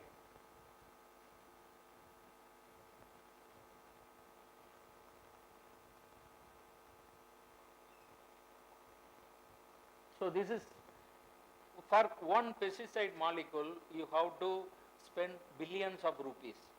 Now, pesticide is considered not a receivable molecule. So big companies, they are reluctant to invest on pesticides. So biologicals are growing up. And there is a prediction like 2050, biological will be in the driver's seat, pesticide will be in the back seat. And interest shown by the global players for clean pesticides, invasive pest and resurgence, especially these latest invasive pests like black thrips, and biological succeeds and complements chemicals. It is not that not only the biological, but it will also complement the chemical industry in a bigger way. How it is? So one is the seed priming. Seed priming is nothing but the seeds are coated with biologicals. Right now, government has promoted the imidacloprid as well as the thiram, carbendazim, all those fungicides. Thiram is a carcinogenic agent and they are slowly reducing it. Now the seed priming is becoming a big business because seed priming ensures at least if the seed germination capability is around 80% naturally, at least 90 to 95% germination comes because of these microbials. That is one. The second one is the induced defense mechanism created against the abiotic and biotic stresses because of this. And some of them are endophytes. Endophytes are nothing but the microbes enter inside the plant and express themselves until the plant's death. So they become the endophytes. So seed priming is one of the biggest business now. Ban on phorate, carbofuran and chlorpyrifos. These are all the three toxic molecules, red label molecules. In pesticide, you have red label, green label, orange, yellow. So red label is the more toxic molecule. All over the European countries, all of them have been banned. So what has happened? The soil was flooded with these molecules earlier, and so the nematode was population was minimized. They were not able to control nematodes fully, but the population was manageable. Once, and also the root grubs and termites. These three are the major problem now in the European market, where the phorate, carbofuran and chlorpyrifos are banned. In our country also, this phorate and carbofuran is in limited use and it is being withdrawn, and it is going to be a chance for the penetration of the microbials. And there are good molecules like Bacillus subtilis and Pasolomyces, both of them, and Trichoderma harzianum. Three of them are going to be very useful for management of these nematodes. And especially for horticulture and high value crops, it is going to be Varaprasadam. You must be knowing about it. Integration with the chemical pesticides, combination with the chemical pesticides. Today, all the multinational companies are trained to integrate the biological with the chemical pesticides, especially BT, for the control of insect pest population. Improved formulation technology, delivery system is available. Now, Government of India also recognized biopesticide, importance of biopesticide as a combination. Earlier it was standalone product, now it is a combination. Biofungicide can be combined with the bioinsecticide, and bionematicide can be combined with the bioinsecticide. Something permutation combination they have agreed to support. So thus the socio-economic needs of biological science has become over $4.5 billion business with a good ecological impact, because it never disturbs the environment, safe to the human being, animal, plant and water.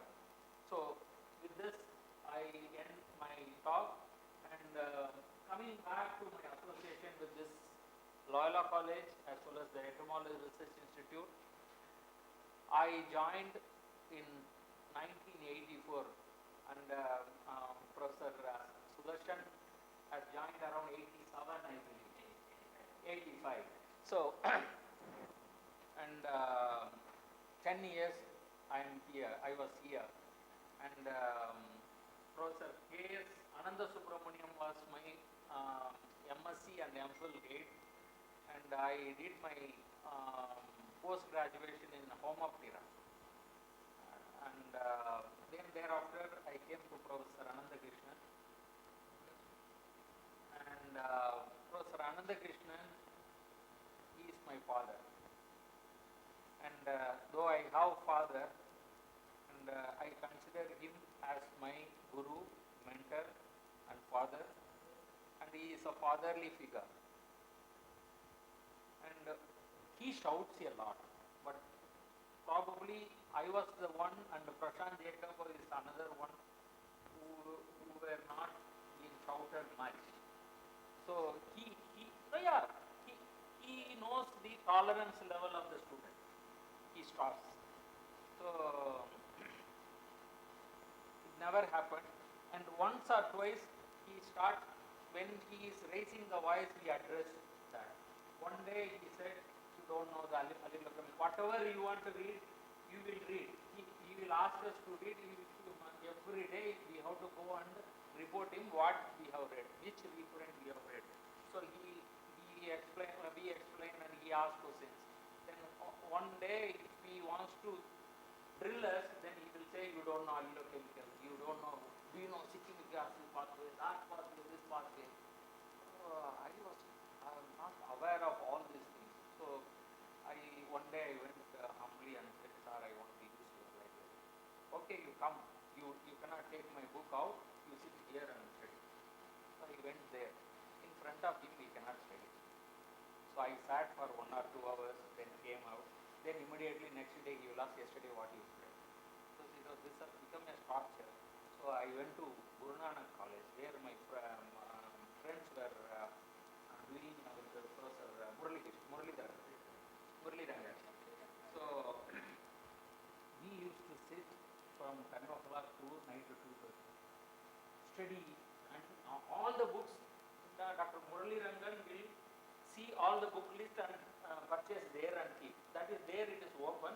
Here, professor is afraid of giving it because he will spoil. So he had some bitter experiences, so there was a limited restriction. So we studied everything and came here. Then next day then I started telling, sir, I know Magalanic pathway, that pathway, this. What is this? You are an entomologist. What is that? What is this? What is the difference between plain and clone? Oh, what is this?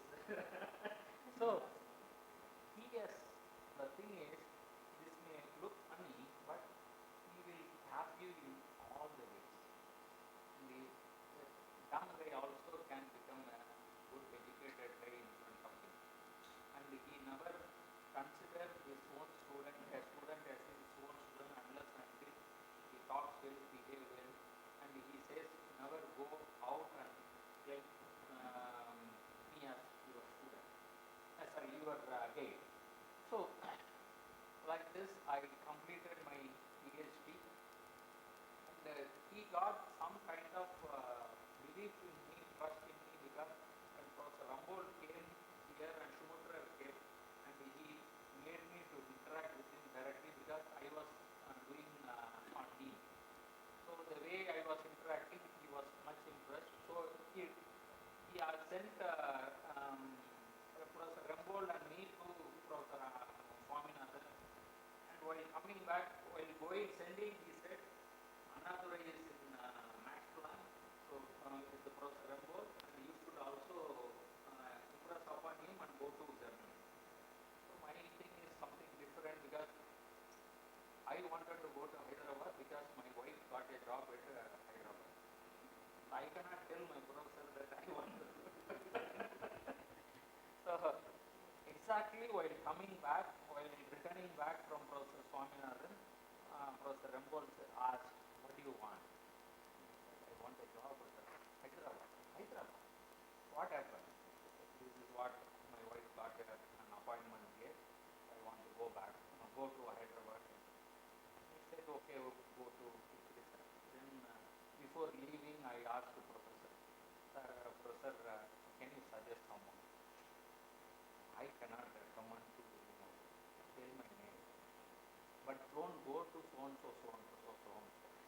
Go to Kumuda Sukumar and Aparna, not, and also CCMB director, but you don't, tell my name, that's all. I approached everyone, and fortunately through Professor Rambold, it research has clicked, and I have become the visiting scientist. After, fortunate that after doing my PhD, I was with research as a visiting scientist, and subsequently I joined at NARDI as a scientist and program lead. 2 years I was with World Bank as a crop protection auditor. This is my journey, and wherever I go, whatever I do, I am fortunate that I had some of the good mentors. Professor Aravanan from Tamil department here, and Professor Chellaya, the former Rice director of Rice Research Institute, and he was, I worked with him closely for 8 years, and more importantly Professor T.N. Ananthakrishnan. So my gratitude to him. Whenever he comes to Hyderabad, he stays with us, and we have a Jula, and he sits there and have the filter coffee, interact with my son and my wife, and sometimes when if things happen to stay at this one hotel, so immediately he calls his wife and says, Peter is with me, don't worry. This is the one. The second one, wife phone about. So he called, Amma, நான் பீட்டரை வந்துட்டு என் கூட வச்சுக்க போறேன், நீ இன்னைக்கு என்னை திட்டுவ எனக்கு தெரியும், but inevitable he is my good student, I am going to keep him with me. So 1 or 2 days I used to stay with him. These are all fortunate things what I had, and my gratitude is so much. And whenever this Chennai event came, I was whatever possible, 10,000, 15,000, I used to contribute to process.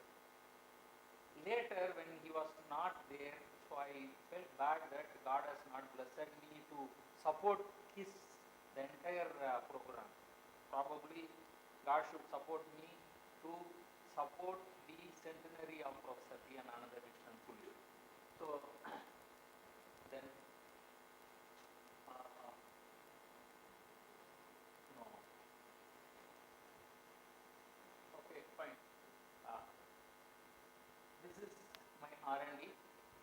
It is a DSAR recognized R&D center, and it is also recognized as a PhD center for by VIT Vellore, VIT Bhopal, and KL University, and JNTU Hyderabad. Students are working, and I am grading 2 students on PhD and 4 interns. And under Professor T.N. Ananthakrishnan, this is being established.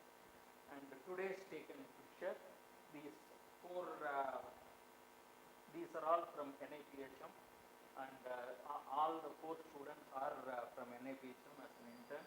She is doing PhD, and she is also doing PhD. These 3 are my employees. So, and this photograph, Professor Ramamurthy might be aware of.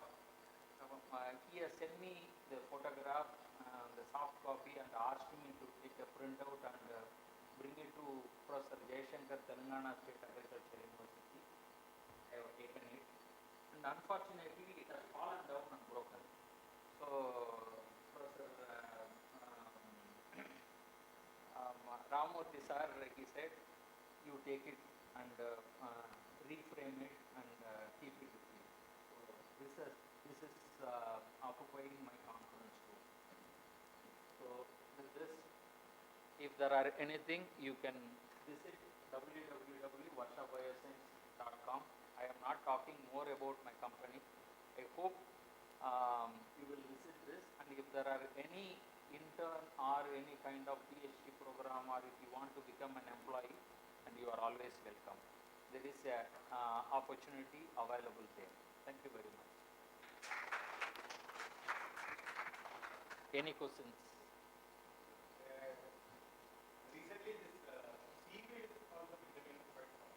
Yes, sir. Yes. Seaweed.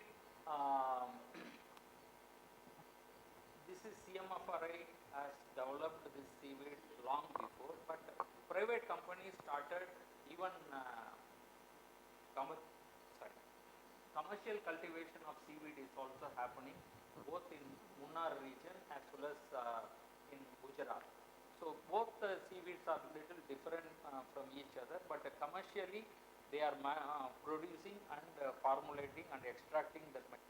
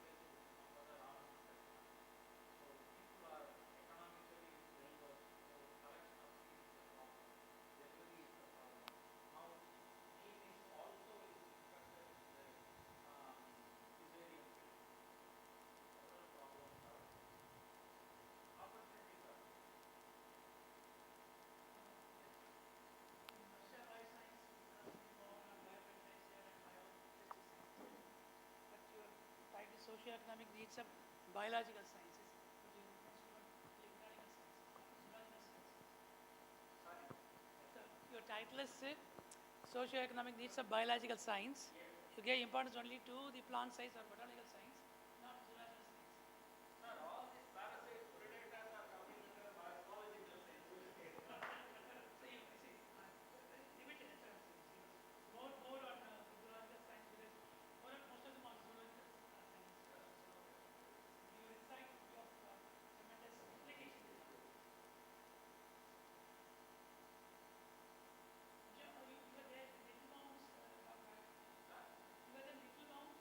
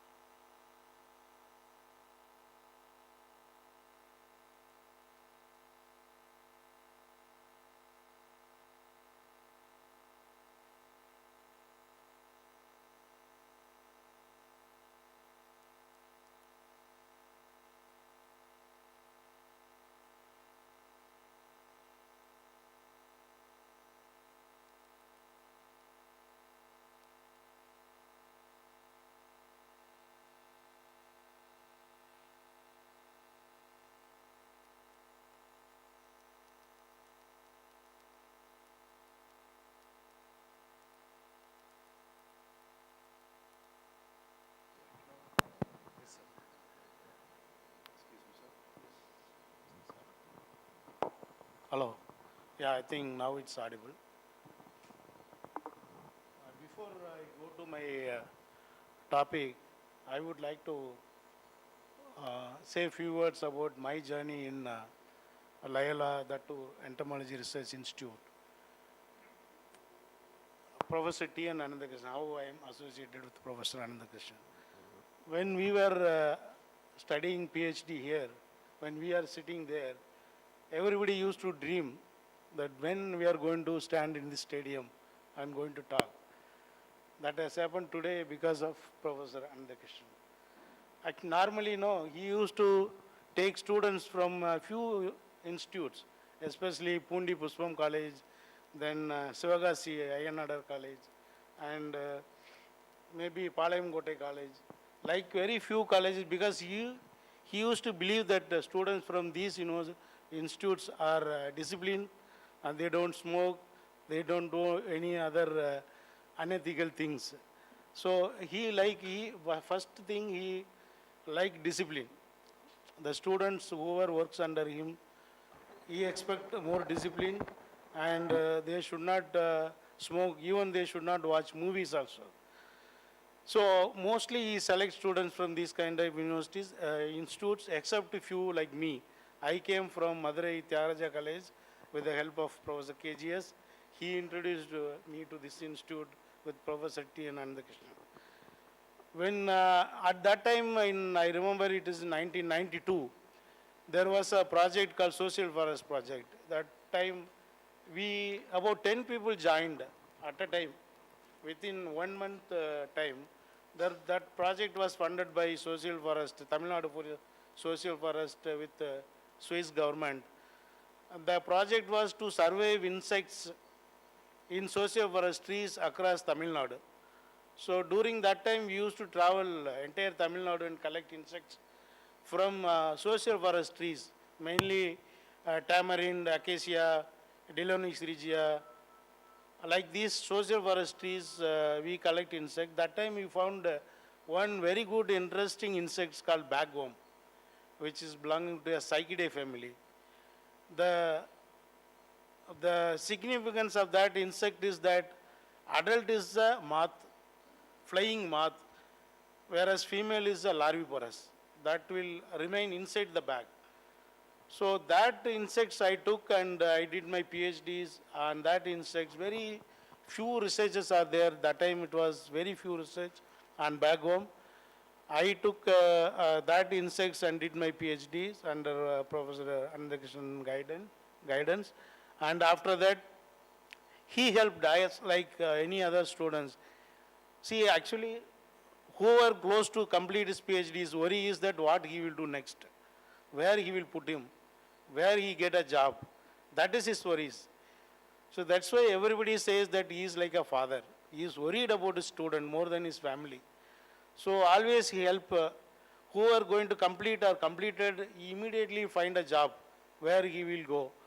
The same case for me, he helped me to get a job in Murugappa Group.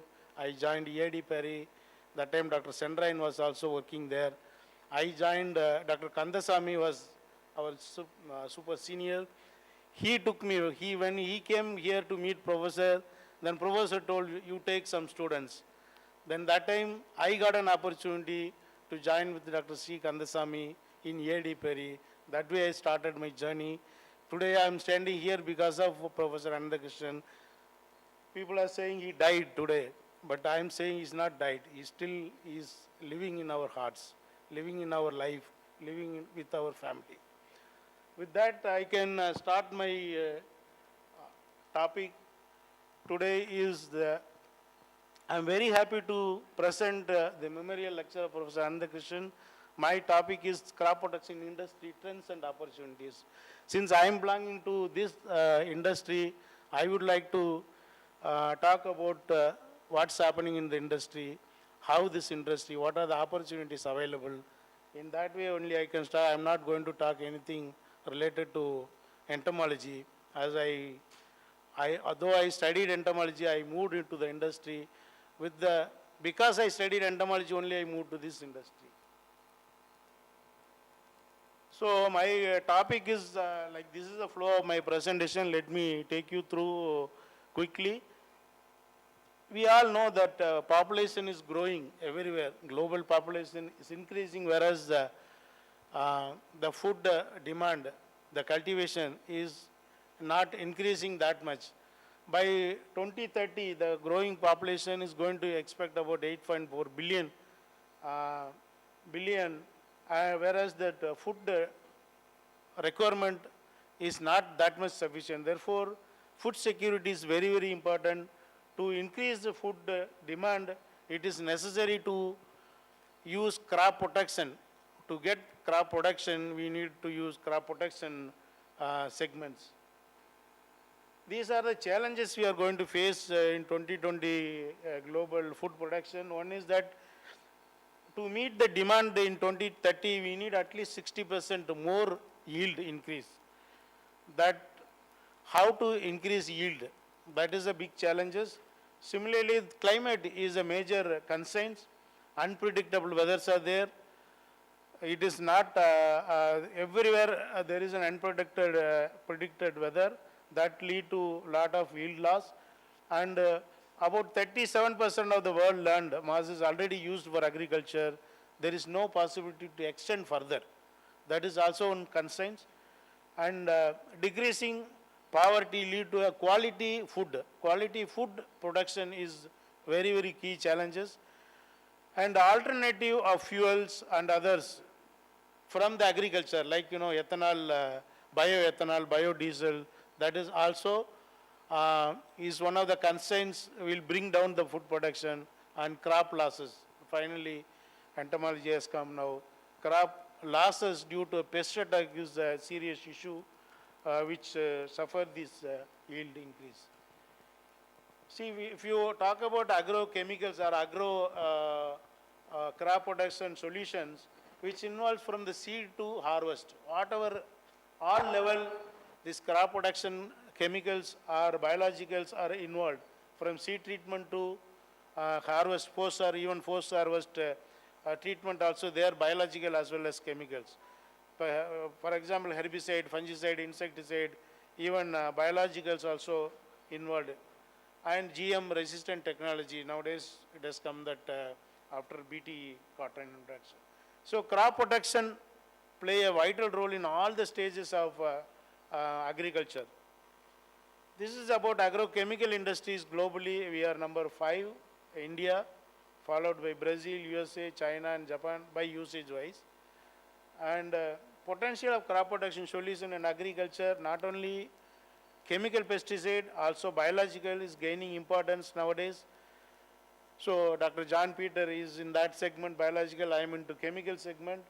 See, all the crop protection solutions, market size is increasing, agrobiological as well as agrochemicals, it is going to be increased. There is a huge opportunities for growth of the industry. You can see this table last, I can say last 10 years data. See, the crop protection, the chemical is almost 96% usage is synthetic chemicals, whereas 4% only biologicals.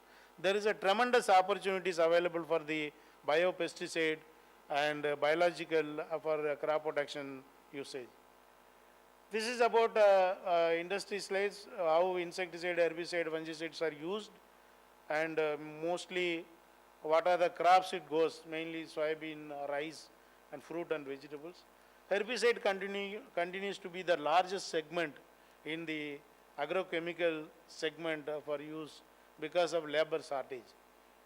Indian agriculture, we all know that we are number 2 in the agriculture producer, and we have about 544 crops cultivated across India and within various climatic zones from hills to plain. So arable land is 156 million hectares are available. The total annual utilized water resources about 121 BCM. India is 4% of the world availability. By using minimum pesticide and fertilizer, still India is the second largest producer. Yeah, sorry. 1121. So India is the least pesticide usage country compared to other countries. I can show you on the another slide. And these are the key challenges in Indian agriculture sector. One is yield, low yield. We are already discussed Indian agriculture has relatively low yield compared to other countries. This may be due to various issues and low loss of produce. This is all post-harvest as well as the insect pest attack. You can see that crop losses due to the pest is more than more than 90,000 crores in a year. This mainly weeds, insects, rodents, diseases and others. So climate risk is there. Around 51% of 140 million hectares arable land in India is rainfed. That climate change is the big risk, and low investment in R&D. Especially India is the low investment in R&D, especially industrial R&D. They don't want to put more money because risk of failure, fear on failures. That's why the investment in R&D is comparatively less in India, whereas in US and other countries they are spending more than 2.8% of the GDP. So this is the loss caused by various diseases which already seen in the earlier slide. The estimated loss is huge. So therefore, to avoid this loss, there is a crop protection solution is necessary. If you use proper crop protection solution, we can avoid 42% of crop losses. This way we can increase our yield. These are the various technologies available to control pests. One is traditional method, which nowadays nobody follows, maybe except crop rotation and a few more methods they follow. And conventional chemical use, that is a pesticide or insecticide or herbicide, fungicides. Third is the biologicals, which biopesticides like Bacillus thuringiensis is there. Then various microbial fungicides are available today, and plant-based product. Plant-based product other than neem, there is nothing is commercially successful. Neem is the only successful as of now. There are many companies are working on Caranjin, but still it is not commercially available. And GMO technology, today morning Dr. Manjunath was there. He was the pioneer in bringing into India GM technology, GM cotton introduced. Now in India only GM cotton is available. Other crops research are going on. Internationally there are so many crops already available, whereas in India only cotton. So overall Indian crop protection industry is close to 52 to 55,000 crore, which is almost more than 50% is going export out of India. These are the key players, major companies are there. And the highlight is India is the 5th largest producer of the agrochemical, and we are number 2 in export. You can see this is about agrochemical usage. Compared to others, India we are using very less, and the pattern you can see herbicide is dominance in other countries, whereas insecticide dominance is there in India. The crop wise share, if you see, most of the agrochemicals used, more than 50% of the agrochemical used on 4 major crops like rice, cotton, soybean, and fruits and vegetables. As I told you, India is the 2nd largest exporter of agrochemical in the world, next to China. Earlier it was US, this year we crossed US, now we are number 2 in this thing. See, all pesticide or any crop protection solutions are regulated by an act called Insecticide Act and framed by a rule called Insecticide Rules. Because pesticides are agrochemicals, if you misuse it will lead to a lot of problems because it is a toxic nature. That's why the government has regulated under this act. So anybody want to manufacture or use or sell, we need to take approval from this Insecticide Act. That is what pesticide regulation. This act is framed in 1968. Now more than after 55 years, now government is going to change Insecticide Act into Pesticide Management Bill, This bill was tabled in 2020 in Parliament, still it is not approved. So this pesticide management bill is going to give a lot of importance for biological, traditional agriculture and biopesticide and organic cultivations. These are the features in pesticide management bill. So this already we discussed.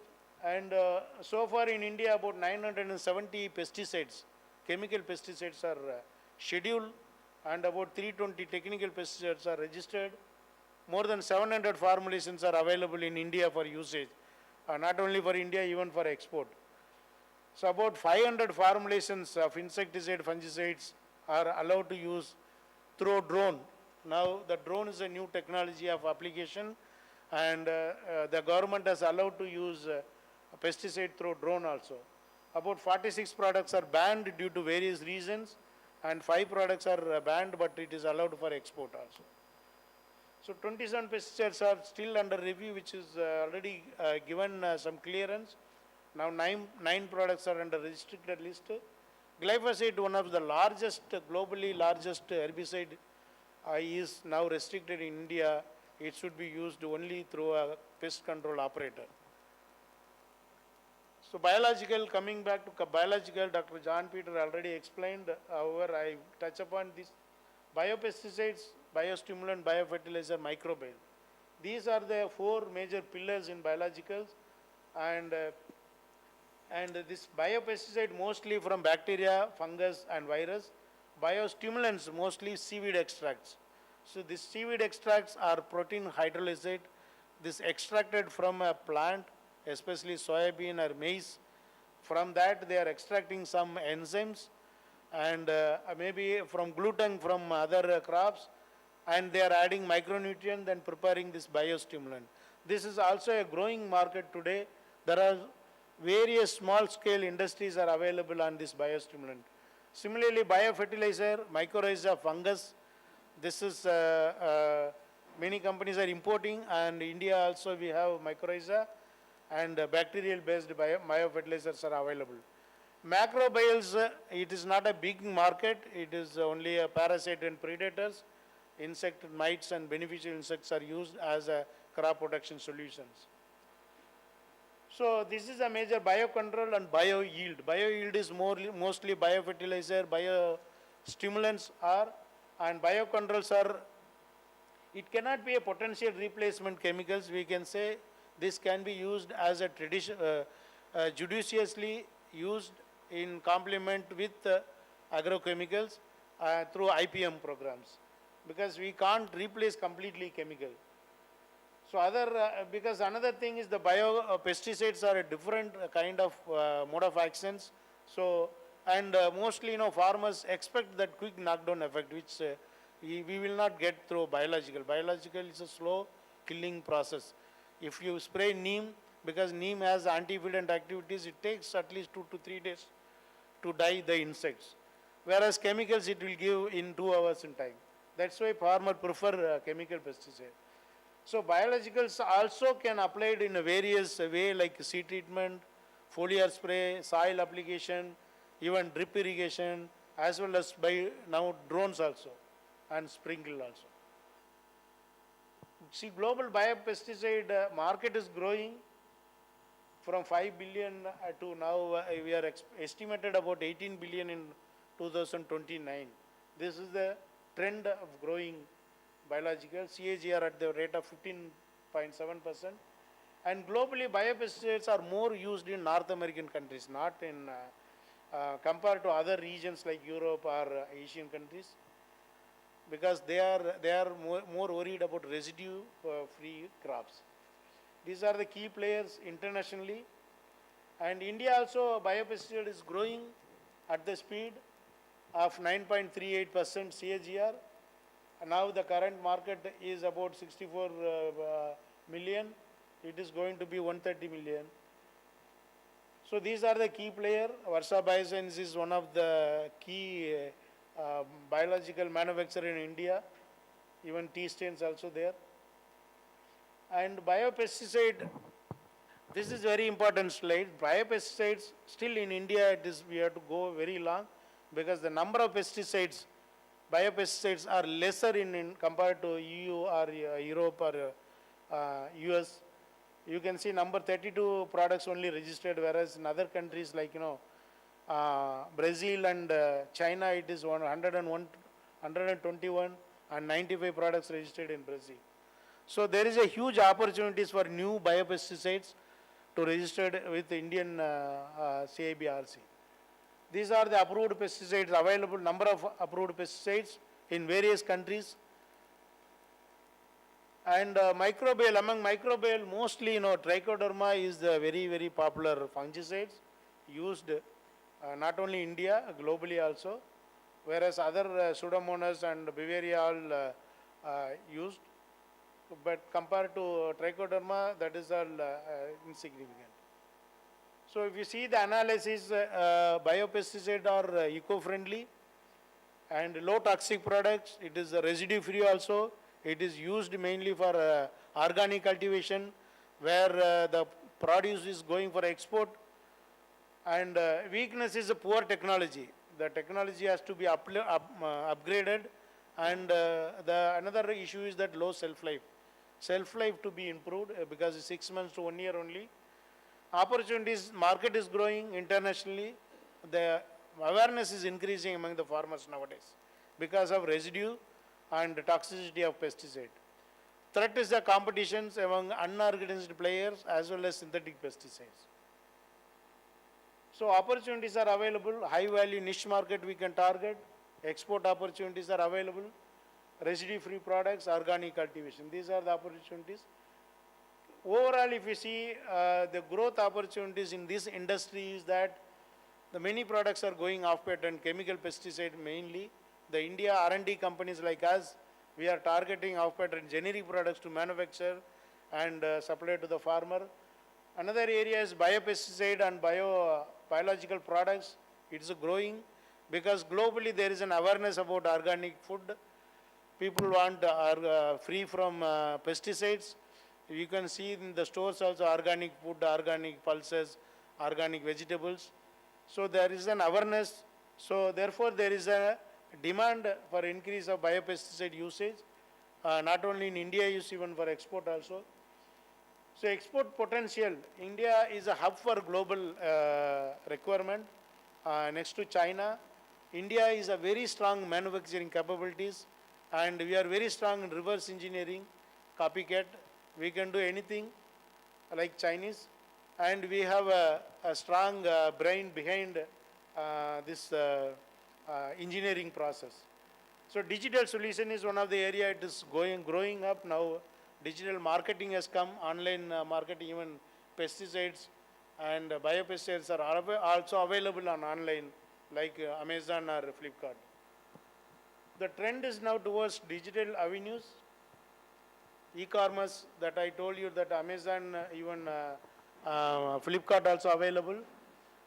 The focus is diversification into specialty nutrients. Instead of traditional usage, they wanted to bring the specialty nutrition or specialty pesticide or specialty biologicals to reduce the usage as well as to reduce the residue level. So farming service, one of the momentum now, it is increasing, especially community spraying. So now drone has come. So there is a huge opportunity for drone. Many engineers, freshers, they started drone companies, servicing companies in agri inputs. So interest of farmers to a solution like a produce as a service. Instead of products, farmers want a service. Like, they don't want just like that selling products. They want a solution to their problems. That is the trend now growing. So way forward, agriculture is one of the important segment it is growing that will lead to Indian economical growth. Both public and private sectors are taken various initiatives to improve agriculture inputs. Crop protection industry has to play a key role in the global production, especially increasing the yield of various crops. Opportunities are available for Indian manufacturers to strengthen their R&D and bringing new molecule. And patent is another area where wherever this patent generics are available, they can go ahead. Increasing effort towards R&D has to increase, and already Indian government is framing a policy to increase the R&D invention. It is important for key stakeholder to understand the role of crop protection, agriculture for India as well as for international for their economic growth. This is the way forward. With this quote, I can conclude my topic. There is a huge opportunities even for students. Actually, agriculture industry, Dr. David is very aware that he worked in agriculture industry. Dr. Raman also worked. Mostly agriculture company prefer agriculture graduates for their jobs, whereas exceptionally only ERI students, that to professor students, more than 20 people are there in the industries. Okay, in all senior level positions. And some of them are like entrepreneurs like Dr. Peter, Dr. Chandrayan. Many of them are, that is one of the advantage of ERI. So ERI students are recognized by the industry. So like me, many of Dr. Kandasamy, many of us, about 20 people are there in the industry in a senior leadership role. Therefore, there is an opportunities.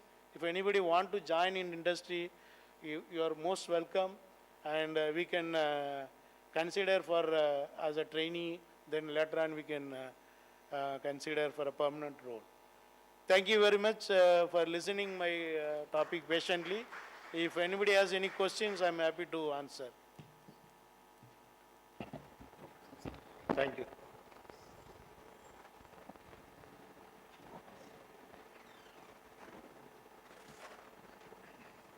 Thank you, Dr. Thank you, sir. Kubuswamy, for the excellent opportunities as well as opportunities in the pesticide industry. In fact, I used to go around to many colleges for recruitment. Particularly, many of the agriculture graduates, they are not willing to join industry also. Even that has happened because they may get government jobs. So, but they find that whenever students from this institute are going, you just attend an interview, you get recruited. That was a time. So there is a lot of good opportunities there. So on behalf of the ERI as well as the foundation, TN Ananthakrishnan Foundation, I thank all the three speakers, Dr. Morrison, Dr. John Peter as well as Dr. Kupuswamy, for their excellent, not only for their presentation, but also sharing their views and their emotional experience they had with our professor. Thank you very much.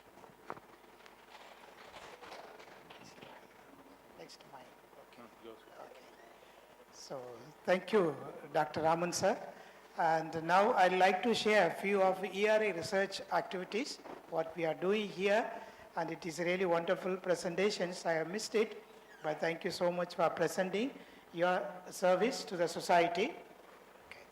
So our ERA vision to heal the broken world and promote a healthy life. That is our vision, and the values are ecological justice, research excellence, care for our nature, and collaboration. I may take less than 7 minutes.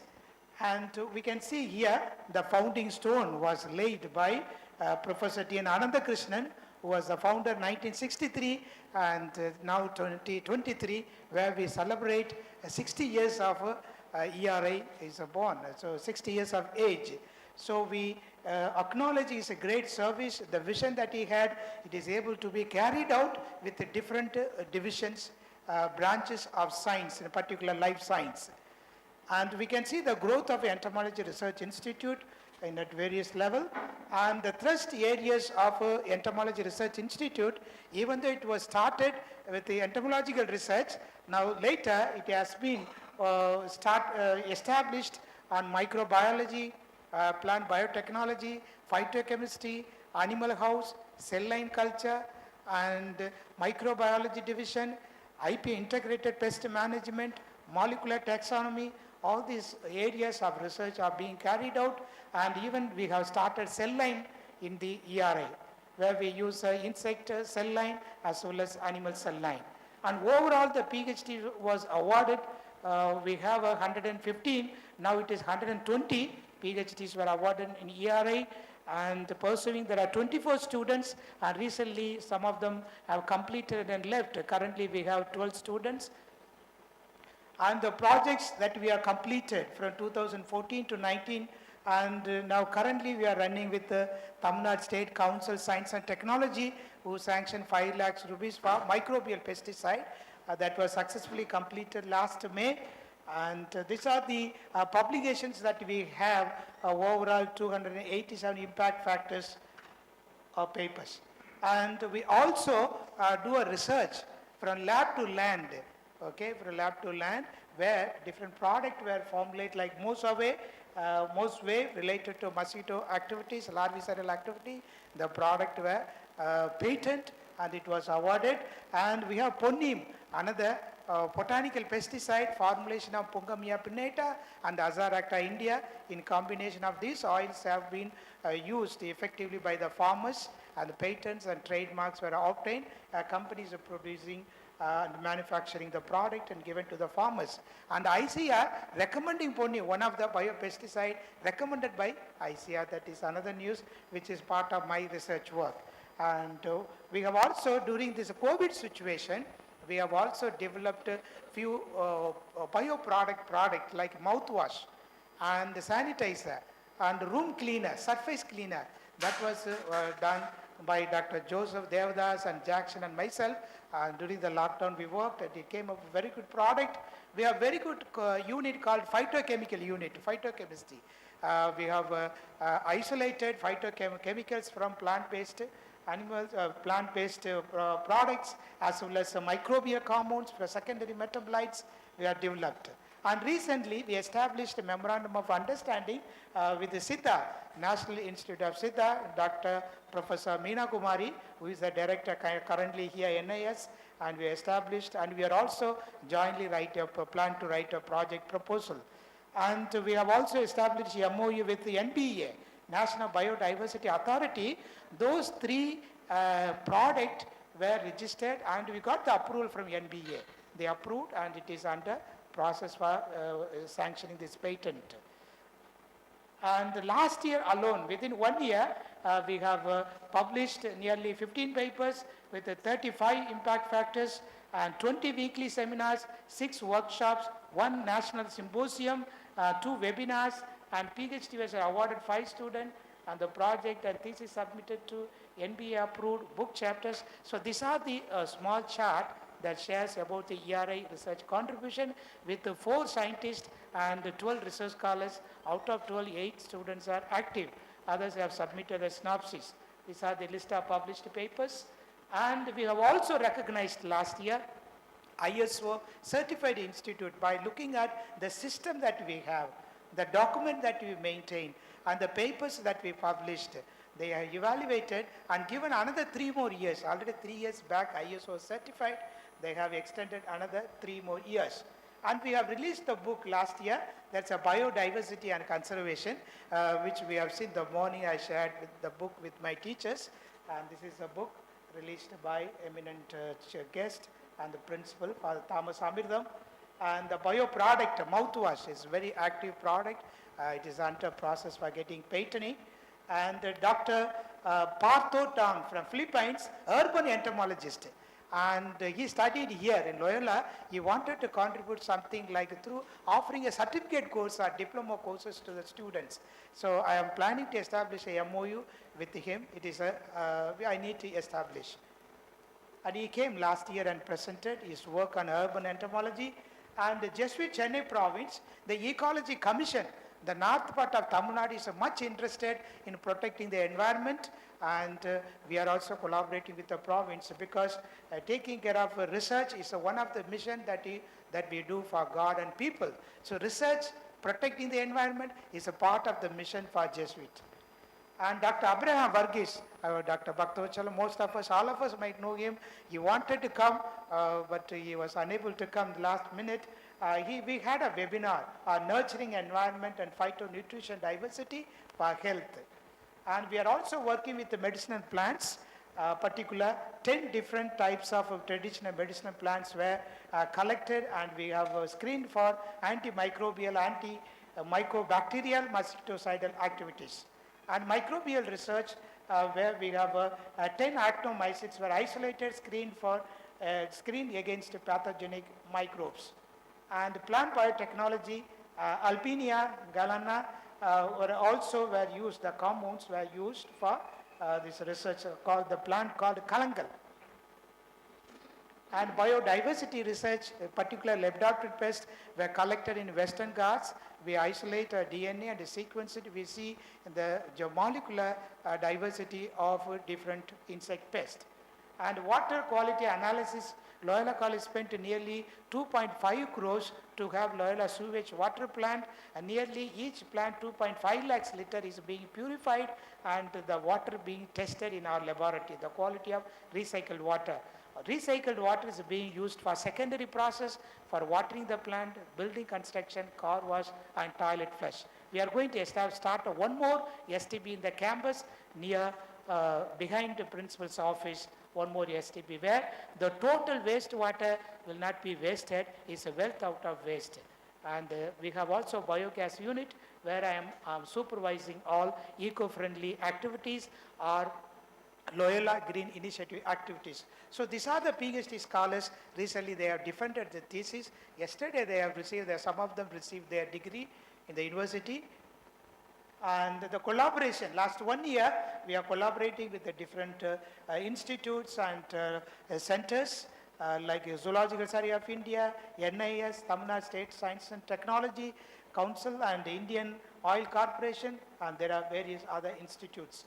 And the newly approved Institutional Biosafety Committee, IBC, approved by Delhi. So these are the new members.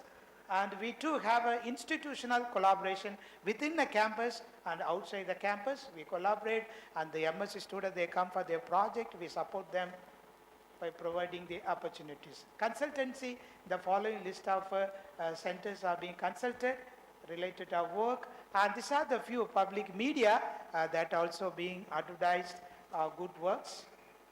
Okay, so these are the few activities that we carry out in our research, and we like to have your prayers, your support, so that we take our research forward for taking care of the environment and the health of the people. So thank you so much for listening. Okay, thank you. Over to Raman sir, you'd like to consolidate? Yes, maybe 1 or 2 minutes. Then immediately we go for valedictory function. Yeah, thanks a lot. It was quite interesting when we were there. Only research was going only based on a lot of publications, and small diversification was there, insect plant interaction. But now I find that ERA has diversified and laid footprints on several new emerging technologies, and I wish the director as well as was giving a lot of leadership for various research activities. And the students also, I was interacting during lunchtime. I was fascinated that students are going abroad and many are doing, gone and presented papers kind of a thing. It's a very welcome sign, and I wish the young students to grow up well, utilize these facilities, and establish yourself as a good scientist, reputed scientist in India. Thank you very much.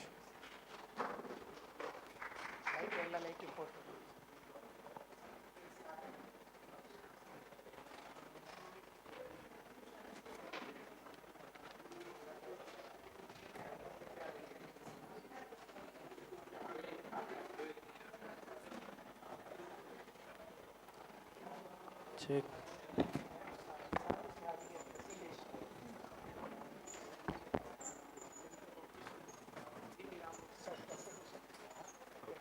Sir, please come. Welcome the Good evening, everyone. Hope you all had a great session.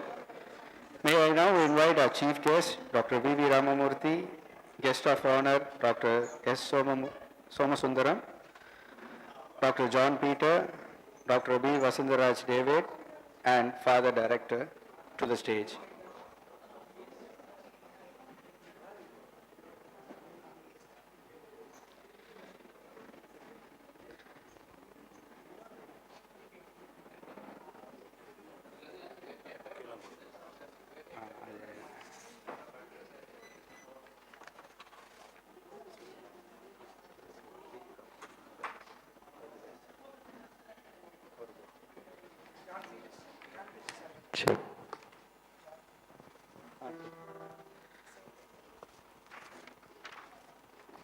Sir, Dr. John Peterson, so please come to the stage.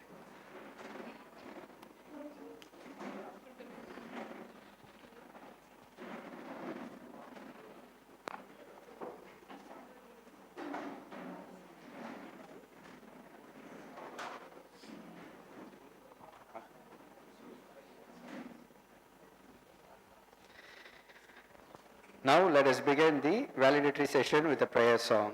Kindly stand.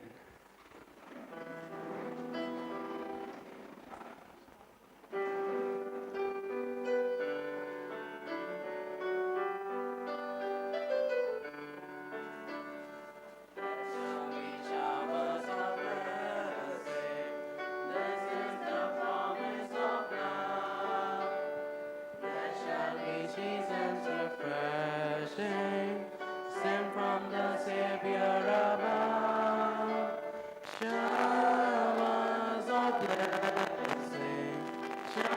of blessing we need.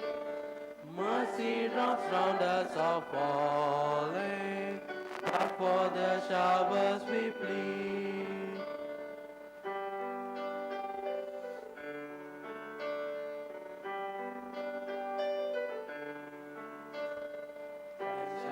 Showers of blessing, precious reviving again, over the hill and the valleys, sound of the abundance of rain.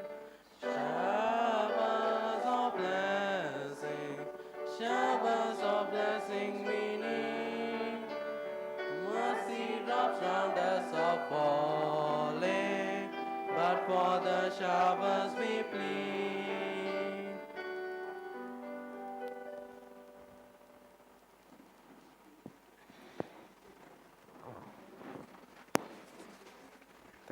Thank you. On behalf of the organizing committee, it is my utmost pleasure to extend a warm and hearty welcome to all of you. I am honored to welcome our chief guest, Dr. V.V. Ramamurthy, former professor, ICAR, IARI, New Delhi, will be delivering the chief guest address.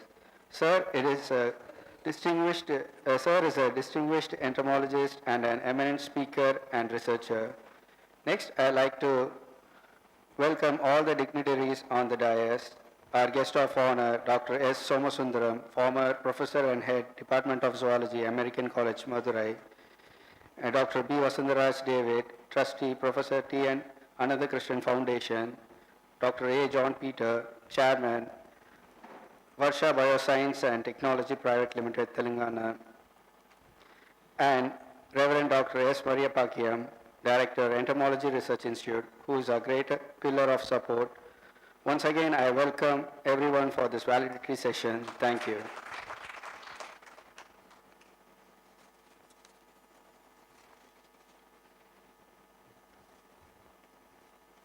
Now let us honor our chief guest. Now I invite Father Director to honor Dr. V.V. Ramamurthy with bouquet and a cup. Bouquet and cup.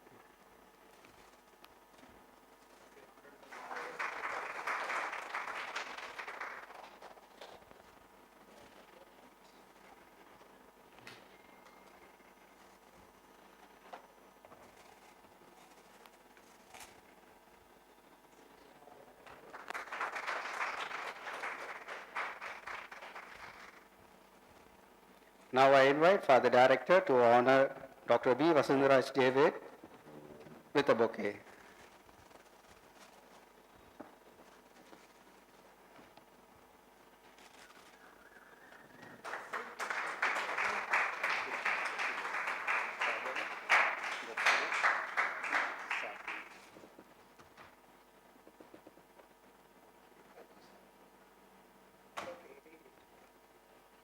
Now I invite Father Director to honor Dr. S. Somasundaram, our guest of honor, a towel, bouquet and sapling.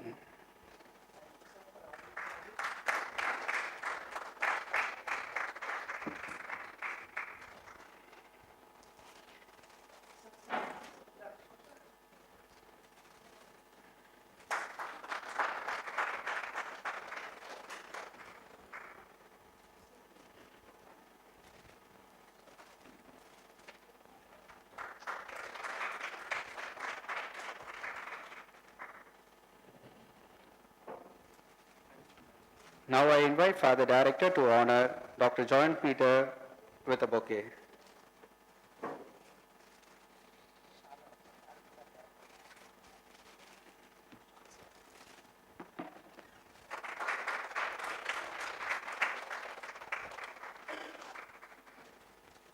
Now I invite Dr. V.V. Ramamurthy to honor Father Maria Bakiam with a bouquet.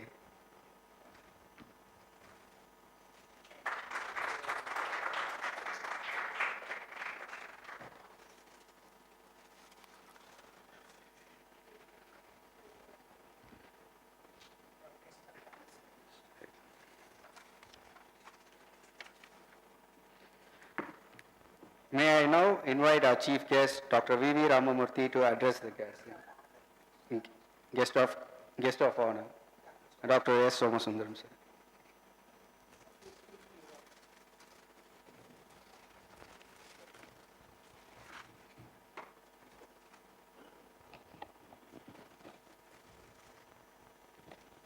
So at the outset, I would like to thank our director, and I am very happy to be here as one among you. I express my sincere thanks to the dignitaries on stage and the honorable guests on the floor. And I have been awarded the postdoctoral fellow when I was reaching the former director, Dr. Ignacio Muthu, and the legacy continued through our present director, Dr. Maria Pakim sir. And I have the great pleasure being the virtual student of Dr. Ananthakrishnan, in a sense that we have studied his books, even though we are far away, like a place, Madurai, and we have been studying the books on applied entomology as well as the principles of entomology written by great authors like the founder of this Entomology Research Institute, Dr. T. Ananthakrishnan. And at this time, I am really happy to be with Professor Venugopal sir, who is my entomology teacher from Agricultural University, who has helped many projects of American College, where I worked before coming over here after completing my PhD. And I am really happy to be with Dr. Sivaramakrishnan sir, who is sitting here in the second row. And he used to encourage us the various college activities by coming to the college personally, and he has served many a time as the PG examiner in entomology, because he is well known in the Tamil Nadu and other parts of India as well as in US as an expert on mayflies. And we used to get inspired to know that his college, Majuro College, where they used to run a great project on River Kaveri and the insects associated with the riverine fauna. So likewise, I can go on tell each and every one of you as great things you are all being here. And I express my hearty thanks to our director once again to be with all of you. And I expect that many more such events could be organized under the auspices of the foundation as well as the Entomology Research Institute of Loyola College. Thank you very much for once again inviting me. Thank you, sir. May I now invite Dr. V. Vasundaraj David to felicitate the gathering.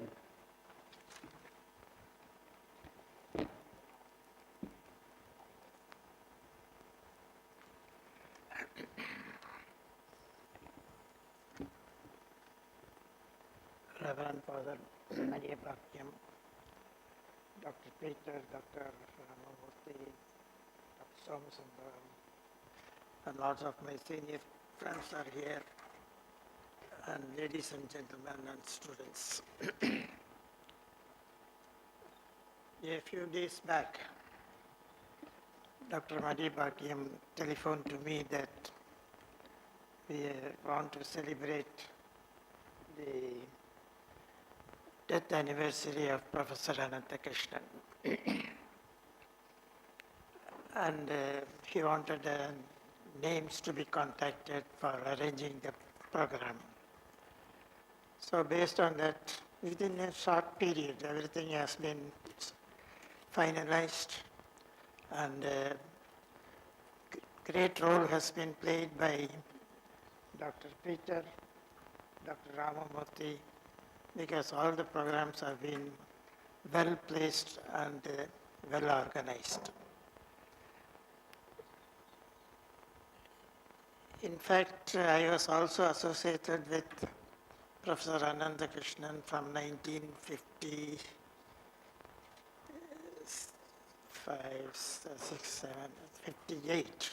58 I have been associated with him. And when I was, I think I will not go into the details. So I have been very closely associated with him, and I was one person who can talk to him very freely and also disagree with him. That is one thing. But we always had a cordial relationship, and he has been a good source of inspiration to me, because when he got a DSc in science, I also had the same ambition, and ultimately I got my DSc. And the same thing, my student Alexander Jesudasan had the same thing in his mind, and he too got his DSc. Now coming to the organization of this program, it was very well organized. As chairman as the managing trustee of the T.N. Ananthakrishnan Foundation, I take this opportunity, and also on behalf of my friends, fellow trustees, Dr. Ramamurthy, then my treasurer, Dr. Raman, and Alexander Jesudasan. On behalf of the foundation, I thank Professor Maria Bhakyam for having organized the program in collaboration with the foundation. Once again, I thank you all for especially the students who have been helping in the conduct of the program. Thank you all very much.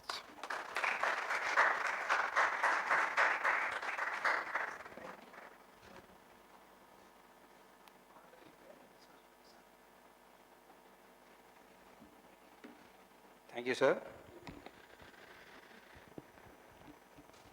We now honor the resource persons. Now I invite Dr. V.V. Ramamurthy to honor Dr. M. Noble Morrison with a sapling.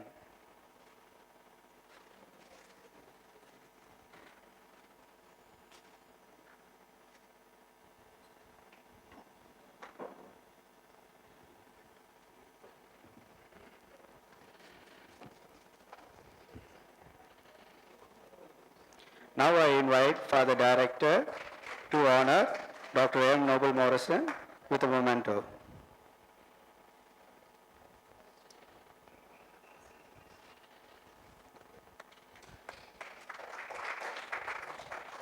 Now I invite Dr. V.V. Ramamurthy to honor Dr. A. John Peter with a sapling.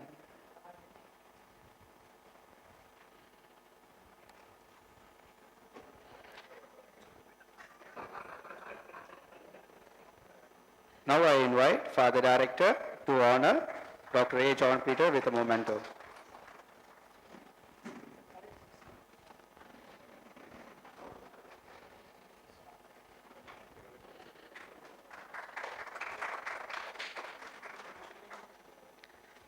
Now I invite Dr. V.V. Ramamurthy to honor Dr. A. Kupusamy with a sapling.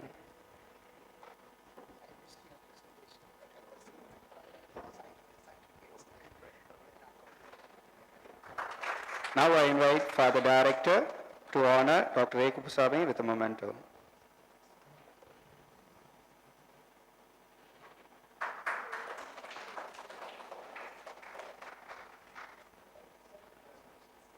Now I invite Dr. John Peter to honor Father Maria Bakiyam with a sapling.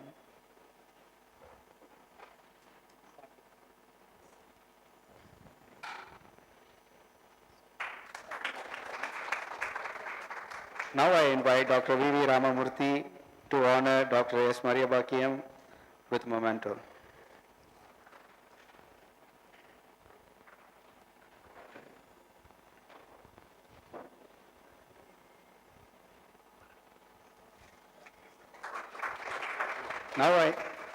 Now I invite Father Director to honor our chairperson, Dr. K. Raman, with a memento.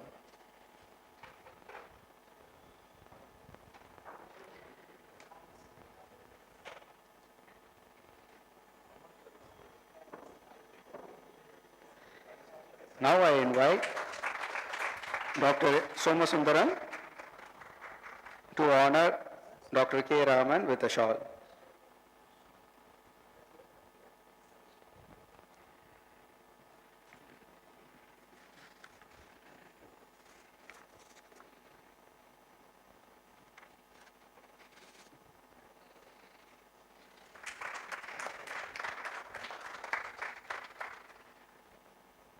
Thank you, sir. May I now invite our chief guest, Dr. V.V. Ramamurthy, to address the gathering.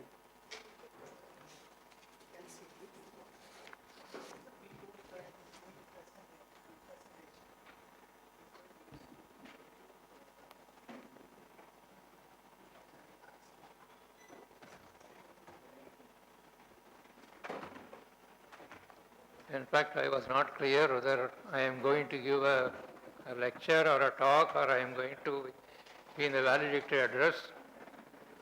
So I presented something which can be a tribute to Professor Ananthakrishnan.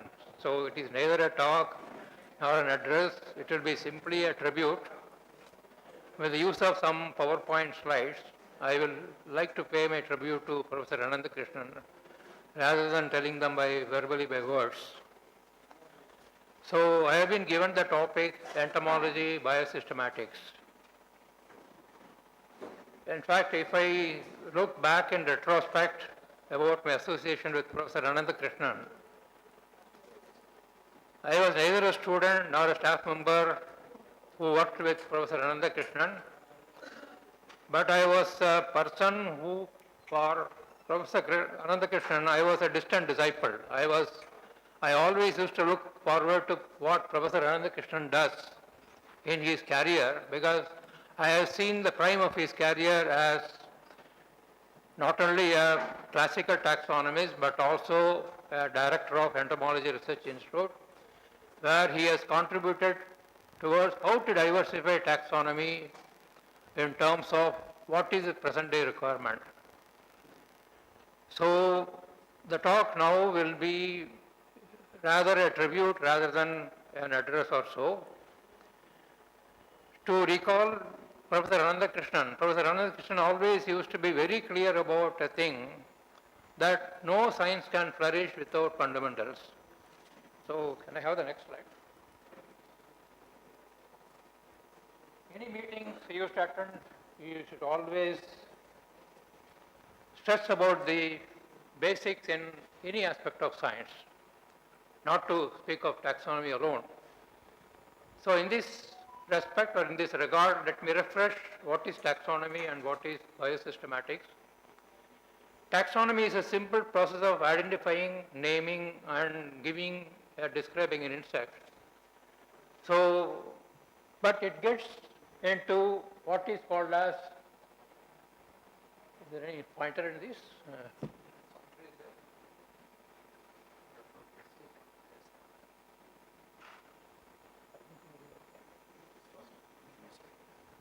So if you get into the basics of taxonomy, one should get into what is called as what is happening in living systems so that you can use them for the purpose of classification. Because purpose of classification is to achieve monophyly. Whatever classification you are giving should give a meaning to the name of an insect. So one has to definitely get into what is called as biosystematic. What I mean here is not the abbreviation of the word biological systematics, which is a synonym to taxonomy. What I mean here is real biosystematics, which means differentiation of living system. What is happening in speciation? What is happening in biological system, which we call it as biosystematics. And also by having variation in the origin or differentiation of living system, we get into what is called as speciation. And then once we are getting into speciation, then you are getting into evolution. And then coupled with phylogeny, it becomes what is called as biosystematics or the systematics of the kind which Professor Ananthakrishnan wanted to address. No doubt, he was getting into only identifying and classifying thrips in his prime time, but later he shifted to all other kinds of features. That is why if you see the first paper published by any Indian in Annual Review of Entomology, he did not title that paper as Taxonomy of Thrips. He titled that as Bionomics of Thrips, because here he not only dealt with the structural features but also the biological features in terms of the cytological, lithological, ecological, biochemical features, which are all intrinsic to a particular organism, or variations in space, or variations over a period of time in terms of fossils, coupled them with parasitological or host plant relationship. That is why he published books on phenotypic plasticity. That is why he published books on leaf litter insect communities. That is why he published books on chemical ecology. So he was a visionary in the sense that he could sense that taxonomy cannot remain simply in morphological features or structural features. It has to be a complex one where we study the relationship of a particular organism in all its dimensions. So for giving a tribute to this person, let me take two examples where we have integrated taxonomy with all kinds of related or relationships. So one of the examples which I am going to show here is the variations in over a period of time in attending to character systems in classification, which was put into use in two insects or two or three insects where there had been instances where taxonomy has become much more holistic in the sense that it not only dealt with the morphological features but also evolutionary features in terms of host plant interactions or in terms of adaptive radiation, which is happening in the case of living systems. The other example which I am going to hear is about the lac insect, about which Dr. Ramani gave a talk today, where not only morphological taxonomy was taken into account in differentiating the different lines of lac insects in terms of morphological features, but also its components in the form of chemistry of the constituents of the lac product in terms of insect-host plant relationship, not only to speak of insect-host plant relationship, but also in terms of karyological characteristics extending to the level of molecular approaches, getting into the genetic aspects. So there we could show, or where we could really pay a tribute in terms of real things in classifying lac insect or in describing lac insect species by getting into all these aspects. There was a project wherein Dr. Ramani was involved where not only taxonomy was done, taking into account the morphological features, but also all aspects of lac insect in its entirety in terms of physiological characteristics, in terms of host plant relationship characteristics, in terms of population variation, what is happening to lac insect when it is occurring on different host plants or different seasons, and also into the lac insect host plant physiology, feeding physiology, or the physiological features in terms of, so there the taxonomy was done in a different way as was advocated by Professor Ananthakrishnan. Professor Ananthakrishnan may not be knowing this, but he was the person who was instrumental in making taxonomy what is called as relevant and functional. That is why he left taxonomy in his prime when he was achieving what is called as devoted, dedicated approach to thrips taxonomy. He left it and then he went into other aspects of entomology just to prove that taxonomy is not only morphology, or insect or entomology science is not only morphology, but also other aspects of physiology, host-plant relationship, chemical ecology, all other aspects put together, then only we can have approach any organism, not only insect, but also any organism in its entirety. This is what was shown by Professor Ananthakrishnan. And thereby we could show that this is an example where not only morphological taxonomy as a basics was taken into account, but also all other aspects in terms of a holistic approach to taxonomy and by getting into all features. So that way you could see that this particular taxonomic approach was a complex one where anybody can participate. An insect, an organic chemist can participate, a genetics person can participate, and then thereby all contribute towards streamlining the taxonomy. And then the all lac insect lines which are commercially utilized are given a meaning, a taxonomic meaning by utilizing all these characters. So today's I want to pay tribute to Professor Ananthakrishnan in the sense that one has to approach a biological problem by not only a single character but also a diversified approach, so that you can have a meaningful, you can make taxonomy meaningful to the functions which are required as per the present day importance given to applied research.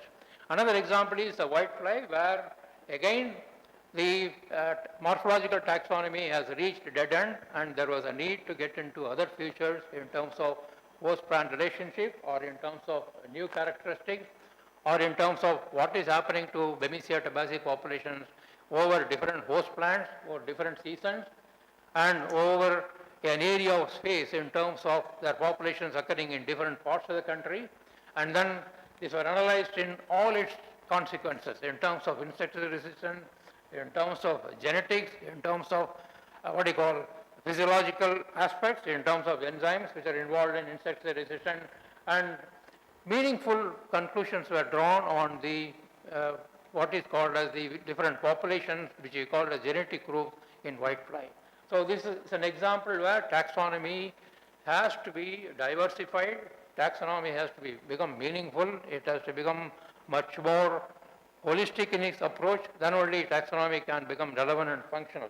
So once you do taxonomy with that meaning, then your taxonomy is going to be really useful for applied people. For example, this insect, which is having a long snout, it is imperative that once you classify an insect or a weevil, in this case a weevil under a group which is having long snout, goes without saying that they will dig into the plant tissue and lay their eggs deep into the plant tissue, whereas these ones will lay eggs on the soil surface or on the surface of the plant. So this will give a lot of meanings for people who are dealing with applied aspects of these kinds of insects. So it is all the more necessary that taxonomy has to become meaningful. Unless otherwise it becomes meaningful, you are not going to serve the purpose that is required. So those people who are young taxonomists, who will try to adopt taxonomy, you cannot simply continue with the same way of doing morphological taxonomy or do only molecular taxonomy. It is time now you have to diversify your approach and then follow the ideals which have been put forward a long time back as a visionary by people like Professor Ananthakrishnan. Then you can make taxonomy serving as per the requirements of the present day. Either you become morphological taxonomies and achieve devotion by way of your devotion and dedication. For example, Dr. Vasantaraj David is here. He has been dedicated towards whitefly taxonomy. Any paper on whitefly taxonomy you take, there is no paper which doesn't mention Dr. Vasantaraj David. Likewise, thrips taxonomy, there is no publication on thrips taxonomy without mentioning the name of Ananthakrishnan. There are people like Virak Samath who devote their entire life to leafhopper taxonomy. So those who are following taxonomy, either you should become devoted and dedicated, as has been done by people like Professor Ananthakrishnan, towards a core aspect of taxonomy, or you become diversified by getting into not only morphological features, but also in terms of all associated features which are of relevance to the present day, and then do that kind of research. Otherwise, there is no future for taxonomy. Anybody who wants to do taxonomy as its core profession, it is all the more essential that we need to follow the footpath. We need to follow the ideals as has been propounded by people like Professor Ananthakrishnan. So today, whenever anybody wants to talk about an ideal entomology, an ideal biology, Professor Ananthakrishnan stands as an example, and it is all the more necessary that as on today being his anniversary, we all should take this path, and I wish Entomology Research Institute should come back in its, in its old history, and then follow this kind of approach so that we can pay what is called as a real tribute to Professor Ananthakrishnan. Thank you for giving me this opportunity.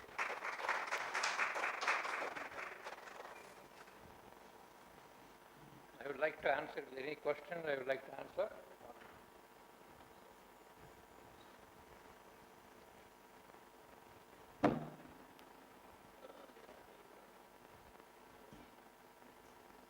Sorry for making this talk because I was thinking that it was only an address. We talk about monophagous, polyphagous, zoophagous, and polyphagous. So this correlation in fact, I must become nostalgic. So I must become nostalgic whenever my dealings with Professor Ananthakrishnan. I used to get at least, in terms of number of theses, I used to get frequently theses from him from submitted to the University of Madras. And he always used to go for a, what you call a focused approach in terms of it can be an oligophagous predator, or it can be a polyphagous predator, or in terms of herbivore. And then he used to find out what are the kind of relationship which they are having in terms of either host-plant relationship or host-plant predator relationship, and then come out with concepts which are of relevance to a kind of system. Because insect doesn't exist as insects alone. They exist in the form of a biological system. They exist in terms of the relationship to a host plant. They exist in terms of its relationship to other herbivores. They exist in relationship to other carnivores. So there is a need that you cannot study an insect in isolation. For that matter, you can neither study a plant in isolation. One has to study all of them in terms of biological entities.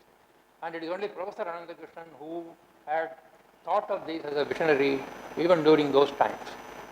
And I used to envy and I used to always follow his principles, and I used to be always keep abreast of whatever he was doing in his research at Entomology Research Institute.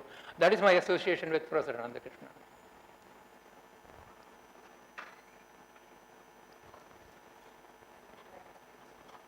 Anybody who is young, I don't find many young students here. I would like to interact with them.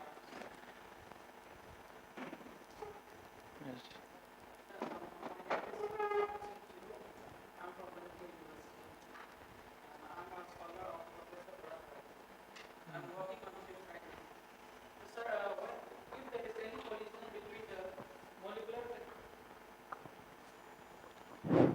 If there is any collision between the molecular taxonomy and morphological or classical taxonomy, which one will be the best option to choose, sir?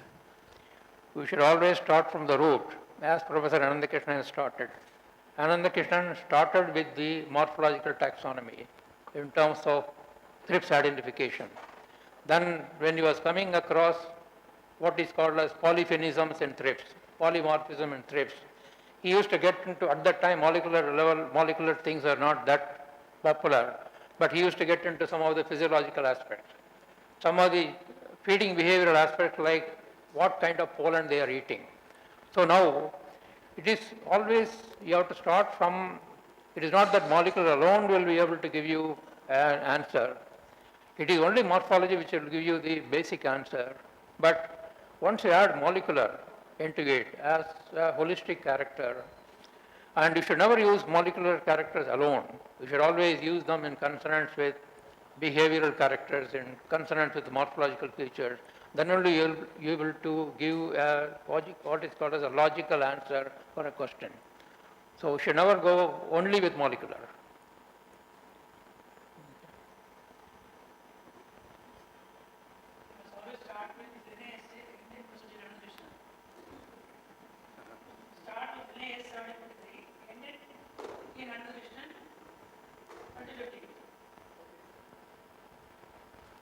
What I mean is Professor Ananthakrishnan will remain forever, whatever we are doing, if we are able to follow the way he used to take entomology during his time. And I will always used to think that he was a visionary and he used to think well ahead of what is going to happen in future.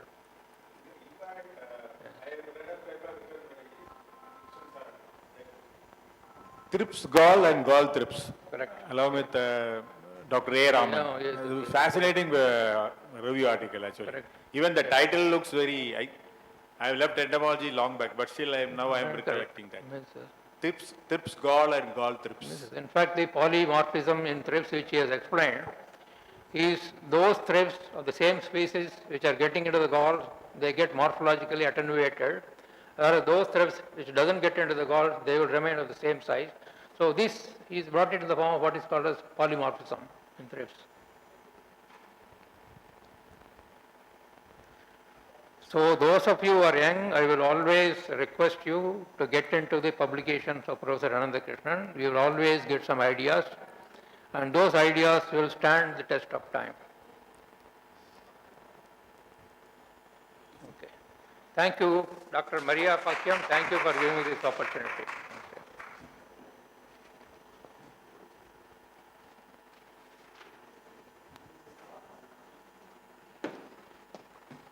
Thank you, sir. May I now invite Dr. A. John Peter to deliver a word of thanks.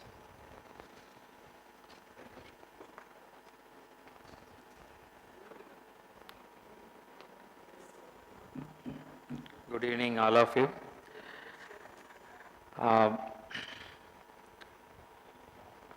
Professor Dr. V.V. Ramamurthy, Dr. Vasandraj David, Dr. Ramani, Professor Venugopal, Professor Sivaramakrishnan, Professor Somasundaram, Dr. Bhaktavachalam, Professor Sudarshan, Dr. A. Raman, Dr. Morrison, Dr. Kupusamy, and Reverend Father Maria Pakyam, faculties of ERI, students of zoology, and my own colleagues. And more importantly, a special thanks to Professor T.N. Ananthakrishnan for gathering all of us here and meditate entomology, his memories, and more importantly, thanks to Father Maria Pakyam to meet once in a year for all of us, to make opportunity to meet once in a year and meditate the subject, and Professor Ananthakrishnan. And special thanks to Dr. Ramamurthy sir and Dr. B.V. David sir. At this age, I am honored, very humble to say that you are a motivation to us also. So the way you are conducting the foundation and quickly you are arranging the meeting and giving consent to Father Maria Pakyam, and it's a pleasure to be here and to thank each and every person in this hall. A great thanks to all of you, especially the audio video, prayer song team, and the management of Loyola College Madras. Thank you one and all. Thank you very much.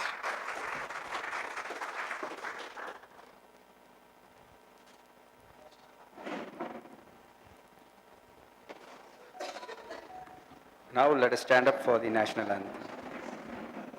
जनगण मन अधिनायक जय हे भारत भाग्य विधाता पंजाब सिंध गुजरात मराठा द्राविड़ उत्कल बंगा विंध्य हिमाचल यमुना गंगा उच्चल जलधि तरंगा तव शुभ नामे जागे तव शुभ आशीष मांगे